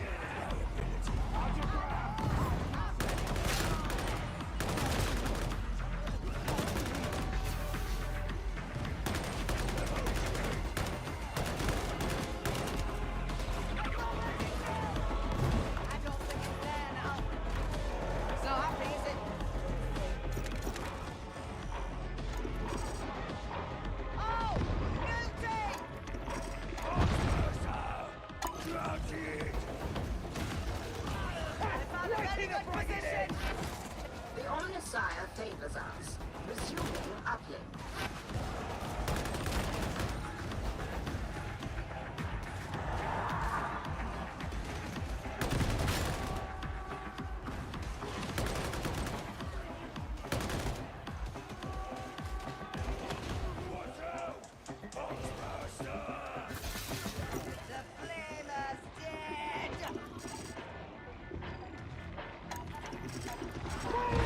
Hell yeah.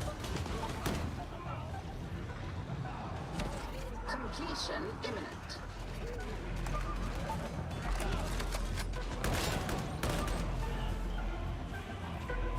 Good. Excellent. It's definitely doing this. With the update, Not even a question. With the update that they did they make it harder? Balancing issues, maybe? I don't know. I haven't looked at the patch notes. Like, this is an easy one, and it feels all right for easy.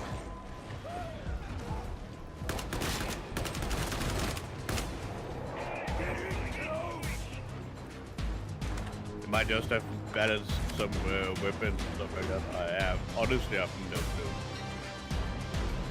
Skeeve. Hell yeah. Good looking out, you guys. Got to the escape.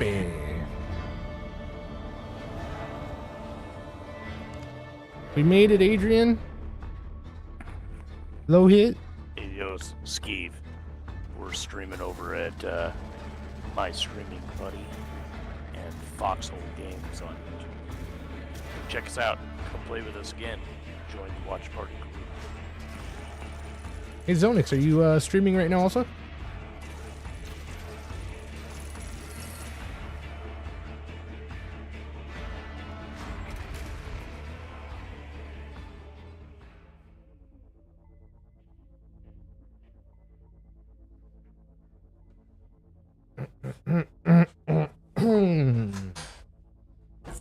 Oops.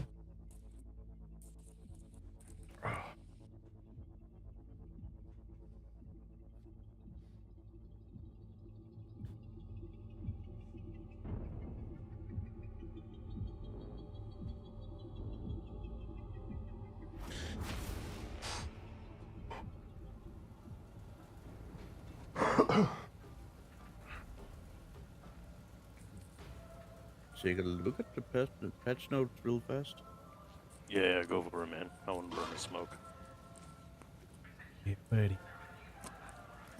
Into Skunky Tree. Yeah. But I gotta reload.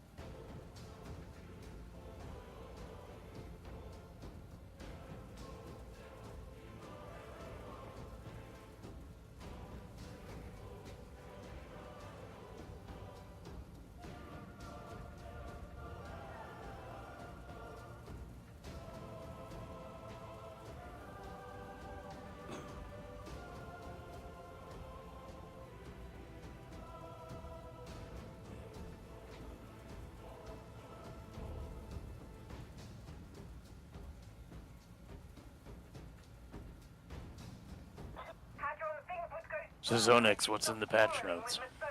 Because I didn't read it. It is just a bunch of stuff for what do you call it? For Hive Scum. As far as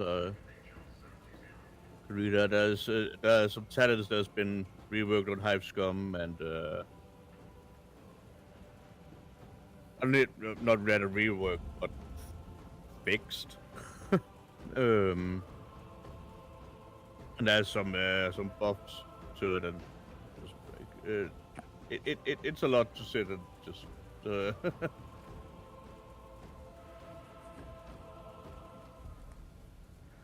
wonder if this patch that they just put in is why my shit's running a little choppy. I wonder if they're gonna smooth that out.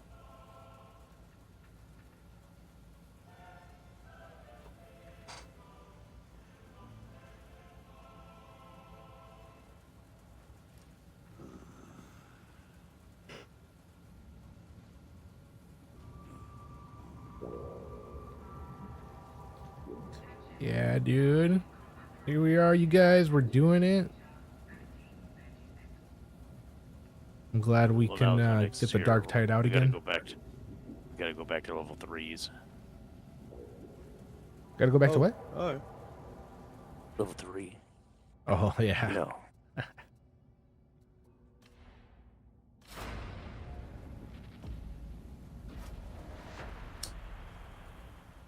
So, buddy, we're not at the casual level yet, then.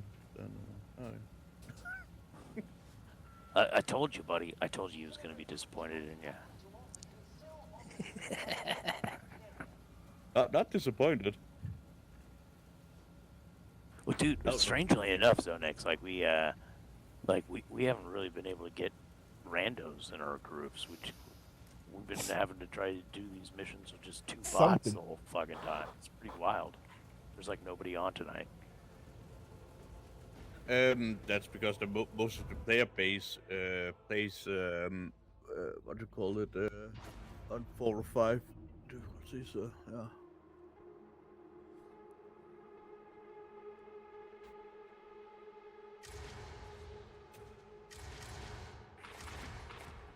I gotta take the dog out after this one.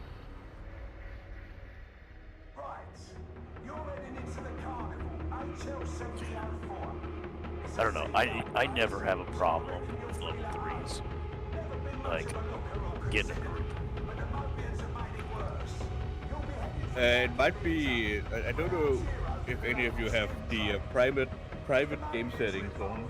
Because if you do, that would make a lot of sense. We shouldn't. We were playing with people earlier. Yeah, we've gotten randos, but man, it's like one towards the end of the mission. Like our first mission was all right. We had 2 randos that were actually pretty decent. It also very much depends on which map you're playing, because there is definitely a bias against some maps.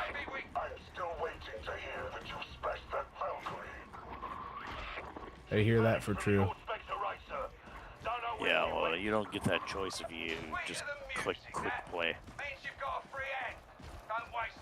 No, that's true, but when you click quick play, you usually are thrust into a game, right? Or people are thrust into your game.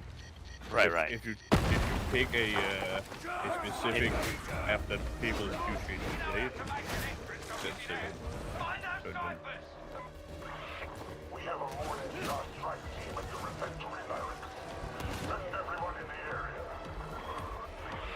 Yes, sir.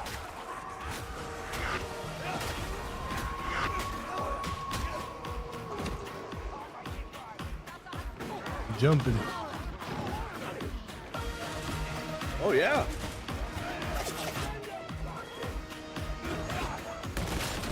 Oh, that's it.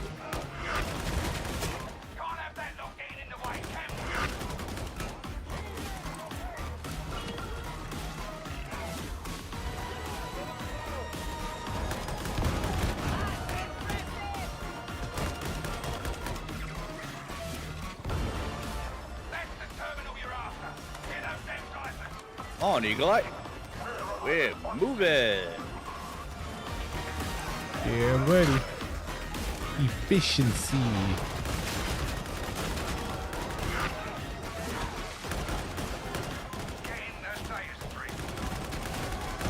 Hey, who moved the health station?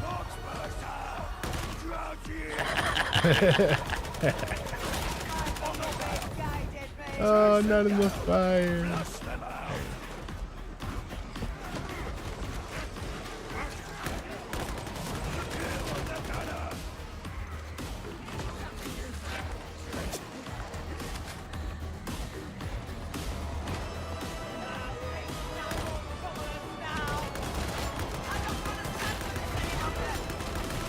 coming.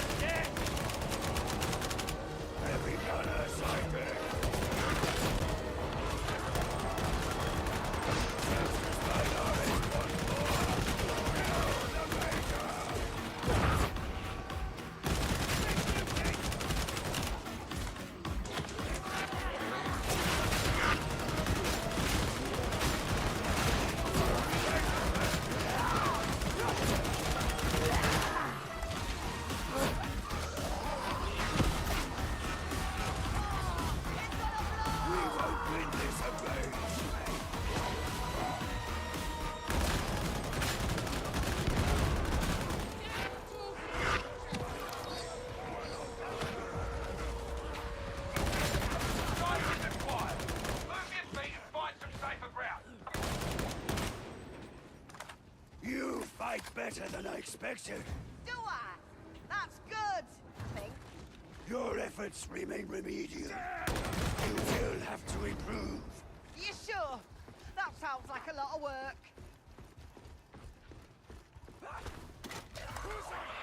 Report in. Nothing's solid yet, sir. Too many of our soldiers have been indulging in the local wares. They're Historian tactics. Ja, 10 minutter. Ja.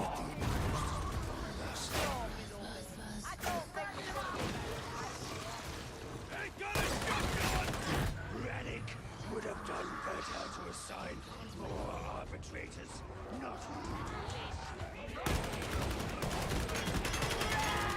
clear a path.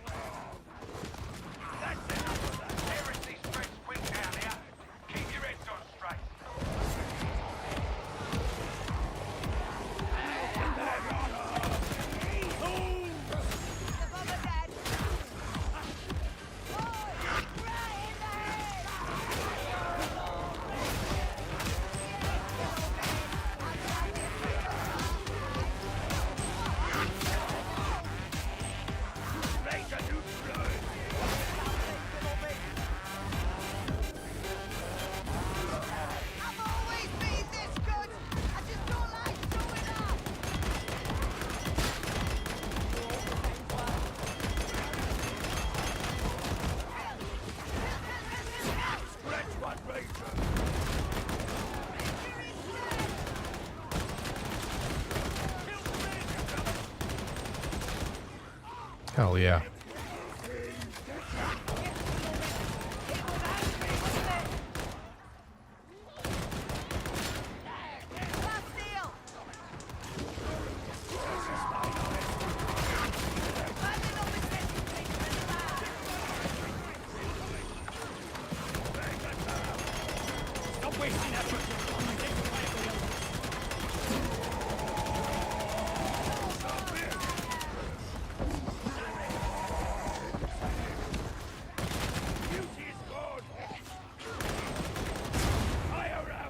Hell yeah.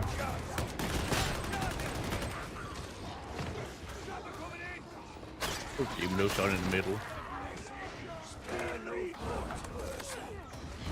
None here deserve it. I did not say that.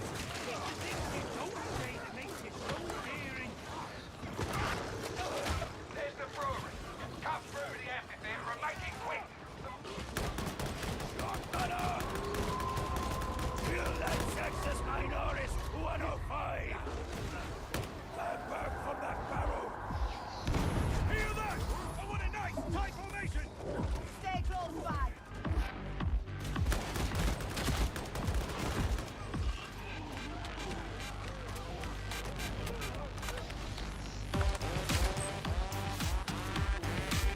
You need to group up.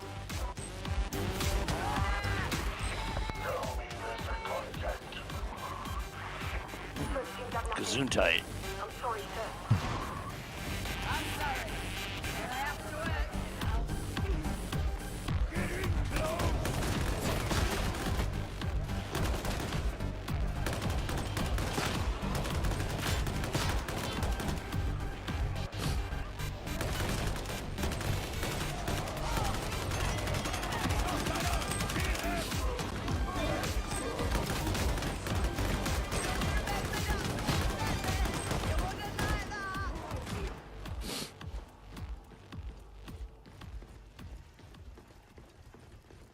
No, I feel like that guy that's overdressed for a party, right?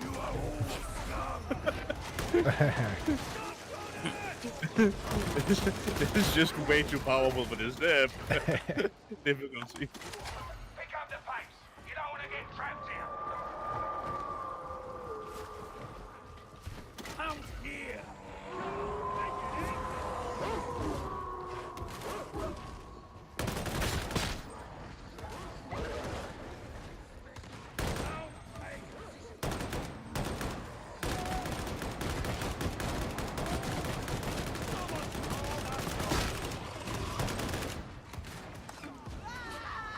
Hell yeah, you guys.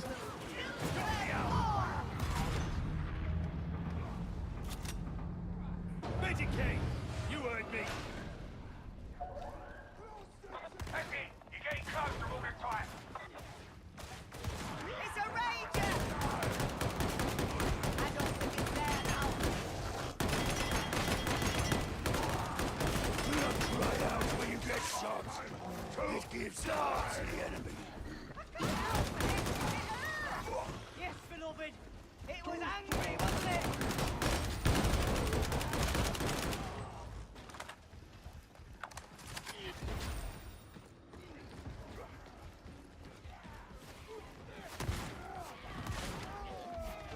Hey buddy, come pick up his ammo can.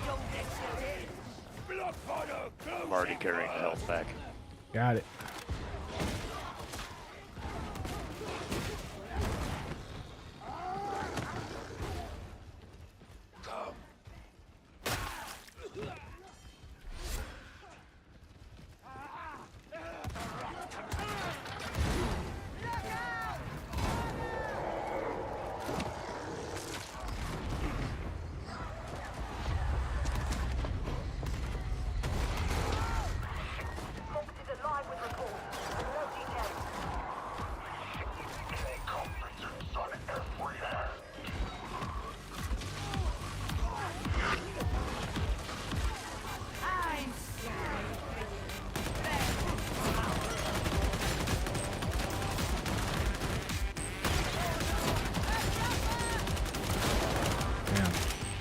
Sniper.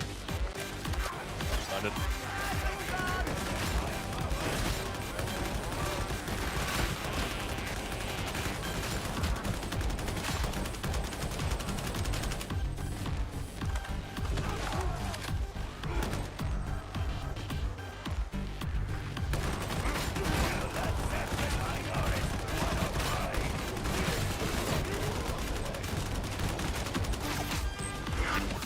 There you go.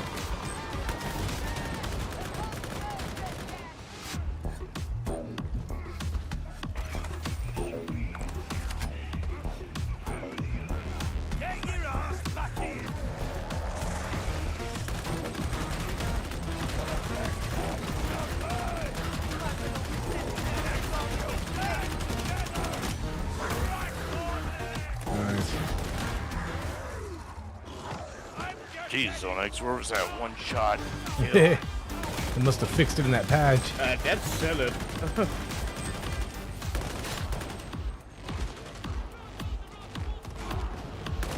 This is I'll murder anything.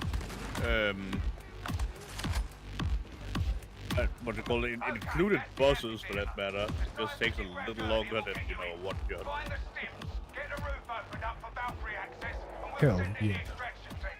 The roof's gonna be a Oh, giveaway. now you tell us. So expect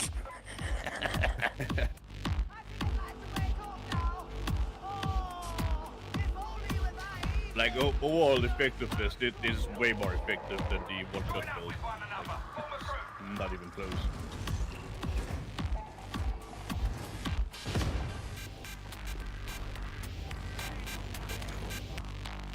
Sure. I was just like, why do I still have aggro? Like.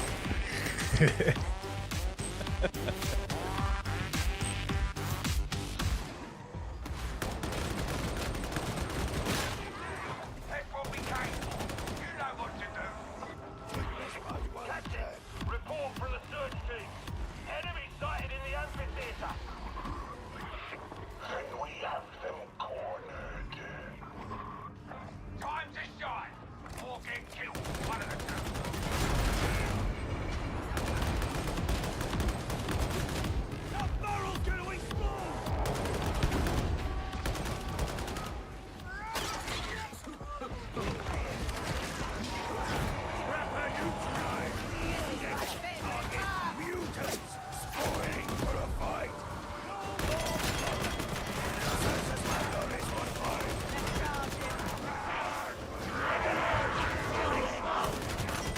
Behind you. Oh, I'm down. Cannot stop. Will not. I believe I missed him.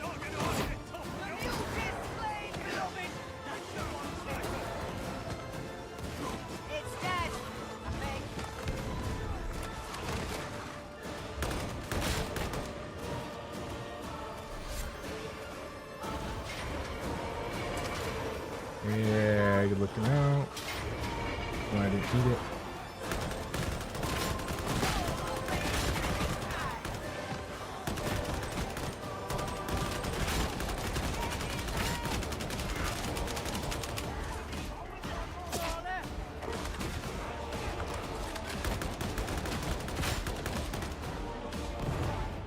Well struck, Psycho. Ah, grandpa. Coming. Damn it. Nice.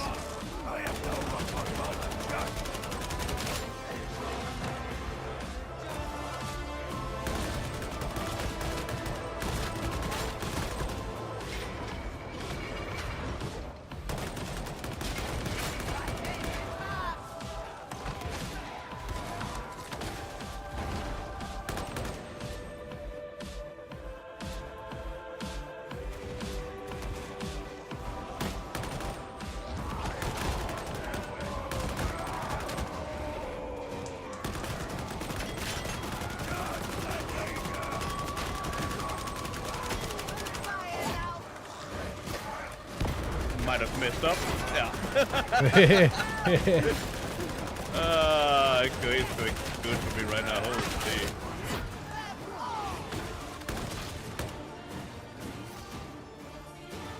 Got a little too aggressive. It happens to the best of us.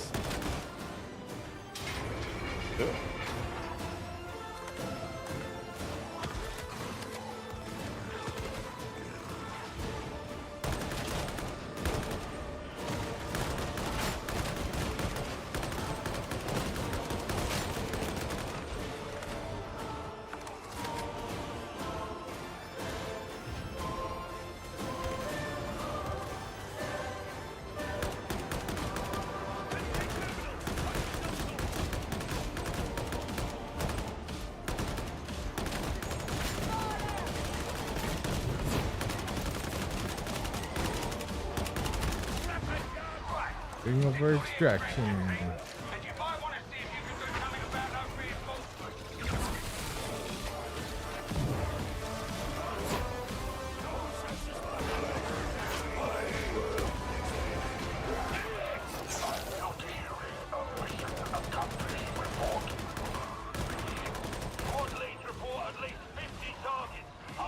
You gotta drop that ammo again. Yup. He's down.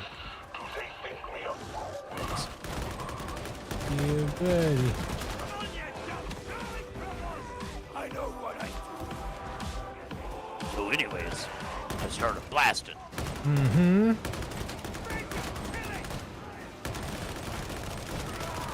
Behind us. Nice. There you go.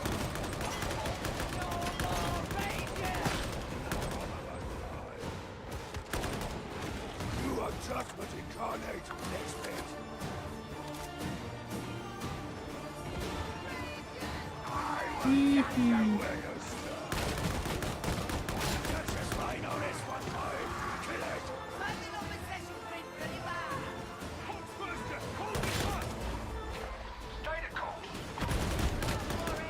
Nice, dude.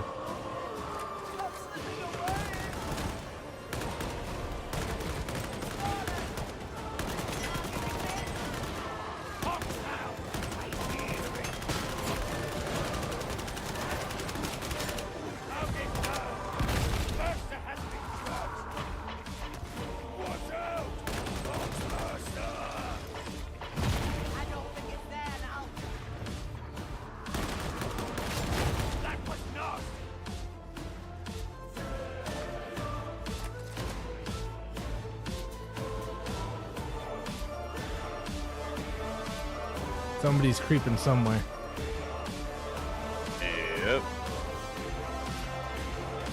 if I'm being completely honest, right? The only reason I blew up down there, it is simply because there's not enough elite enemies. Ah. Because I get my cooldown back really quickly when it elite or special dies, and you guys also do. No wonder.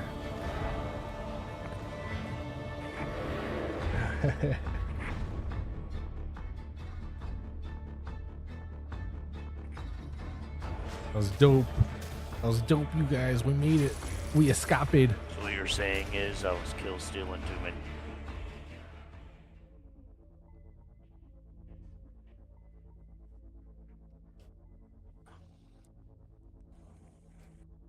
What do you mean?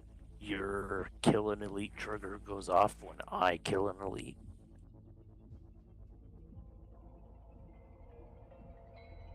It just needs to die in coherency. So if I kill an elite, it triggers your ability? Yep. Okay, that's cool. Damn. You said as long as we're in coherency, right? Okay.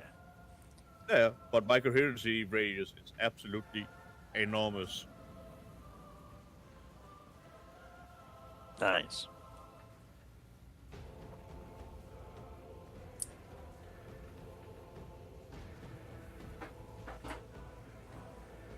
Normal coherency is like 20 meters, right? Yeah, but mine is 75% bigger. That's dope. So, when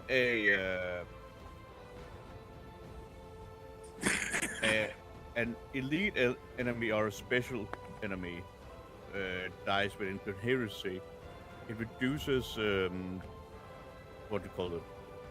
You get 60% cooldown rate for 5 seconds. Word. So basically, if there is an elite enemy every 5 seconds, you just have 60% cooldown reduction. Always.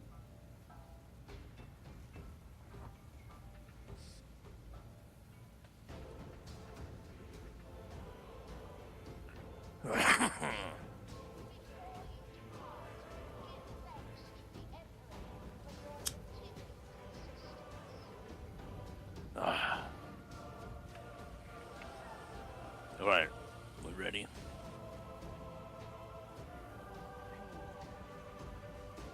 Yeah, buddy.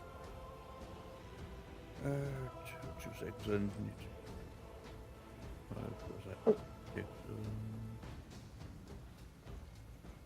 We'll do Buddy's favorite mission. Yeah.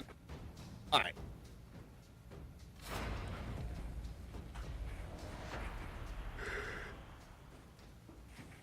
A rolling steel.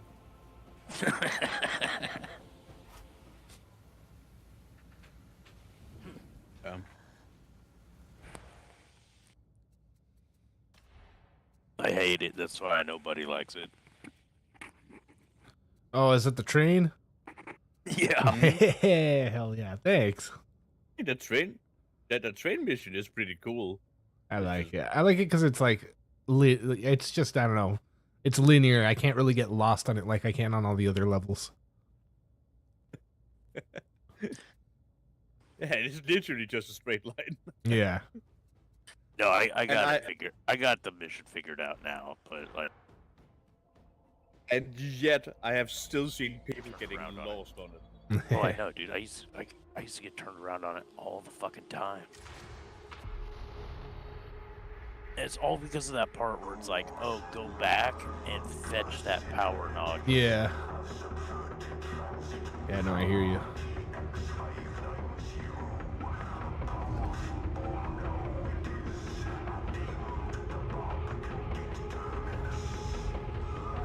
Now I just hang out and wait for that second nodule and carry it. That's right.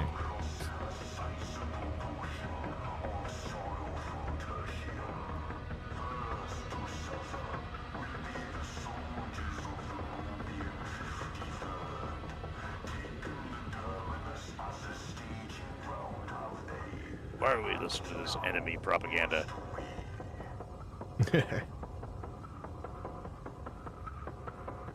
They want us to think like the enemy. We can beat them easier and faster.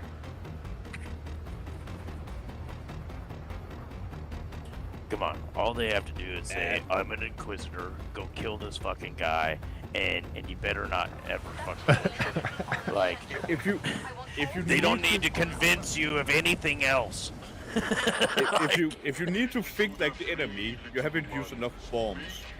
Yeah. the entire concept of, you know, the Empire's ignorance is based around the idea of like, we don't tell you about the enemy because that is a corrupting influence. If you don't listen to me, you are the enemy.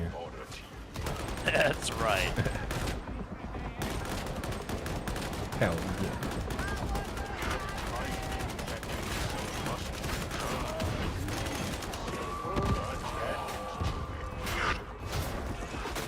Just go ahead. Asking why is all the treason you need to commit.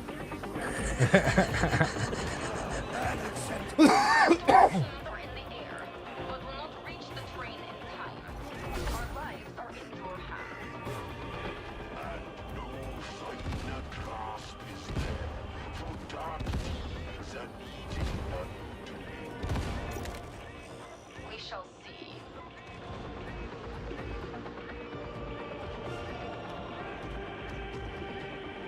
Come on, buddy. Bro. I think that was perfect. Did you find porn on that thing or what?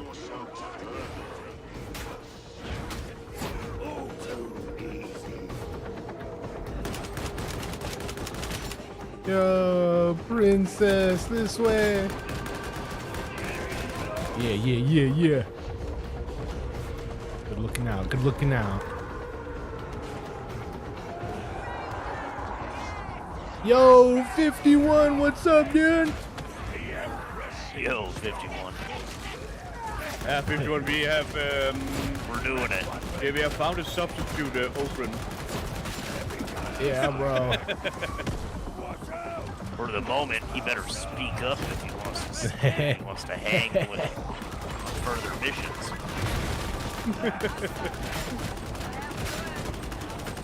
There's a big bag of ammo right here if you guys need it. On me. Oh yeah, obviously he can stay for this one, but I have to upgrade.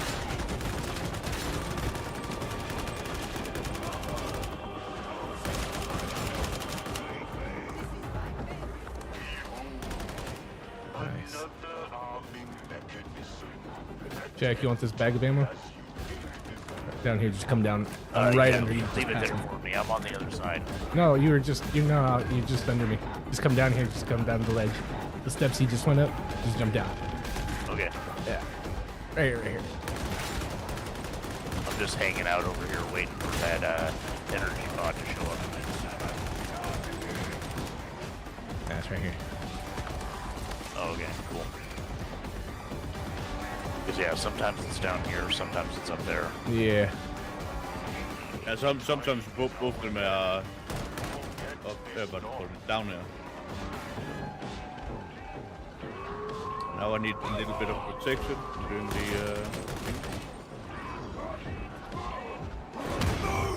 Hey, yo, princess. I'm streaming over on a channel called My Streaming Buddy on YouTube. If you ever want to come check it out, we're doing this every Tuesday, sometimes Thursdays.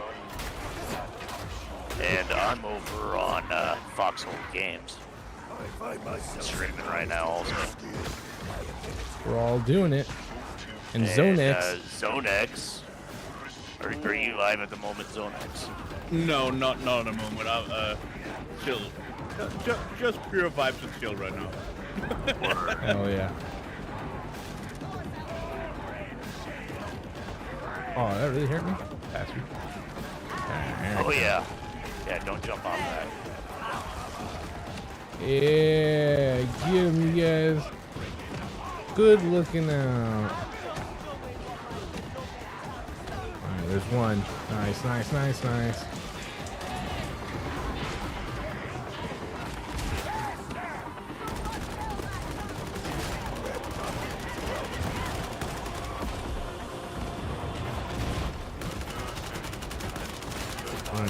Run it. Hell yeah, hell yeah, hell yeah.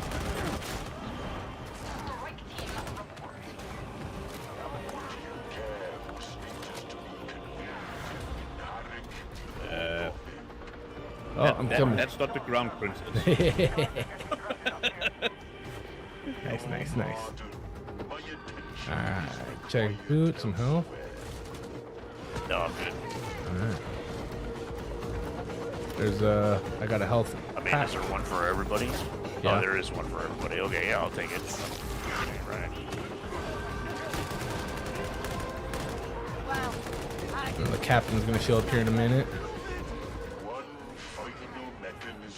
Now we need to do the puzzle thingy first. Yeah. So what the objective? The last puzzle I did was perfect. I didn't touch the edges once. It was my first time doing perfect on that puzzle. Little game of operation. Don't touch the edges. Oh, there's a sniper. Oh, he got me, bastard.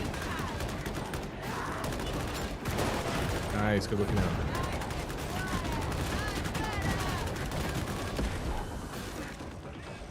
Oh, I already touched the edge, bastard.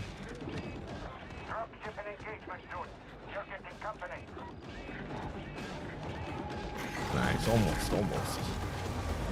Yo, David right. Jones, what's up, dude? Thanks for rolling Manny. in, appreciate you. All right, Captain time. Captain Bastard, kick his ass.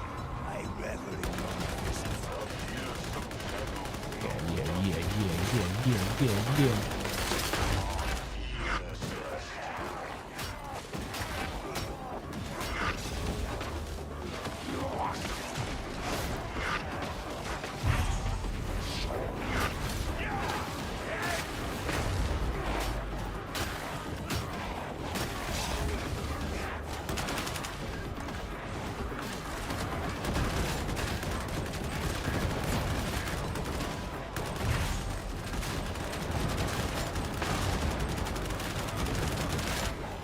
Trying to keep the little guys off of us real quick.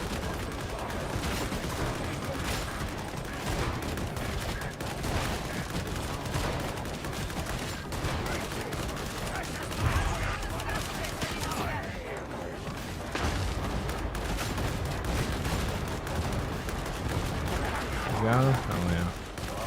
Oh. Good looking now. Oh. Get it.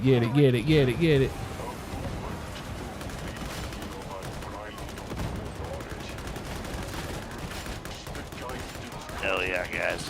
Good looking out, fellas. Mother fuzzin' escape. Escape.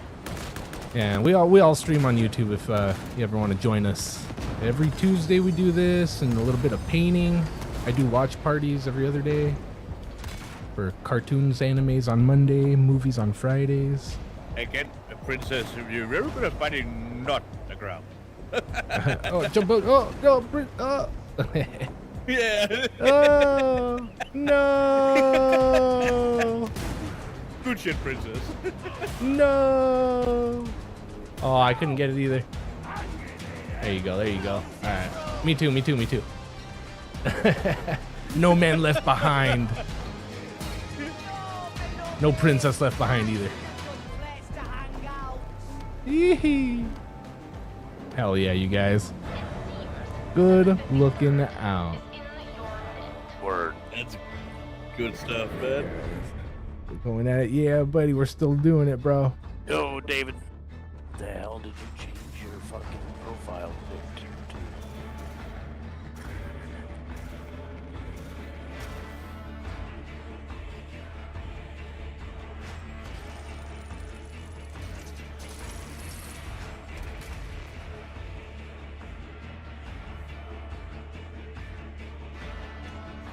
All right. Do you want to get a video on this?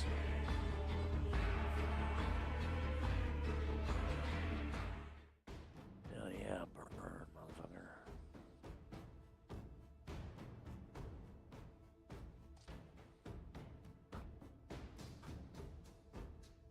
I have two different ashtrays. One for, you know, burnt skunks and ducks. One for my cigarettes. Yeah. Skunks and man, ducks. these ducks have lit themselves on fire, and they're just going off in the ashtray, just putting off tons of smoke. It's all good. It smells good. It smells good. It's all just like burnt ends, you know? Yeah.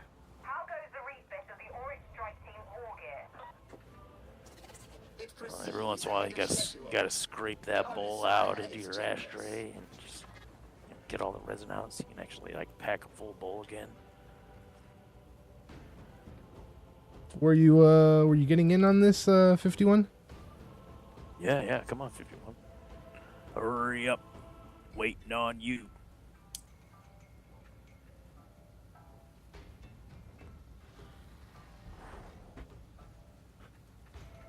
Oh, the old princess. Yeah, dude. No worries, princess. We appreciate you. Thank you for rolling through. We appreciate you kicking some ass with us. Heck yeah. Zonix plays more often than the rest of us. Yeah, Zonix is that's my guy. He saves me in a pickle. We all come together on Tuesday though to play, and most Thursdays. Most Thursdays. Then Mondays I do anime watch parties. Fridays we do movies, like whatever movies, badass movies, hopefully.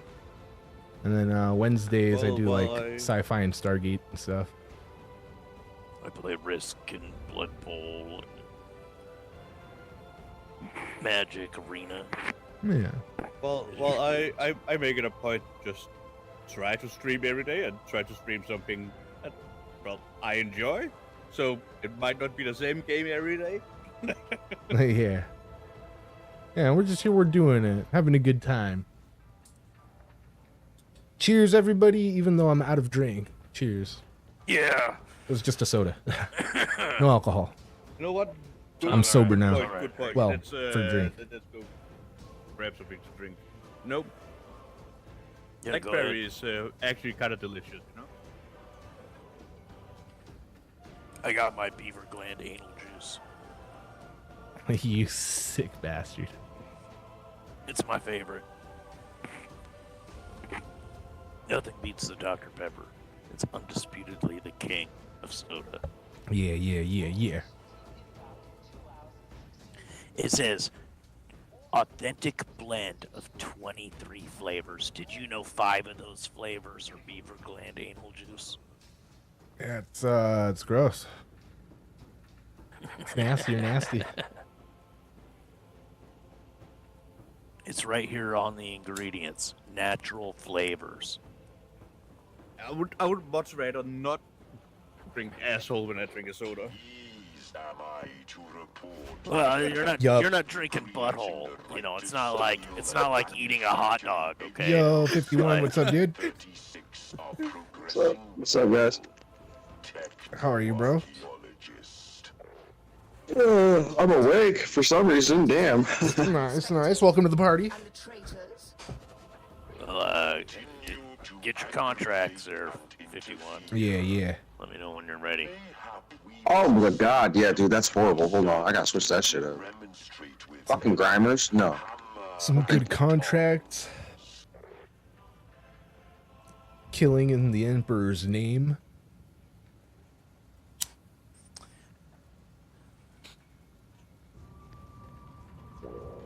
Yeah, I got a bunch of other Warhammer games I'm going to start streaming some content of. That way, people can see it. I've been so tempted to buy the remake of or the remaster of Rogue Trader. It's just not in the budget right now. I don't know what that is. I really like I haven't gotten to check out Necromunda Hired Gun much since I bought it, but Rogue Trader is an absolute gigantic like top-down role-play game. Huh. It's fucking awesome. Yeah. Massive. Yeah, no, I was gonna show off a bunch of the like other games that people like don't talk about or don't hear about, don't have like a ton of footage of them out there, except for just the little trailer. You know, Or something like Bolt Gun. that they made. No, like I got Bolt Gun sucks. Space Hulk, Deathwing, like that's. Oh, that's a good one. There's like Necromunda Hired Gun. That's another one. There's Dude, you can't go wrong with either one. What's the other Necromunda one? Hive Wars. Like that's another example. There's like these are great games, but nobody fucking plays them because nobody's heard of them or seen any like gameplay about them. You know what a fun one is too? I used to play it on my phone a little bit. It was like Warhammer Quest. Warhammer Quest, huh? Yeah, I try to avoid mobile games as much as possible. Oh no, so this wasn't one of those like wait for all your shit to respawn and all that other kind of like Clash of Clans kind of bullshit. It was like a straight adaptation of the board game. Yeah, that's how Risk is, and you could play Risk on mobile, you know, and that's okay, but I don't. No, honestly, the only it's multi-platform. the only video games I got on my phone is a Game Boy. Game Boy emulator? Hell yeah. Yeah, just play the old Pokemon and shit. Nice, dude. The good old days. And I bought some kind of like crazy Chinese emulator for like $40. Has everything on it. You bought an emulator? It's got so many games on it. Yeah. It's supposed to have like 10,000 games, and I paid for the upgrade, so it was supposed to come with like 15,000 or something like that. Nice. But like most of them are like just different versions of the same game, but they region locked, so you can get like 5 copies of the same game. But Trust the taste of this air. So you get like the PAL version of like Contra Core on like Genesis. Right. And it's got like Super Famicom and SNES, NES games. It's got all the old arcade games. It's fucking super dope. Well worth it. Is it like a device or like literally just an emulator? No, it's a device, and you Okay. plug it in with HDMI into like your TV. Okay. It runs on like a wireless PlayStation controller. Oh, that's sick. Like a PS1 controller.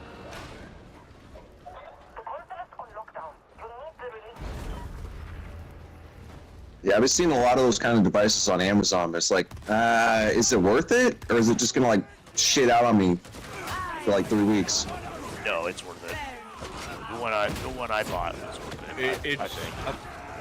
Like I said, you know, they advertise it at 15,000 games. You're only getting like 1,200, 1,500 games, something like that. But you're talking 1,500 of like the best classic games for $40. Bro. Totally worth it, and they were great. You know. My only issue is like how long do they work? And the machine is small, dude. Because they fit all of that shit on basically like 2 chips, right? So it's just a little tiny case big enough for 2 chips to sit in. And you can like insert a little you can insert a SD stick so that you can. Oh, I hit him. That wasn't me. That was me. Get him. Kill him. You can insert an SD stick to save all your games and shit. Get him. Stupid host. Stupid demon face. Rat bastard. Yeah, dude, my screen got all icy, and then I saw somebody next to me, and I swung, and it was that rat bastard. Thanks, fellas. Hey, no harm, no foul. That motherfucker got fucked up. I wish he never woke up, man. He snuck up on me. You ran up and smacked her in the face. Well.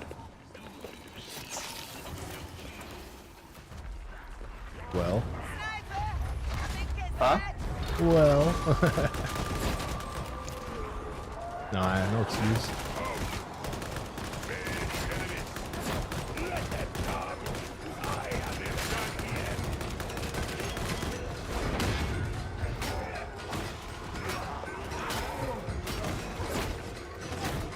It's kind of a waste of a special right there.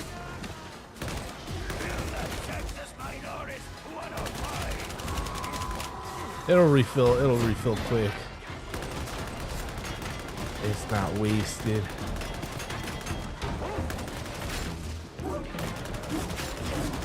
Oh shit, Eastern Urgle.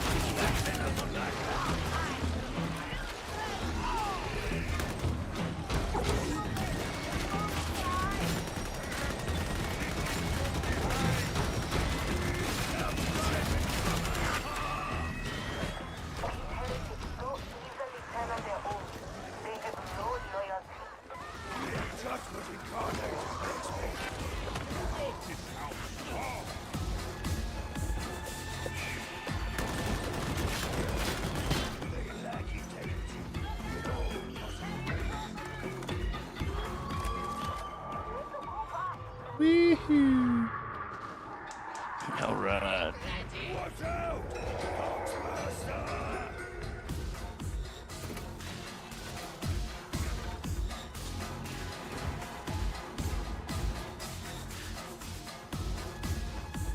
I need some ammo. It's just a small ammo thing, you know.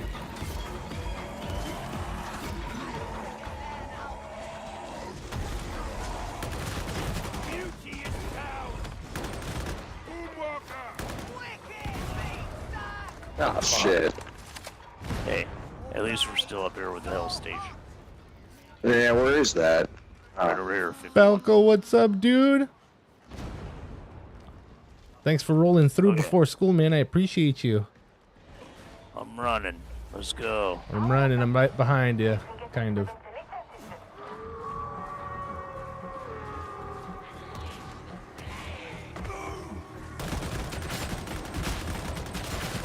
Alright, this might help now.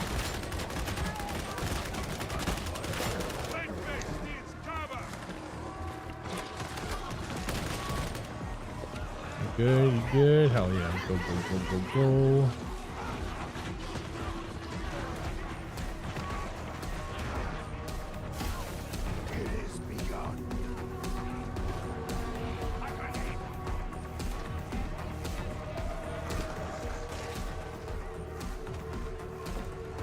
What? Yeah, go, go, go, go.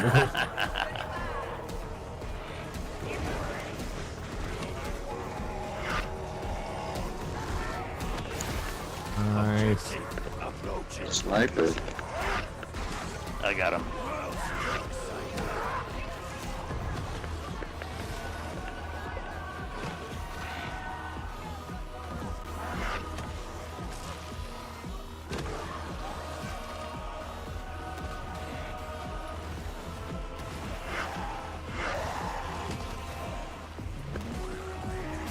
Alright, hit those buttons.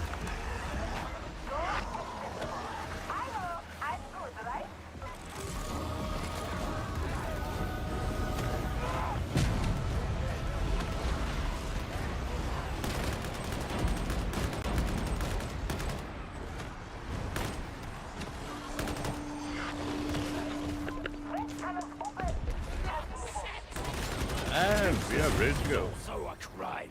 Yeah, buddy. That invites sanction.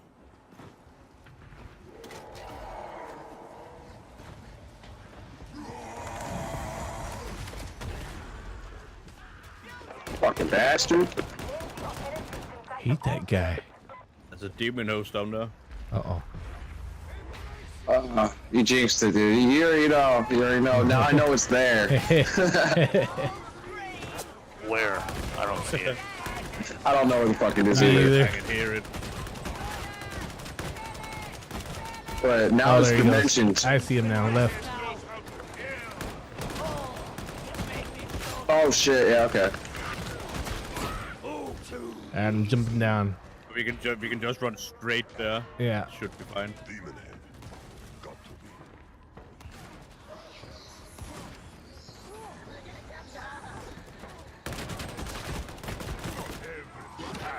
I go the wrong way.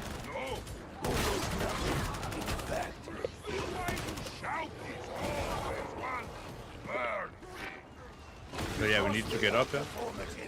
Not professional.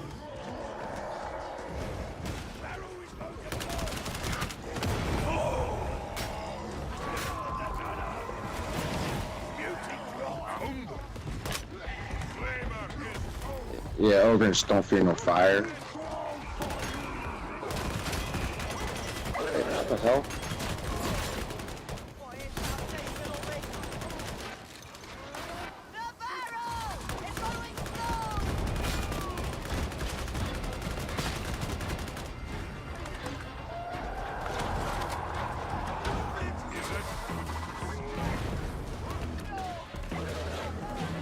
We got 2 health. I'm the lowest. I'm grabbing it. Where's the boss at? Whatever.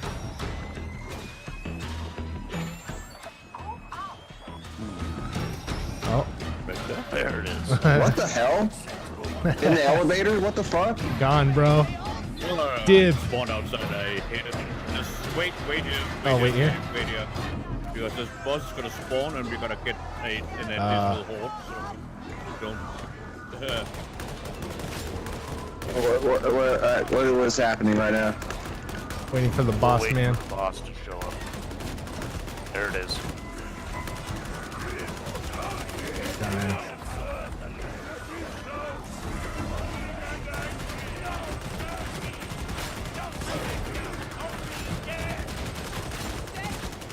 Oh, I almost feel sorry for that guy.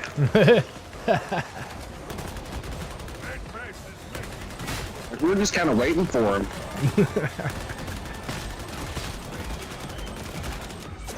Yeah, sometimes that's the move. Just wait for stuff to happen. Yeah, Felco, thanks, bro.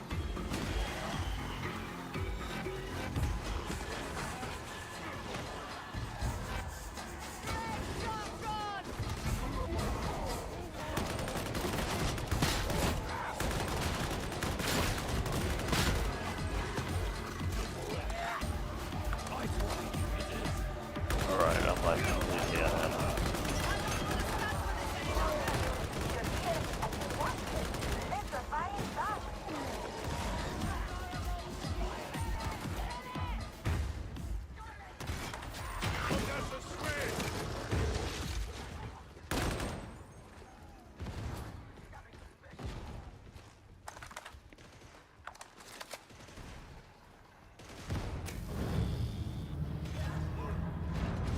Is this demon in all the places too? There are pieces of it wherever the heretic hold influence.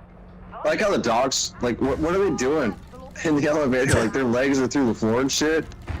I know, right? I never noticed that. That might just be me. That might just be my PS5. No, it's me too. No, it's server tick rate. They're related.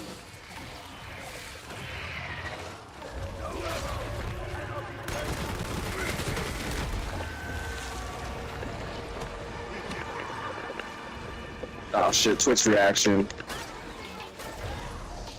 Oh no! Trapper. Oh, I got you. Thanks, Alex. And I'm up here with the other one. Yep, on my way. I shouldn't have done no dumb, but I had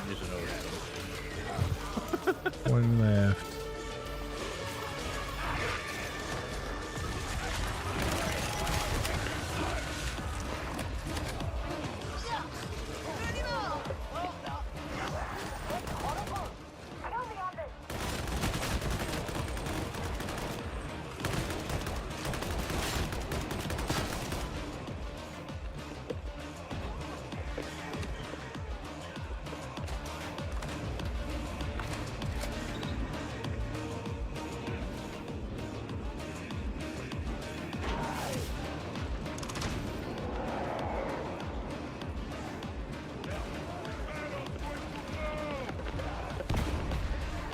Oh no!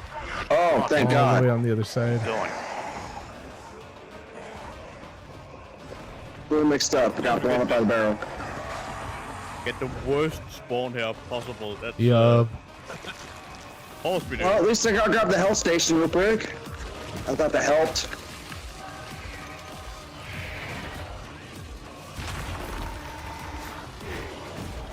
Oh.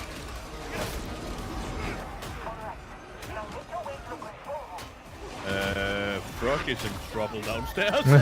Yeah, just a little bit. We're coming. I'm not down yet. Hold on. No, I am. Fuck. Like the Monty Python Oh, thing. I got by one of the big guys. Yeah, I just couldn't find the fucking way back up. Right here. Yeah, don't Careful, man. Careful. That would be stairs. I got him. I got him. I Yeah, got him. I got him. Get up there. Get up there. Up the stairs. You know, I don't have my flashlight on. I couldn't see the damn stairs. The game's so damn dark. Yeah. yeah. All right, here I am.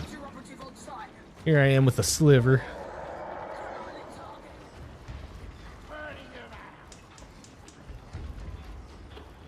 That's okay. Not bad, guys. Any ammo.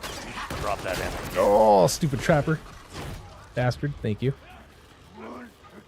Yeah. I'll just drop that ammo can. Yeah, right here. Up there? Or, all right. Yeah, no, right here. What? Oh, yeah. I'm about to say, all I have is a grenade. Oh, what the fuck? Well, because the event doesn't trigger until we go up there, so we can just do the thing down there. Nice guy.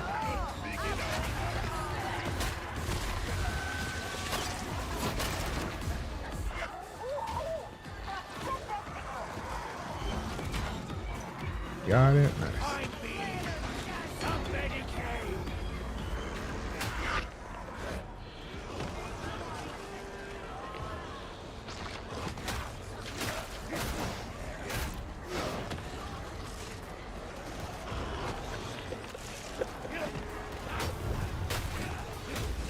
Yeah, dude, this video card is definitely smoother.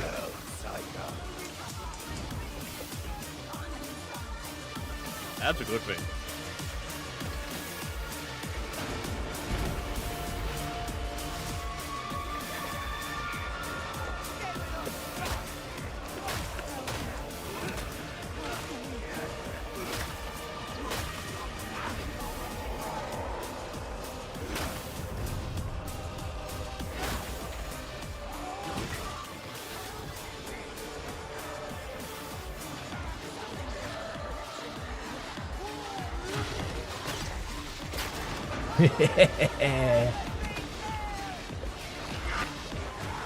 Ah, they got me. That's right. And don't you forget it.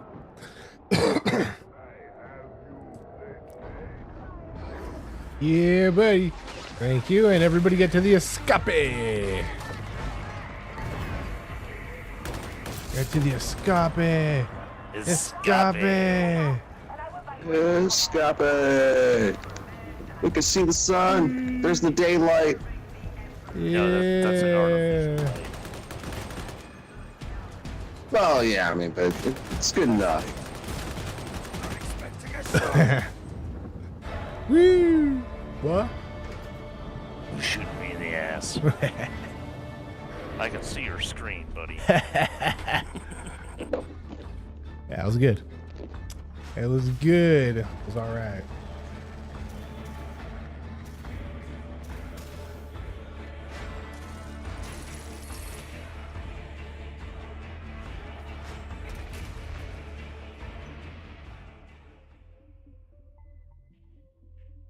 All right, burn them skunky trees. Yeah, I gotta load another one.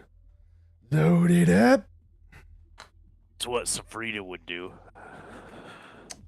Yeah.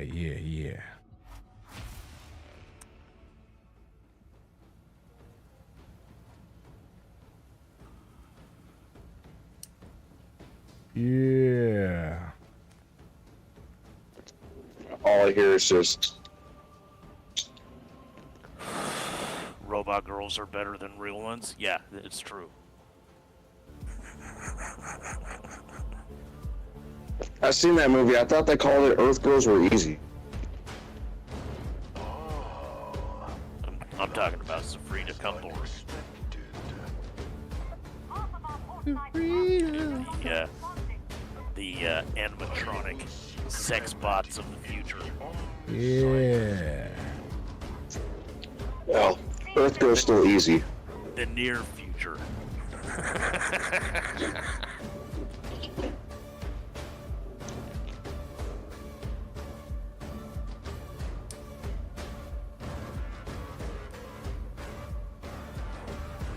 I can't wait for the legalization of human wombs, or for artificial wombs for human use.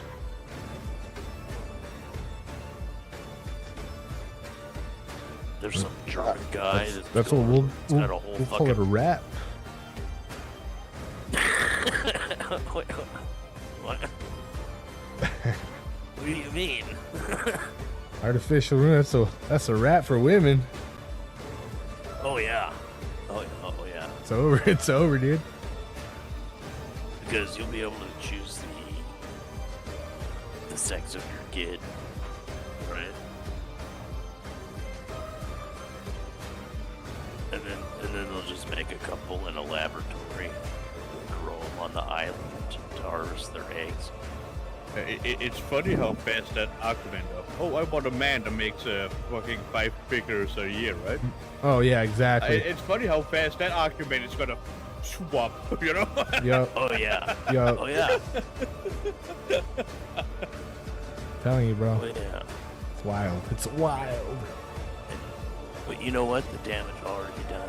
It'll be too late. Sorry. No one trusts you anymore. We've heard this before. And you know what the result is? The result isn't always the same. So, no. We either go. Already done. We either drastically change the laws so that, you know, it goes basically back to like the 1500s. The 1950s is not enough, dude. It's got to go back to like the 1500s. Or is literal ownership of your wife. You got to go back to being chattel.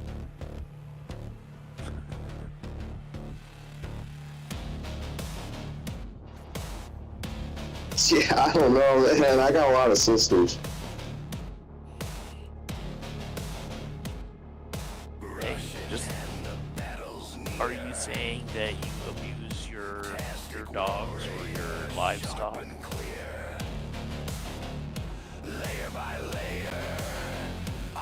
No, of course you're not. Of course you're not. You take care of your livestock, right? Don't you want them to taste the best? Be healthy and free of disease? Well, kill them, live long lives. There. No. I just want the cow. Just give me the fucking steak. Well, I'll take the cheap. I'll take the cheap. I'll make a goodish out of it.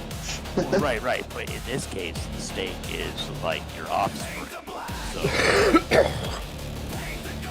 you gotta like have a healthy garden. Terrible analogy. Right? No, you gotta.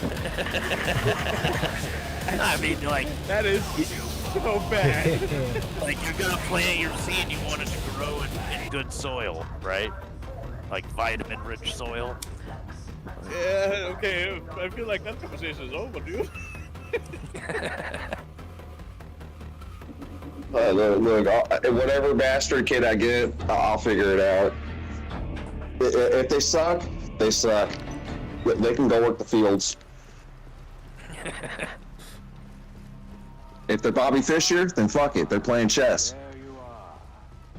I was beginning to think you weren't coming. Operative codename Swagger is disagreeable. I may yet call upon you to terminate. Yeah, well, that's not going to be the case if there's another person involved who is given more say by the state for sexist bullshit reasons that do not exist. Oh, dude. I'm not disagreeing with you, man. Look. If we're pro-choice, man, we might as well be pro-choice all the way, right? I mean, that's what I'm saying. Like, we need to have a complete and total change of the laws and how they're handled. False allegations, those need to be prosecuted. Like, there's Plague Ogre and don't want to throw you off. infidelity and oh shit. What the hell just did that? You shot a barrel and threw me off? Is that what? Bro. What happened? I shot no barrel. Already? I'm fighting the Plague Ogre. I don't know where y'all at. Yeah, me too. Funded by Plague Ogre. Oh, okay, the Plague Ogre got me. Alright. Like, I didn't even see no fucking Plague Ogre. Came up behind me. Oh, there's a fucking demon host right there too, just chilling on the ledge. Dude, it Get came him, up Frog. behind me. I'm just way around. Booted my ass off. Okay. Remain silent.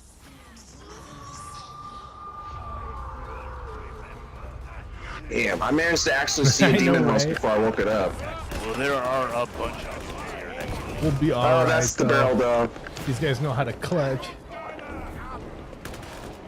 Okay, most of them are peeling off and coming after you guys. Here comes a dog. 51, there's a dog coming up in front of you. Damn. Super pox burster bastards. That might have been a window.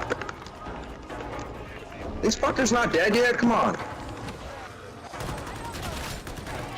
Where's Alright, thanks, man. No worries, bro. You guys ready to go downstairs? Oh, okay. Oh, alright. See what's in this chest? A bit of ammo. Oh, I need that. Shit.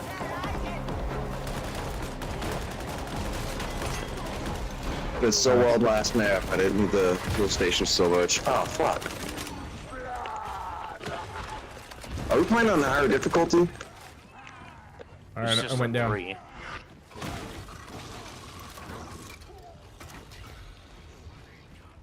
And this is gonna be an absolute shit show. Okay. Nah, this is alright. Just wanna get rid of that barrel there, buddy. Move. Oh, you're gonna get moved. Oh. I just want to Oh, that kill barrel. this plasma gunner here. Going. Getting it. Oh, you bastard. You rat son of a... Alright, I'm done. Get him, Frog. Dude. Get him, Frog. We're watching you, Frog. Yeah. Thanks, dude. Good looking out. No worries, no worries. Alright, plasma gunners down.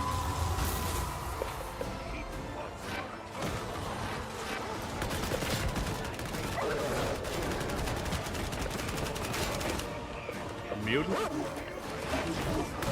No. Ciao. Alright, these are the moments when don't forget to blink. Yep. Don't forget to blink. Make sure you close your mouth so you don't catch any bugs. Yeah. Yeah, no catching flies.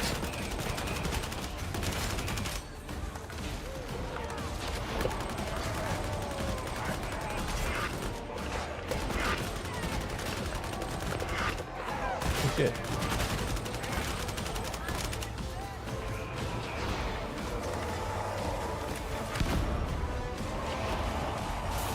Oh, I thought I ducked him, dude. Got it.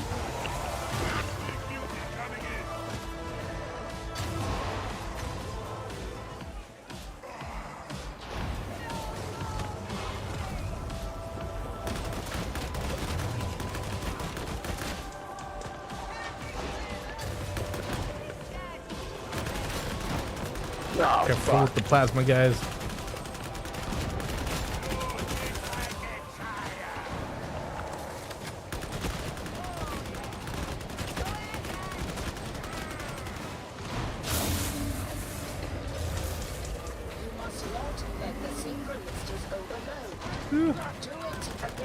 Nice.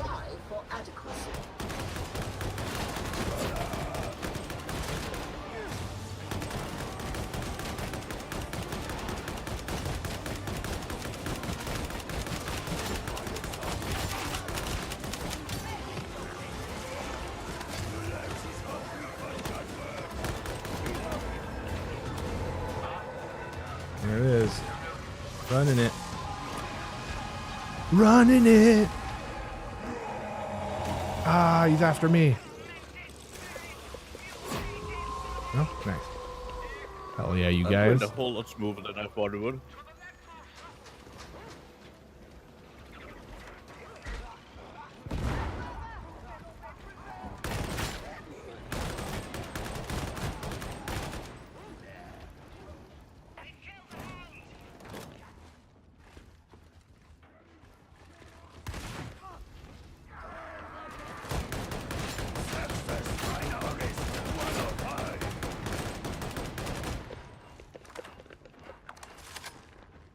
Yeah, buddy.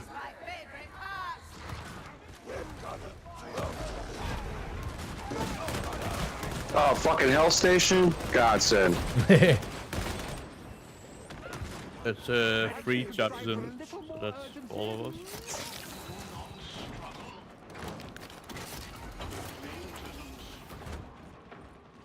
What a remarkable Nice, you guys. Good looking out, fellas. Yeah, burn them skunk trees. Yeah, get it. Ah, but people like talking to me. I must have one of those faces. This map almost always claims a victim in the beginning. It's Oh wait, Mustang nice. Sorry, I was reading chat. Yeah. Hey, you better be sorry, man. I didn't mean to cut you off like that, like some rude ass bitch. My bad. God damn. Pinky up, man. Pinky up.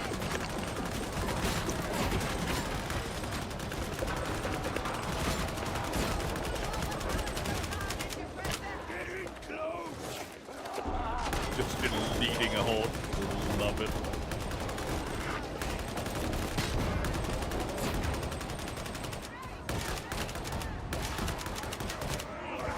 Alright, I'm moving up. Oh!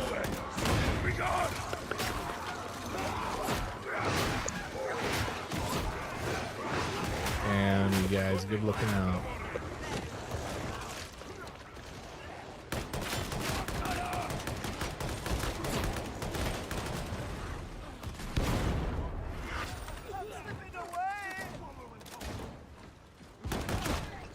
Alright, I need some ammo. Alright. If I see some, I will let you know. Yeah. Oh, bunch of big guys. Oh, fuck.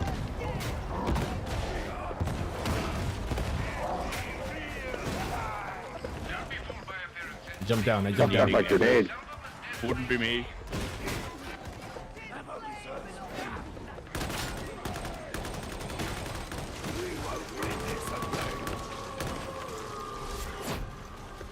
Boiling up.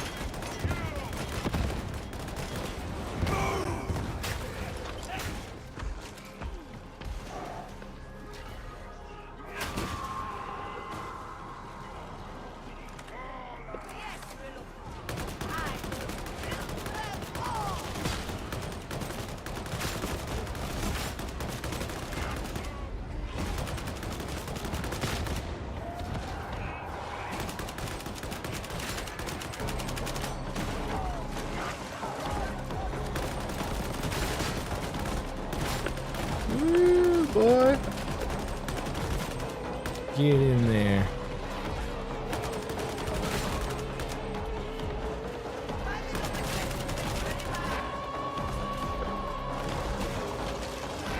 Alright, I got the ammo box. Where you at? Oh. Oh, the chaos spawn? No, where's Jack Blue? 51, there's a health stim here. Jack Blue right here. Health, or I'm sorry, ammo.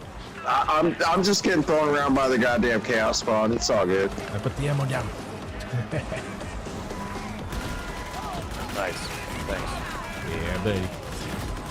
Hell yeah, you guys. Good looking out. Where's the health at? The health stim was right here on the ground. Right in front of Oh, me. shit. 51. It's right here on the ground.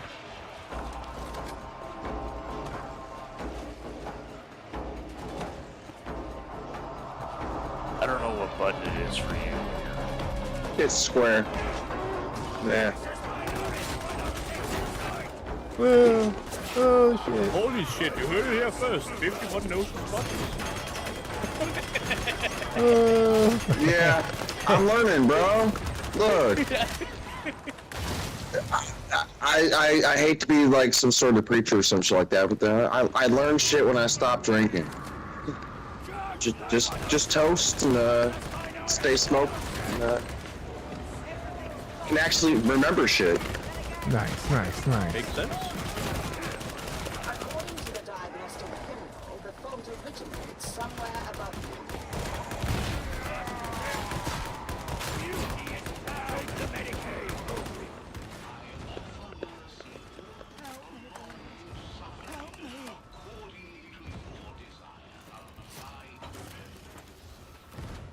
Oh yeah, you guys.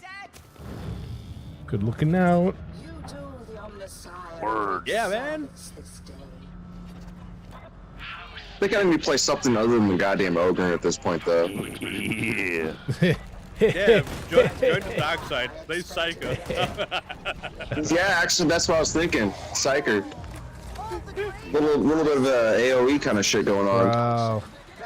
But Psyker's squishy, they die easily. Yeah. We gotta get something tanky for you.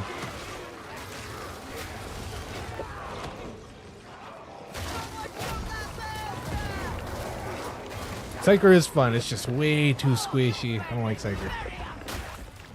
I die I mean, that every works, because time. I'm like, when I played Overwatch, I usually played Tracer and shit, or Genji.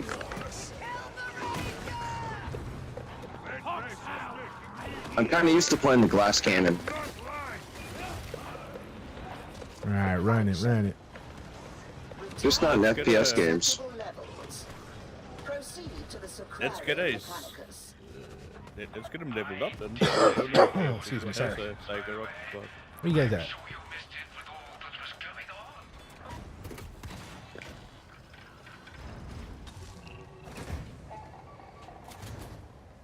I mean, as I'm talking about playing... Why don't you use that health stim?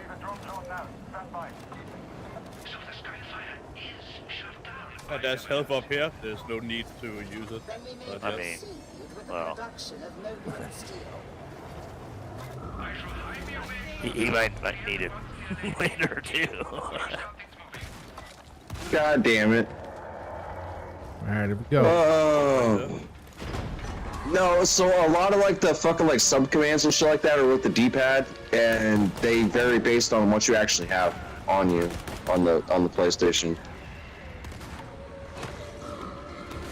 That does make much sense. Yeah, it kind of does.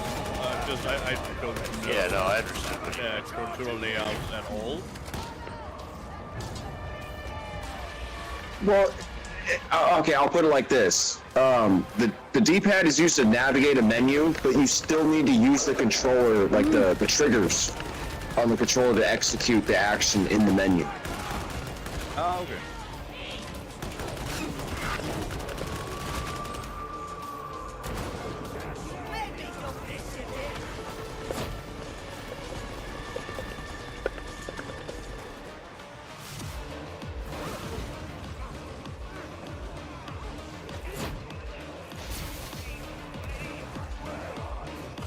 Come on.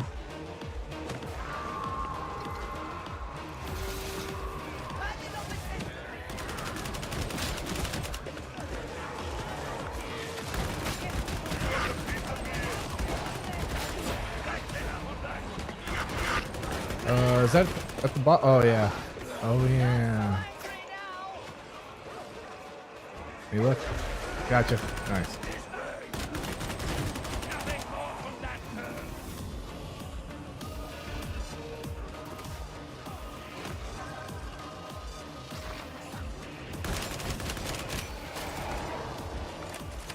Trapper.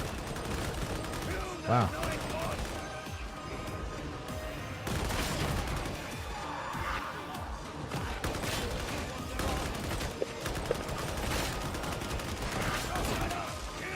guys got the last cell? You guys find it? No, I didn't find any. Yeah, I lucky guessed it.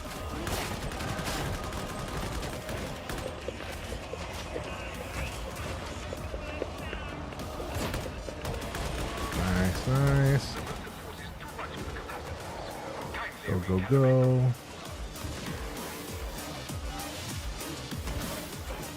I'll get the second one. Oh, you got it? Nice, guys. I got it, Hell yeah.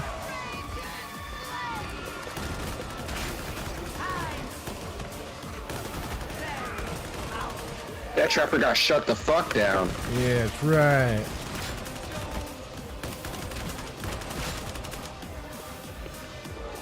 Wait, which one? Nice, you got it. He's already dead.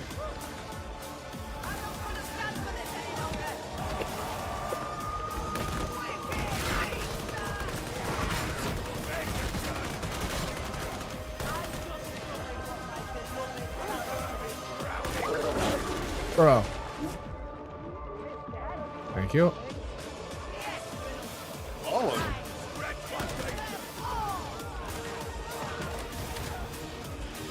I dropped an ammo crate right here.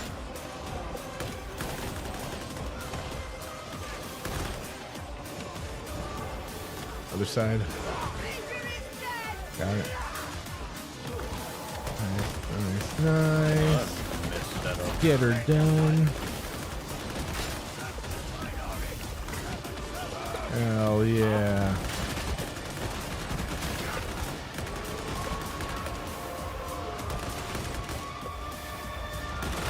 I'm running.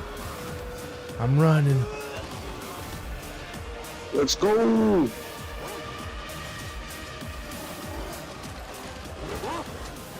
Shit, I'm about to grab it.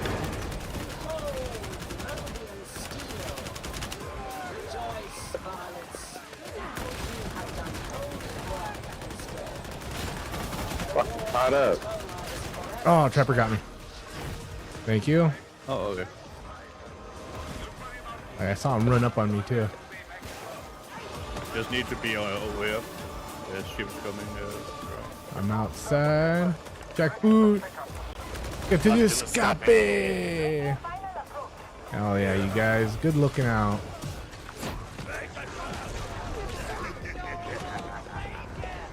There's no Western special here. Oh It's yeah, open. you guys.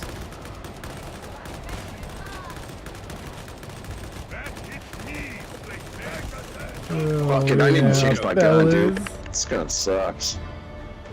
What do you got? I have no idea. Something that shoots my Yo, round. Bandicoot Milk, what's up, dude?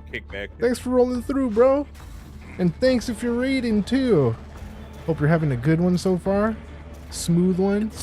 Did you do It's some something building? you like really have to tech into for it to be any kind of usable. Nice, nice, dude.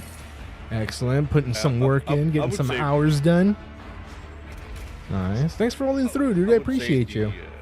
Yeah, we did a little painting at the beginning of the night. And yeah, we're getting our Darktide in. Last week we didn't get any Darktide in because the week before I killed my video card on the laptop I was using. So we moved it to a desktop now. So desktop is running good. It's running better than my laptop was. And we're doing well. Old world figures are tiring as fuck. Yeah, dude, I hear you, man. Well, if you want, I would also say for the build you're playing Yeah, now, dude. the better gun would be the Rumbler. And then tomorrow Grenade we'll launcher. be doing a watch party stream for some Stargate Atlantis. And then Thursday, we'll probably play some more games. We're playing with Zonex right now. We're playing Dying Light 2 that we just started yesterday. Did part 2 today. What's It's happening? pretty good. What's that? And then Friday, we'll watch a movie. Catch a movie watch party. Oh, snap. It was a raid. Yeah, dude. Thanks, bro. Appreciate you, man.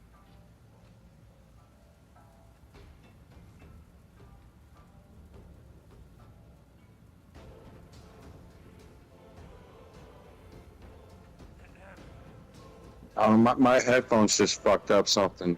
So next, you're saying what was the best gun for my build?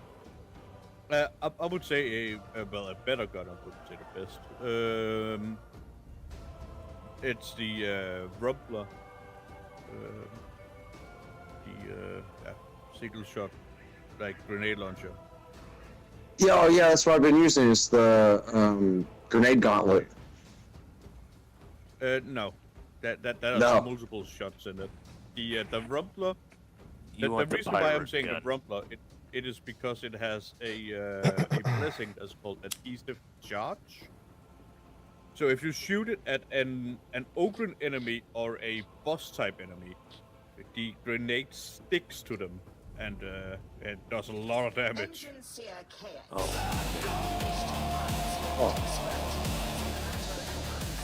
There's a lot of nuances in this fucking game.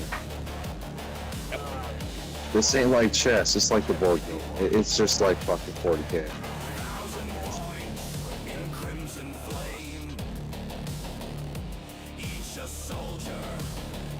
You also said you wanted something else in open. Yeah, we'll carry. I mean, shit, I'm not gonna say no to that. Is my phone on or something? Why am I getting feedback? Is my microphone acting all fucking janky? No, you sound alright. Okay. Something's going on with headphones. Fuck. The shadows grow. Chaos Change operative, I guess. Yeah, dude, yeah. For some easy levels? Fuck yeah, dude. Cause I know if I do this shit with some randos, this is not gonna be easy. Yeah, dude. Yeah, just get somebody that will do a level 3 or now a level 2. And we'll jack up your level quick. That is how you get better, though. It's like playing unsupported with a bunch of shit randos. Yeah. I can only do it. I can only do it so much. You gotta figure out how to fucking be good. Otherwise, like, you're just not gonna fucking do visions. I'll just jump up on the highest difficulty and be like, this is my Bandit life now. Cootville, thank you, bro. Good night. Thank you for hanging out. I appreciate the raid, your time. Time is precious and valuable, and I appreciate you stopping by and giving me some of your precious time, dude. I'll catch you here soon. Later. I appreciate you, and have a good night. Hey, hope you rate or subscribe, man. Buddy, you're only like 9 subscribers away from like monetization. Yeah.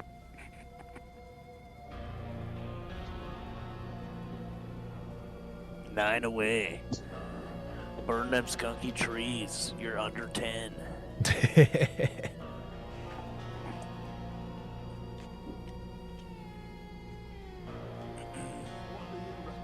I'm just looking through the. What are you doing for 500, buddy? You gonna do a hot tub stream? Go away. Please, no. It's a hot tub stream for 500 subscribers. Well, he doesn't have to like always do the hot tub, but I mean, you can like set your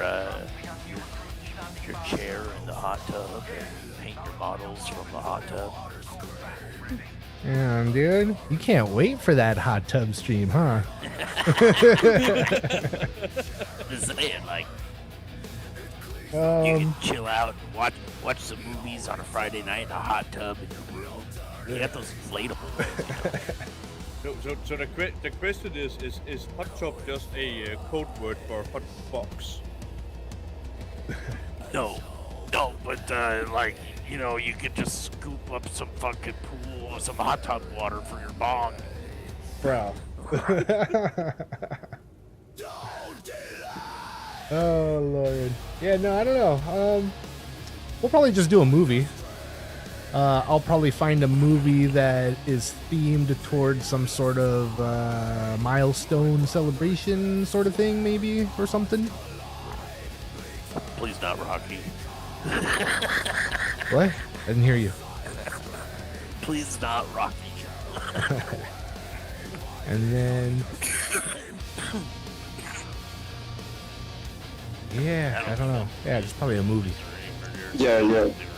Or Rudy. No Rocky, no Rudy. Yeah, I don't think either of those movies are anywhere near as good as people claim them to be. No. I don't know what it'll be. Have you seen The Pacific? No. That is a show you should watch. It's a show? Oh, well, okay, so it's like Band of Brothers. Oh, okay. There's yeah. There's like, I want to say like 12 episodes or something like that. All right. I think each one's like an hour or 45 minutes. I don't know. Maybe, perhaps. I'll check out a They trailer. don't have commercials. You know, they don't have commercials if you watch it on like TV. Yeah. They're like 35, 40 minutes, something like that an episode. There's like 12 or 15 minutes.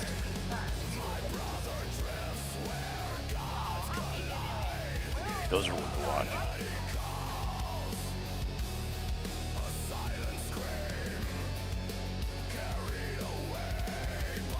Somebody is not available to match me.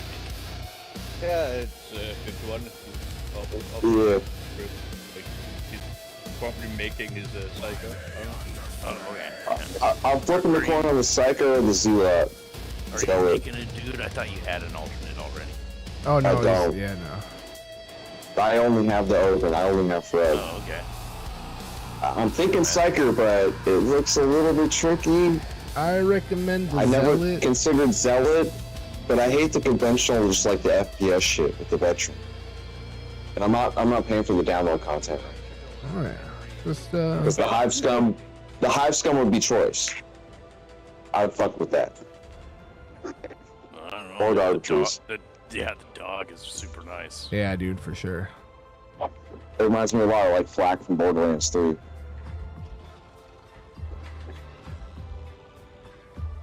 So anyway, No worries, I don't know, Falco. I'm No gonna flip worries a for coin. sorries. Thanks, bro. I'm gonna flip a coin. We're gonna go heads for Zealot and tails for Psycho. Heads. Started on Zealot. It's really good for anything melee focused. All right. Yep. You hear that? I agree. It's really good for anything melee focused. You can't really make a ranged Zealot build. I mean, you can try, but it's not gonna be super effective by Right. stretch. Like, my Zealot does shoot a lot, but it's only for like the chaff garbage, and it's like not. I didn't really like attempt to tech into that at all because it doesn't work. I've tried. Yeah. Oh, I gotta build a whole like appearance and shit, motherfucker. I still built a habit of playing it that way, so like you'll see my Zealot uses the pistol a lot, but it only works on the zombies. Zealot is what you call it? As I said, melee focused, and your gun is mostly only there to take out specials like trappers, flamers, bombers, all that stuff, right? Right. And like the occasional crusher or something like that, right? But it's not. It's a fallback tool. Your gun is a fallback tool, not a primary thing.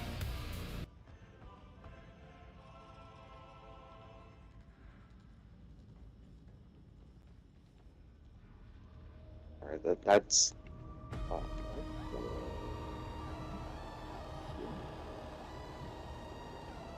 But yeah, if you want a character that can absolutely just swing through everything and also very hard to kill, Zealot is choice.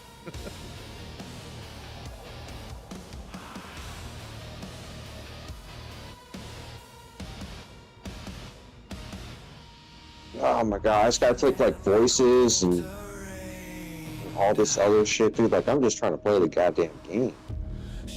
Yo, Falco. The same fucking D&D, like, what the hell? Yeah, choose your background, everything. Dude, I honestly love the conversation in this game because what you choose also, what do you call it? Like dictate what kind of voice emotes you do. And with shit. and stuff like that, like, yeah. Well, I just ran through all that shit, so... My zealot might be annoying. I don't know.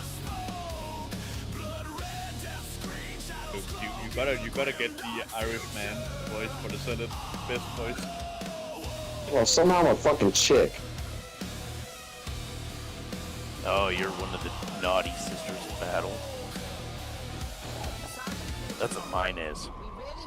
Mine is a former sister of battle. Yeah, naughty.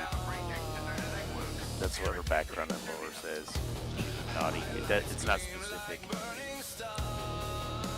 You could imagine how naughty she was. Thrown in prison and out of the nunnery. Wait. So yours is a chick too, which means... Yeah. Well, because... You could have been a dude? No. When I made my zealot, there was not an option of male and female. That's been an update since. There was for... What the... Well, what? No. It has always been an option. I don't from day one an option. How to pick the dude? I don't like to be online with a woman avatar. I'm not a chick. Like... I mean... It's a naughty sister of battle, right? Oh, shit. At least I got a name him this time. I don't have some randomized name like Frog. He was too thick for her own good, so thereby she got thrown in jail, you know? Yeah, she was doing something naughty. Something's going on. No, if we're playing this kind of shit... The background lore wasn't specific about how naughty she was. I mean, it wasn't enough to be put to death, but it was enough to be thrown into and sent on suicide missions.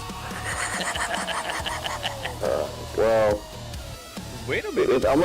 If I'm gonna be forced to play some redhead chick, like, there's only two names that come to mind. April O'Neil and Jessica Rabbit. Oh, a redhead. Oh, see, I went the like shaved head, the fer-de-lis like tattooed right on my face. Looking hungry. I have noticed something, buddy. Come with me. That there's something changed in her. Wait, you noticed what? There's something changed in the morning star. What is it? So I think we gotta get up. Come here. I'm not too sure. I can't really hear you. You can't hear me. I can, but just like barely. Barely? What? Yeah, barely. Like it sounds loud over there on, because I don't want my feedback coming through your stream, your guys' headphones or whatever, my TV. So I kind of keep the TV a little low. So you're a little far away from me. Yeah. That's a little bit better. I just don't want to hear. I mean, hopefully I am going through like decent enough. All right. You sound just fine on my end. Yeah. No, I just gotta turn it up. Hey, sound fine in the party chat. All right, what were you saying, Tony?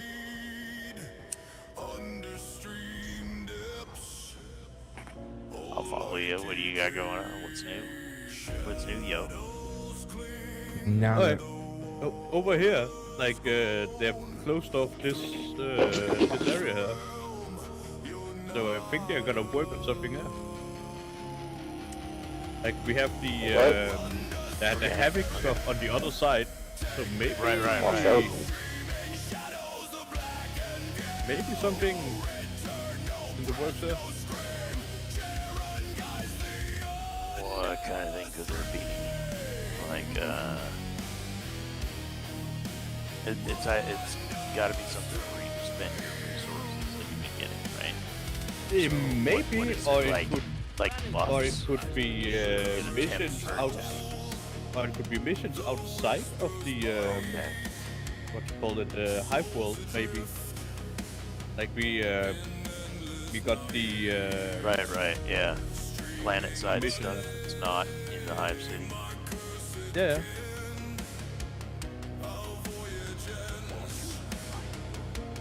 Maybe fleet-based stuff, ship-to-ship boarding actions or something. Maybe. I mean, it is a collab with what we call it, a rogue trader. So yeah, maybe.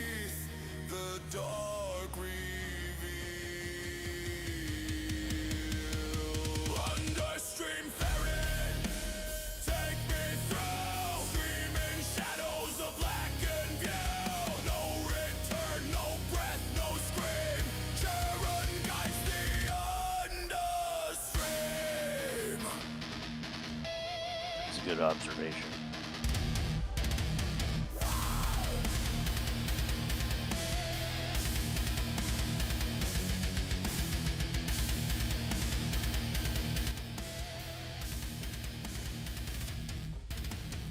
You know, 51, you can also, after you make your character, you can totally change how they look.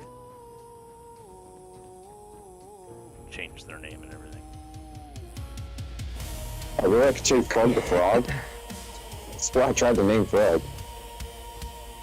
Now you're Ninja Turtle. Okay. I mean, Did not know that. that's Also, also pretty spot on if you're Oh. playing a Zealot.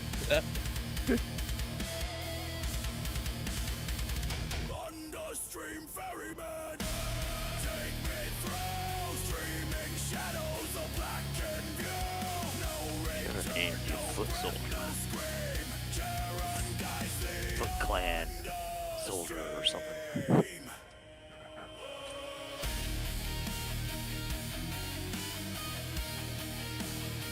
Alright, you ready? Alright, do a level 2 since Frog's playing a level 1.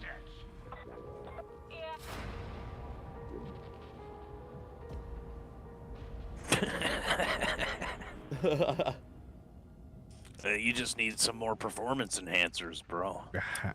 Way ahead of you, Bree. They'll burn them duck trees.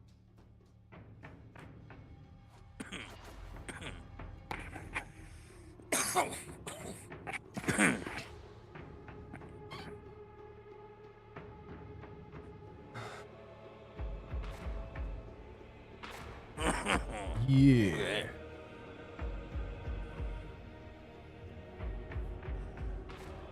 Oh, especially since my fucking headphones keep cutting in and out. What the fuck? Damn it. What's this prison bitch doing here?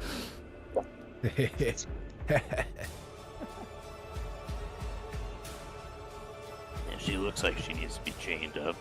Just gotta check out that belt.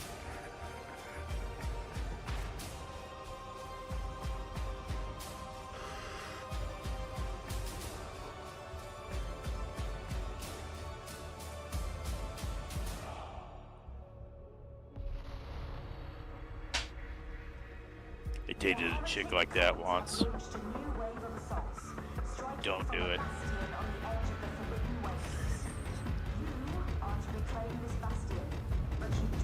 It didn't quite look like the crackhead that they were just showing there in that scene. Bro. Talking about the punk rock redhead. Don't date her, dude. Don't do it.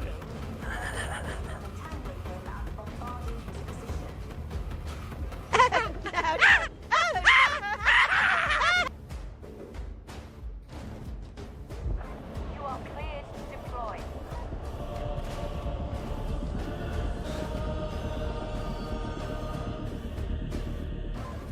Yeah. Are we prepared? Deployment is concluded. We await your orders. Then begin the operation. Every moment carries a cost in blood.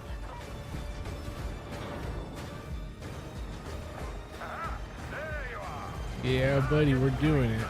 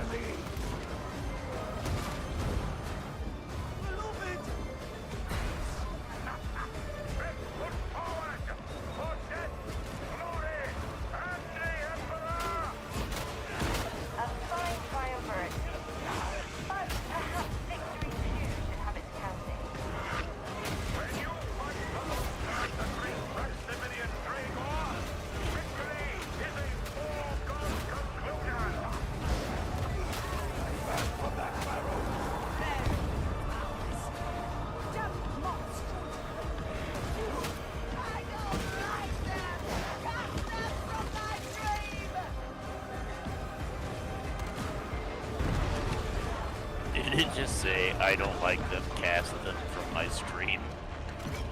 My dream. Oh.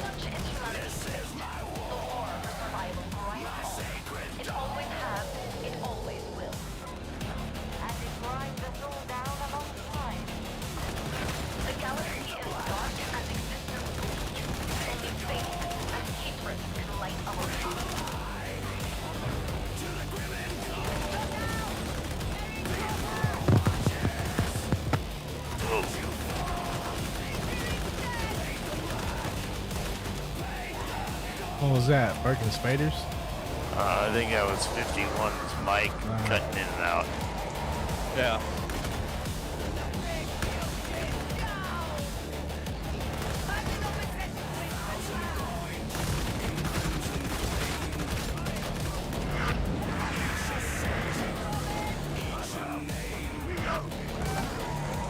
Oh, am I fucking up, guys?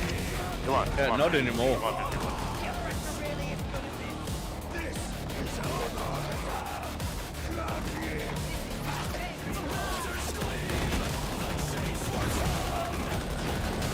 Bye.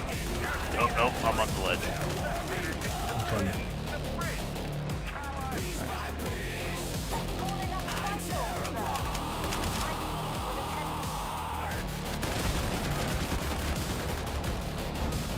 Yeah, there's a break in my my headphones. Damn. So whenever that comes up, that's causing that. Okay. No worries.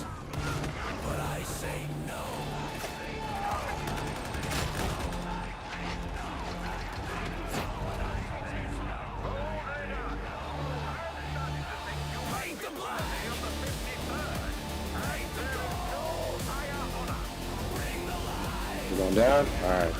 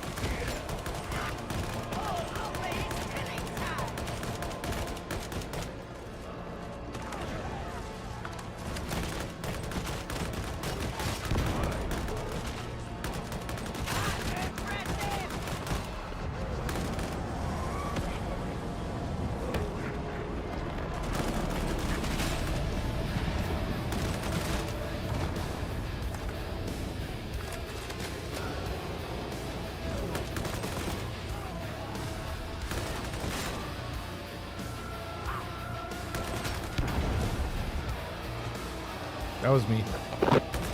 But nobody was in it. I also shot the barrel. That's That's kind of the plan. Honestly. I'm glad I didn't get nobody.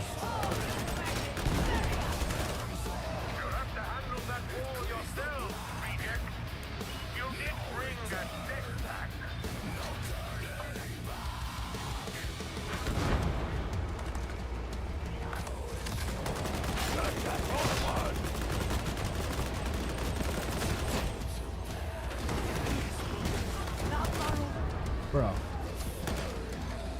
Yeah, we were all right there.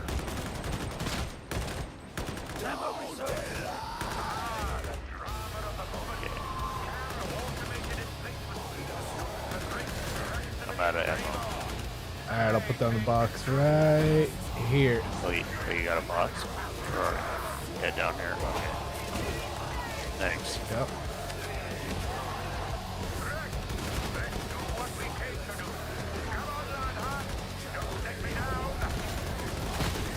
Yeah.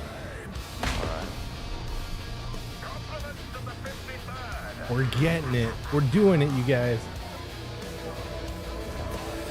Clear out the enemies. Heck yeah.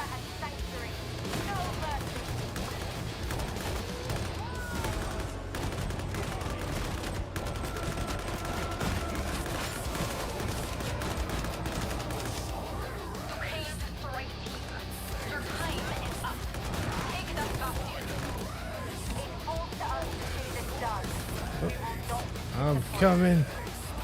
I'm almost there.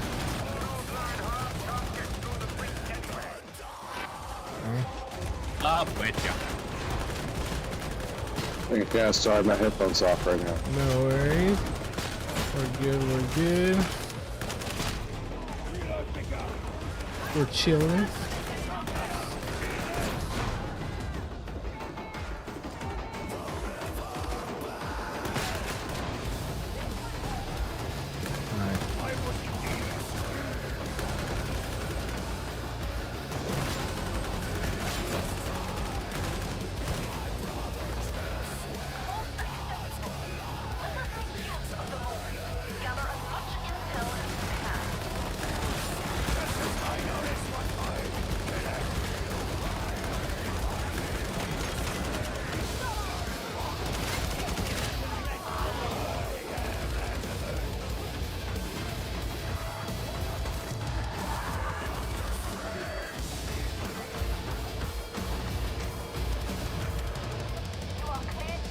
Good? Hell yeah. Hell yeah. Yeah, dude. That was a first look. Yeah.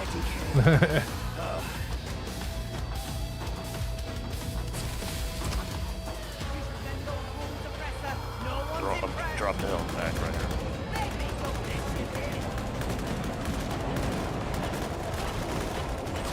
Oh shit. Oxburster bastards. Plague Ogre. Oh.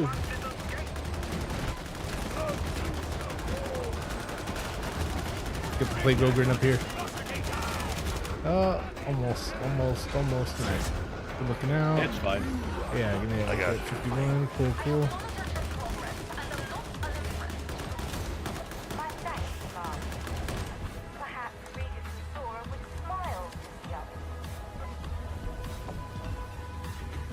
Oh yeah.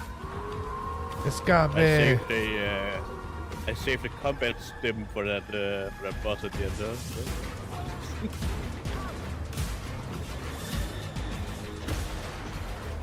Oh shit. Where? Oh, sorry guys, my fucking No. headphones went down for a minute. Coming up. Like I couldn't hear the game, but I couldn't hear you guys. Huh. A dog, don't worry, I'll be there to kill it. Hell yeah, you guys. Good looking out. Shit. I wish I could get the goddamn party chat to come through the TV. I wouldn't have this problem with the headphones. Hey. Yup. Dude, she looks like a turtle. What? I think I said the same thing about my zealot.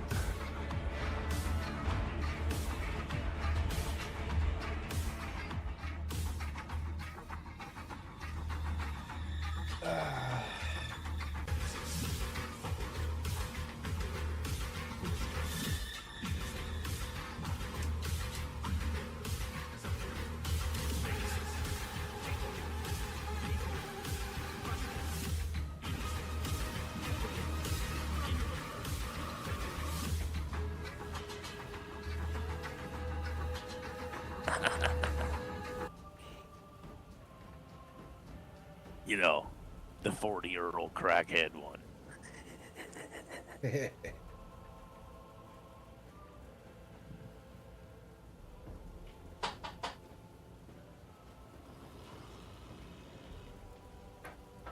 Oh, I didn't think about that. I have different fucking penances and shit. Yes. Different weight, please. Yeah, and now that you're level 3, you got talents and stuff too, right? Yeah, nothing useful, I'm sure. What is this? Or do you have to get to be like level 6 or something, or level 10 before you actually get to start accessing the talent tree or something?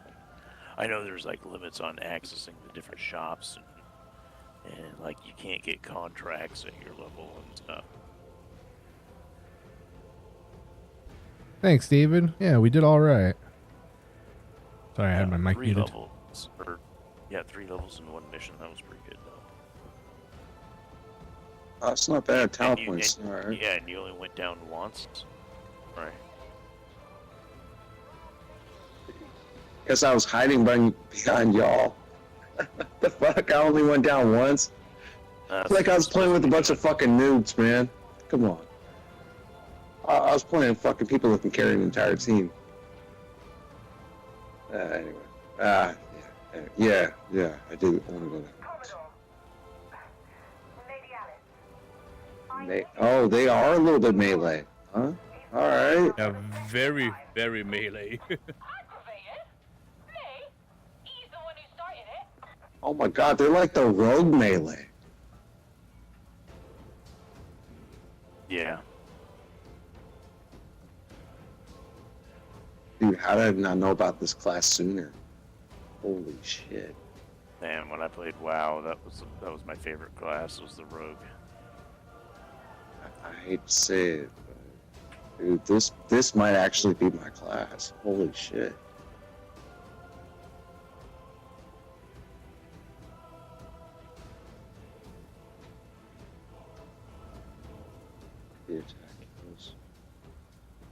Dude, like all these talents actually like make sense to me. Like I'm reading the Ogren's talents, I'm like, what the fuck does that add up to?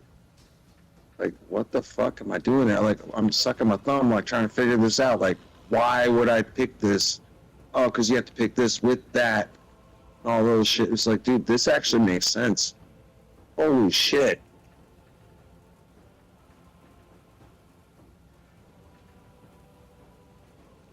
Yeah, 100% toughness replenishment on melee kill. Are you fucking kidding me?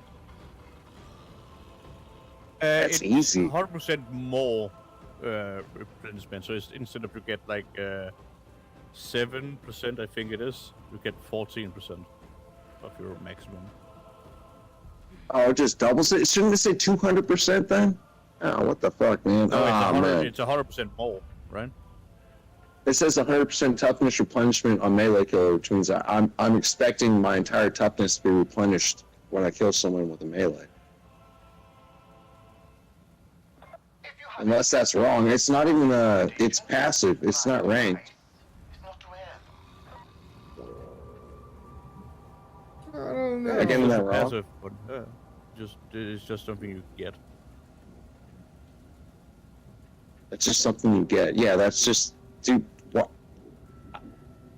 Realizing how tough the Ogren is, I kind of get why he doesn't have this shit. But what the fuck?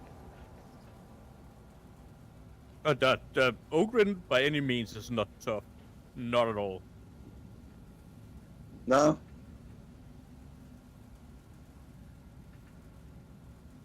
Alright, well, I don't know. Maybe well, I guess there's still fucking... There's still 4 more classes to experience in this game. I've only fucked with the Ogre. This is interesting. You ready for the next one? No, let me grab my ashtray.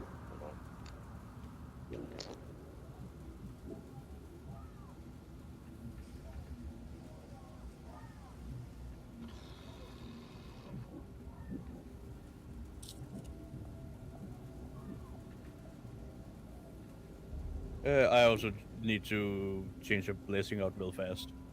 Go for it.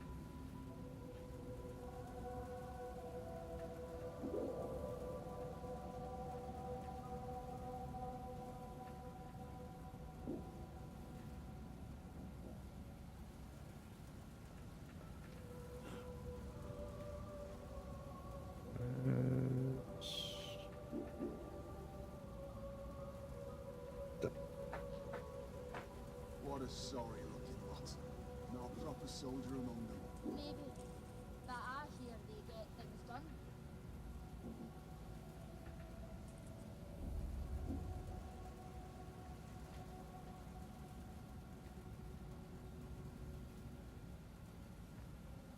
What do you want? Shock Troop Gauntlet or High Intensity Engagement Zone? Because it's one or the other. High intensity then, because shock troop is gonna be too much. Brew. Oh shit. There we go. Sorry guys, I'm back.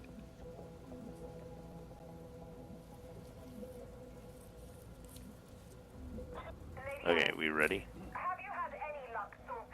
Ready. Yeah, buddy.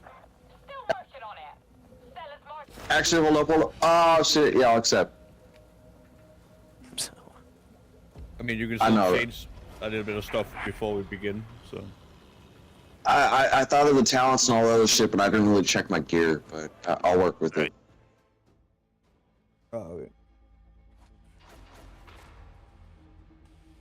I don't really have a whole lot of gear anyway, so like. Oh shit.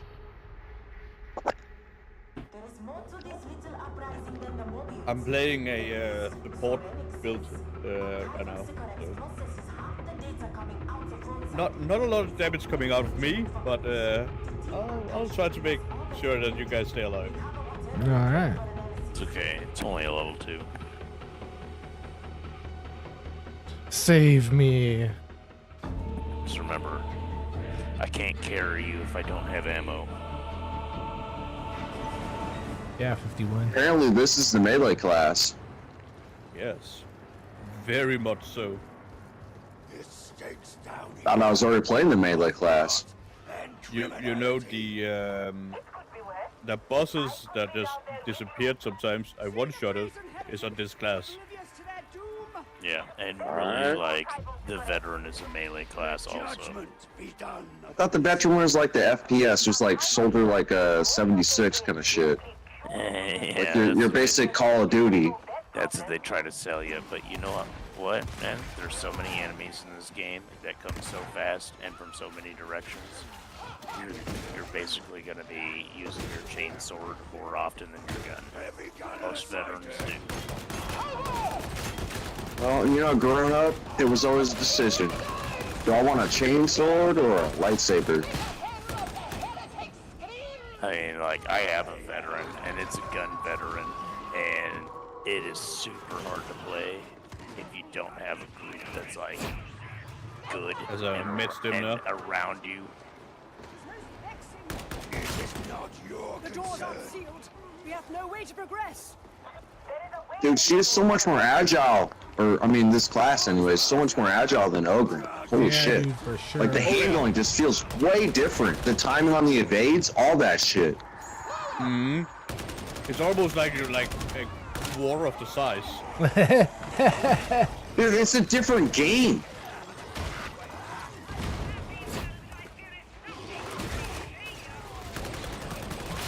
I'm not being stupid with it. Alright, sorry, I'll catch up. Oh, why don't do I go have down, don't go down, don't go down, don't go down. Motherfucker. Yeah, my bad, I got carried away just fucking around with the mobility. kind of shit you should be doing in practice mode.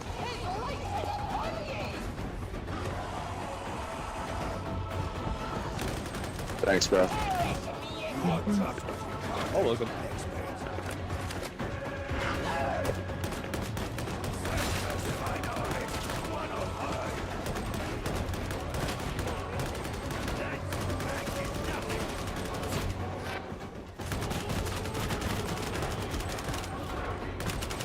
Still pushing it. Oh, you didn't jump down? Don't know if you can get to. No, you can't. No. Oh, bro. Alright. We'll get you on the next pickup area.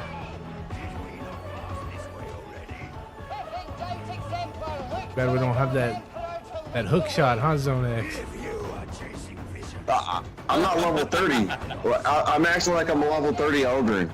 I'm not a level 30 Eldrin. I can't do that shit.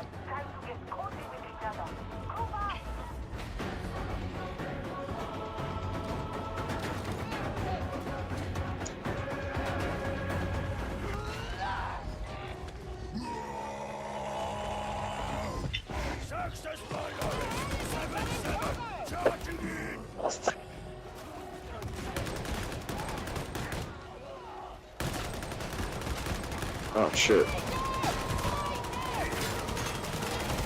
That's good.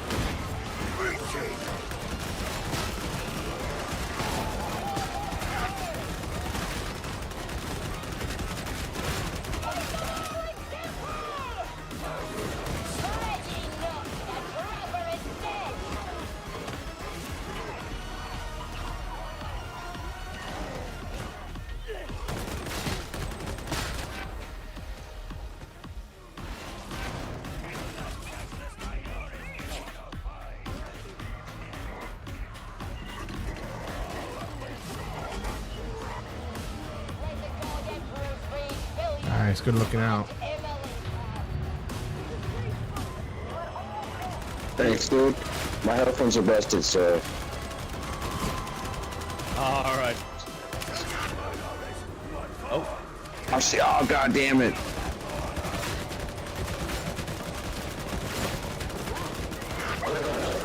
Oh, doggone. Somebody just shoot right here, and I'm like, yeah, nice, good looking out.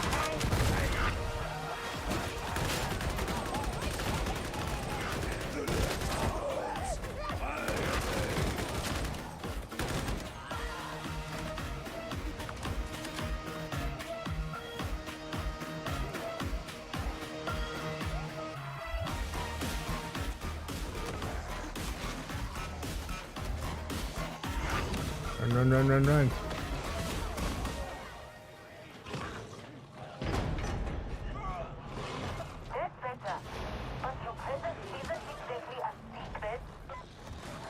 Attempteth not to understand our foes.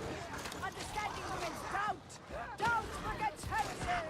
Aye, be strong in your ignorance.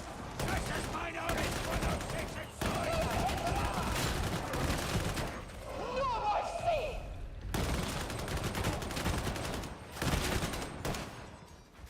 Are you planning on reaching the deep archives today?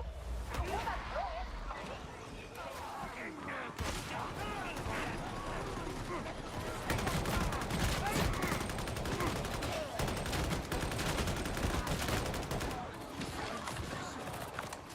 Run, run, run, run, run.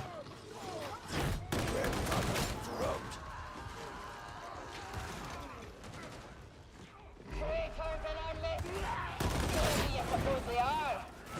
Traitors hail from all walks of society. Selfishness is a universal failing. Keep watch for a turn! Most skillful. I am good.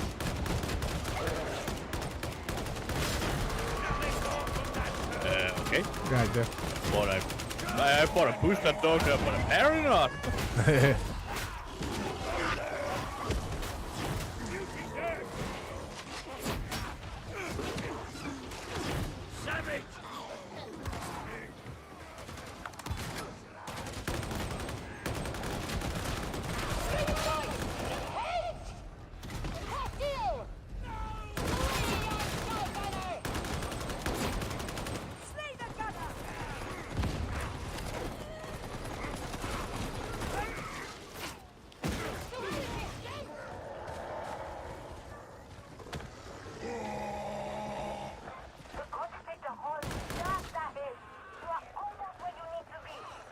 I mean, this is not as flashy as the Psycho, but still pretty good. Yeah. That Medicaid station may assist. I will redeem them all.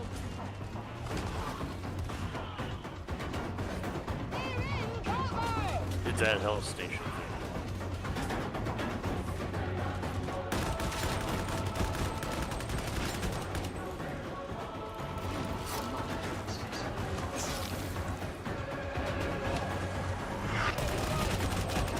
This way.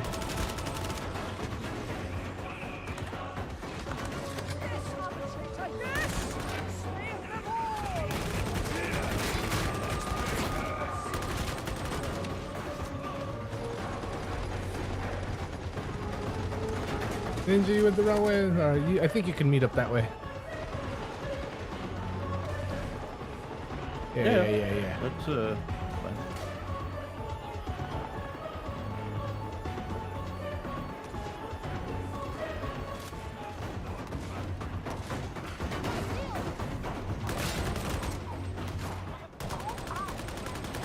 Oh yeah, you guys.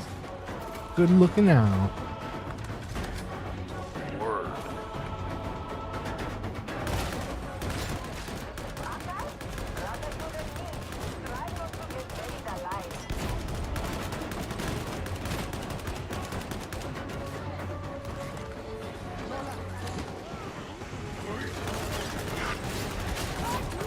Oh shit, trapper mine. Trapper? Alright,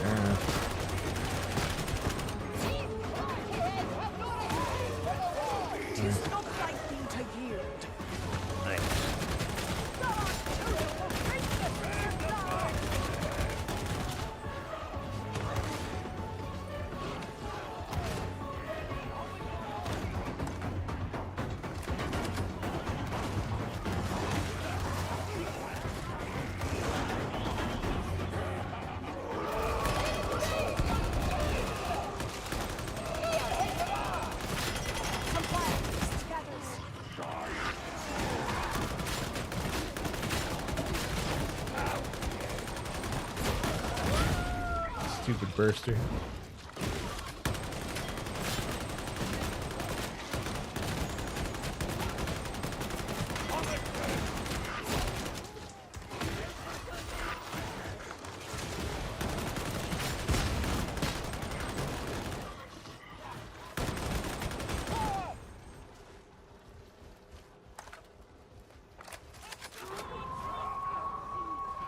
Ninja Turtle. Yeah.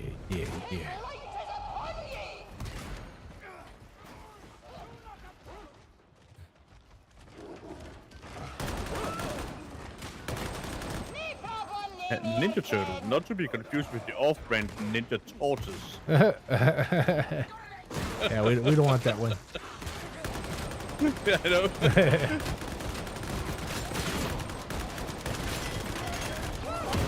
Yeah, that's what Mom says. We got Ninja Turtles at home.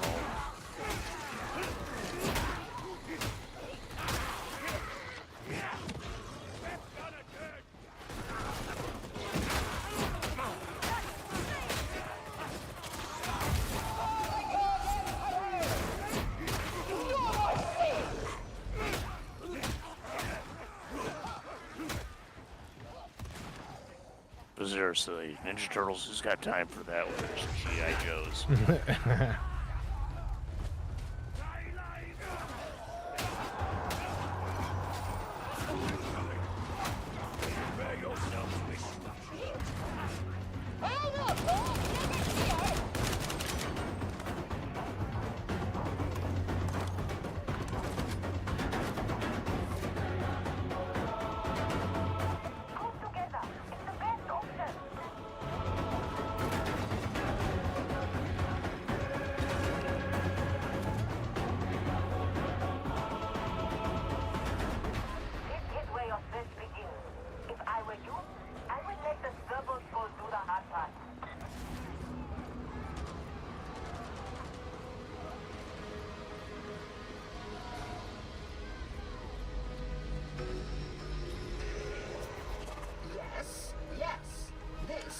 scan location.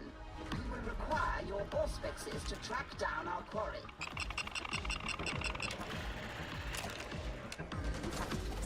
Get it. Data hall is complete in this area.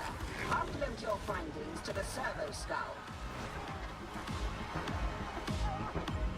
Okay, we're moving 51.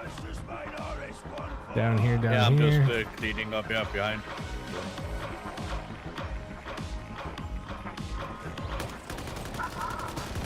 Finally arrived at a new search location.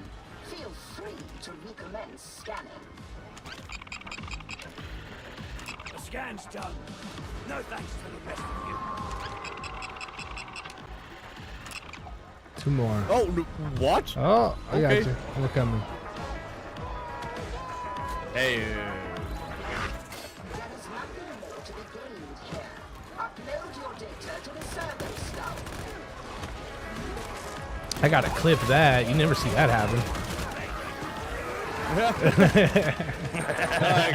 I tried to run past a normal enemy, and apparently I just kind of clipped through it, and I got shoved out. Yeah, I know. The bad side of the pipe. So, okay, cool.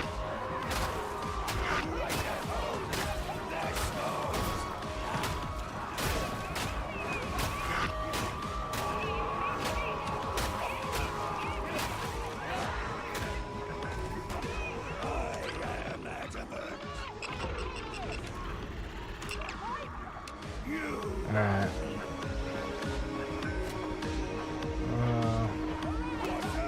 Where's the other one at? Oh, there was another one over there? Shit.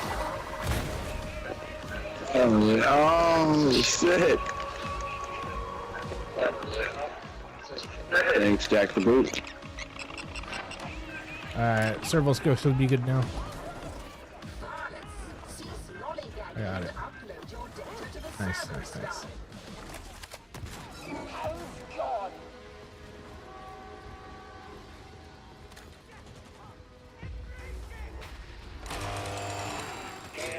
Alright, hold it down.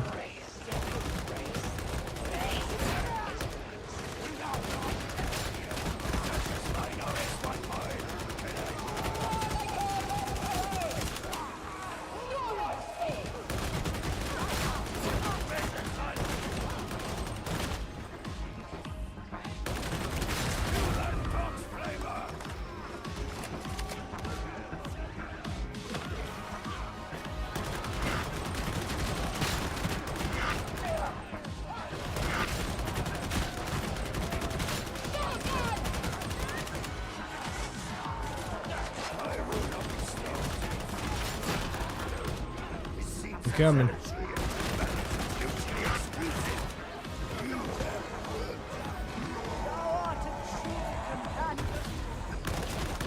Thanks, buddy. Yeah, no problem, man.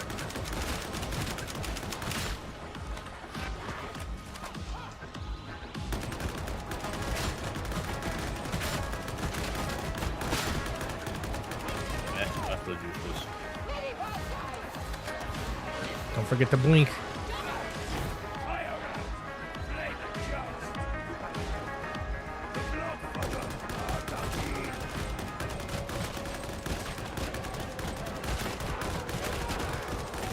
Alright, it should be ready. Run it, run it, run it.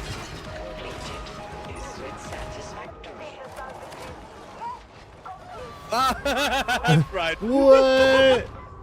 No way. I got that perfectly on my stream, bro. I tried to fly to it. It's harder than it looks. Yeah, Okay? the sidestep Yeah, fly. you want a clip? Come peel that one off mine. Hell yeah.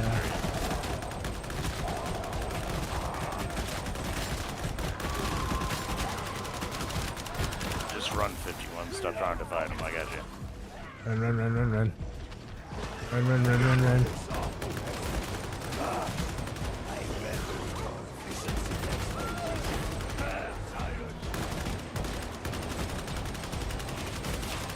Oh yeah, you guys. Come on. There it is. Here we are. We did it. Man, The escape. That was the hairiest escape on that one I've ever done, man. They're like all up in the elevator and shit. Bro.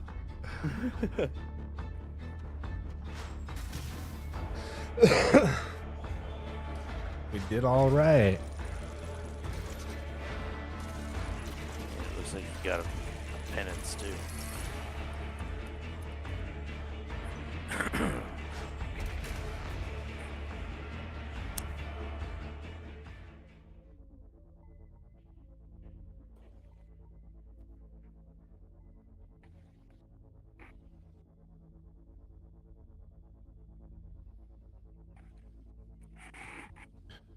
Yeah, I'm doing.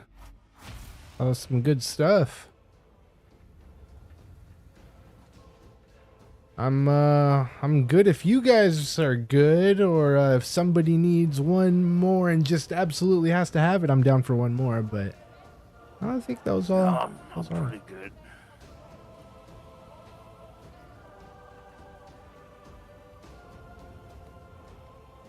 Yeah, I don't need the extra one. All right. Yeah.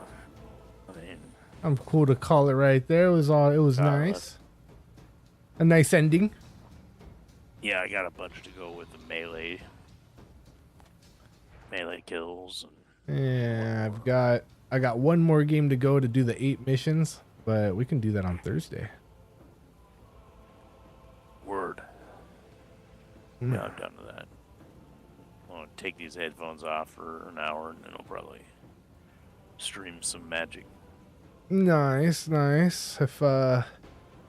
If I don't see you live, I'll definitely hit that thumbs up tomorrow. Word. Hmm. Right on, man. All right. Well, thank you, fellas, for holding it down, kicking ass, and everybody that's watching. And if you guys want to check out Zonex, Francois, or Area 51's channel, they're all doing stuff. They're all got things going on. Yep. It's me over at Foxhole Games. And playing Jack the Boot. What else are you playing? Oh, well, besides Arena, just play Risk. Risk. I'm going to be playing, I'm going to be doing some deeper dive into some other Warhammer related games. I did some Blood Bowl the other day. Nice. And, yeah. Blood Bowl's always fun. Excellent. Okay, to 50 subs, I'll start producing some live paint streams. Hell yeah.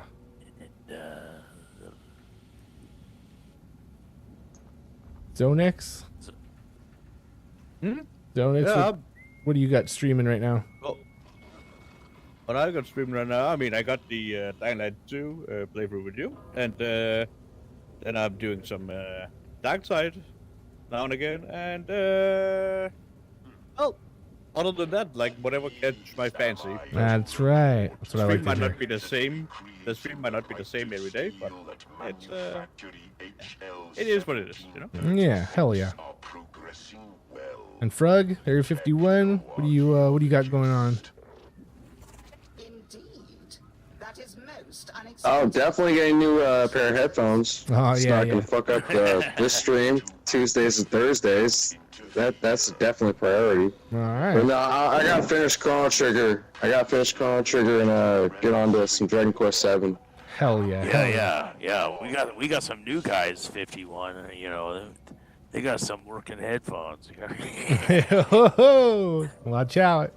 I might have to get some stand-ins over here. Yeah, we'll have to start doing 2 groups here soon. Crew. Yep, exactly. Start running A team and B team. Yep. That's right. Well, thank you guys so much for holding it down, kicking ass. Now we'll place Thursday.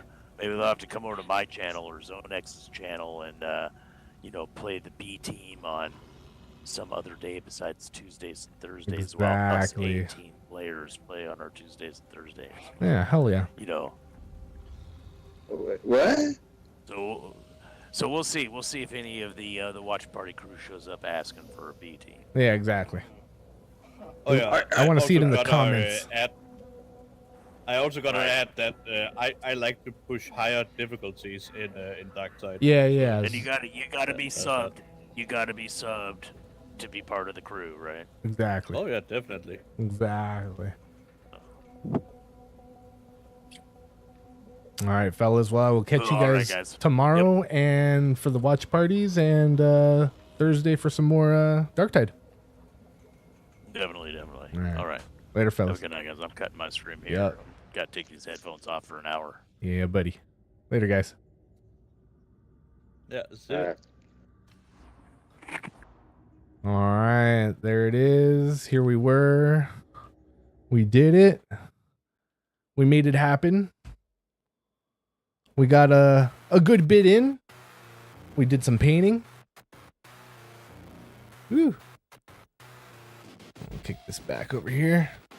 See, we got some painting in. We played some games. Kicked some ass. Met some people. Had a good time. Everybody that was here that watched, I appreciate you guys for being here. Especially my strike team for holding it down and kicking ass with me. Picking me up when I'm down. But yeah, you guys, we'll be back tomorrow for the Stargate watch party. The Stargate movie. Let's see, Arc of Truth. And then episodes 2 and 3 of season 1 of Babylon 5. So we're going to catch that tomorrow. Thursday, we'll probably play some more games with the fellas. Some more Darktide. Probably some more Dying Light 2 with Zone X. Maybe some Nintendo Switch games with Cappy. We'll see. And then Friday, we got a movie. Not too sure exactly which movie, but you'll see. You'll see. And then over the weekend, usually nothing, but sometimes I pop in, as you guys know, for a surprise stream. We'll see. All of it we'll see. Everybody that was here, that hung out, tuned in, chilled it, appreciate you guys. New subscribers, I appreciate you guys as well. Raiders, I appreciate you. Thank you guys, everybody that was here. I'm not too sure if I've got enough room to go all the way back in the chat, but let's see. John O'Laric, thank you for hanging out. Thank you for being here. David Jones, thank you for being here. Falco, thank you for hanging out. 51, thank you for being here. Francois, thank you for chilling. Foxhole Games, thank you for being here. Zone X, thank you for chilling. Low Hit, thank you for hanging out. David Jones, thank you for being here. Adrian, thank you for chilling with us.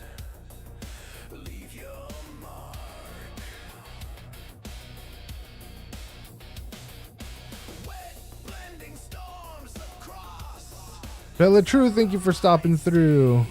Damn, it went all the way through the chat. Nice. Bandicoot Milk, I appreciate you, bro, and thank you for the raid. And everybody else that was here that lurked on through, I appreciate you guys as well. Bots, not so much, but thank you. And everybody else, yeah, we'll be catching you here soon. Appreciate you guys, and we'll catch you later. Peace.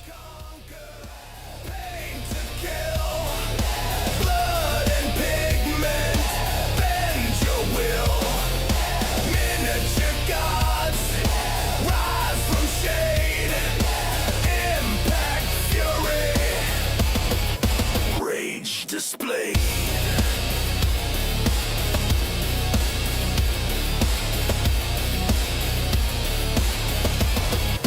Rage display.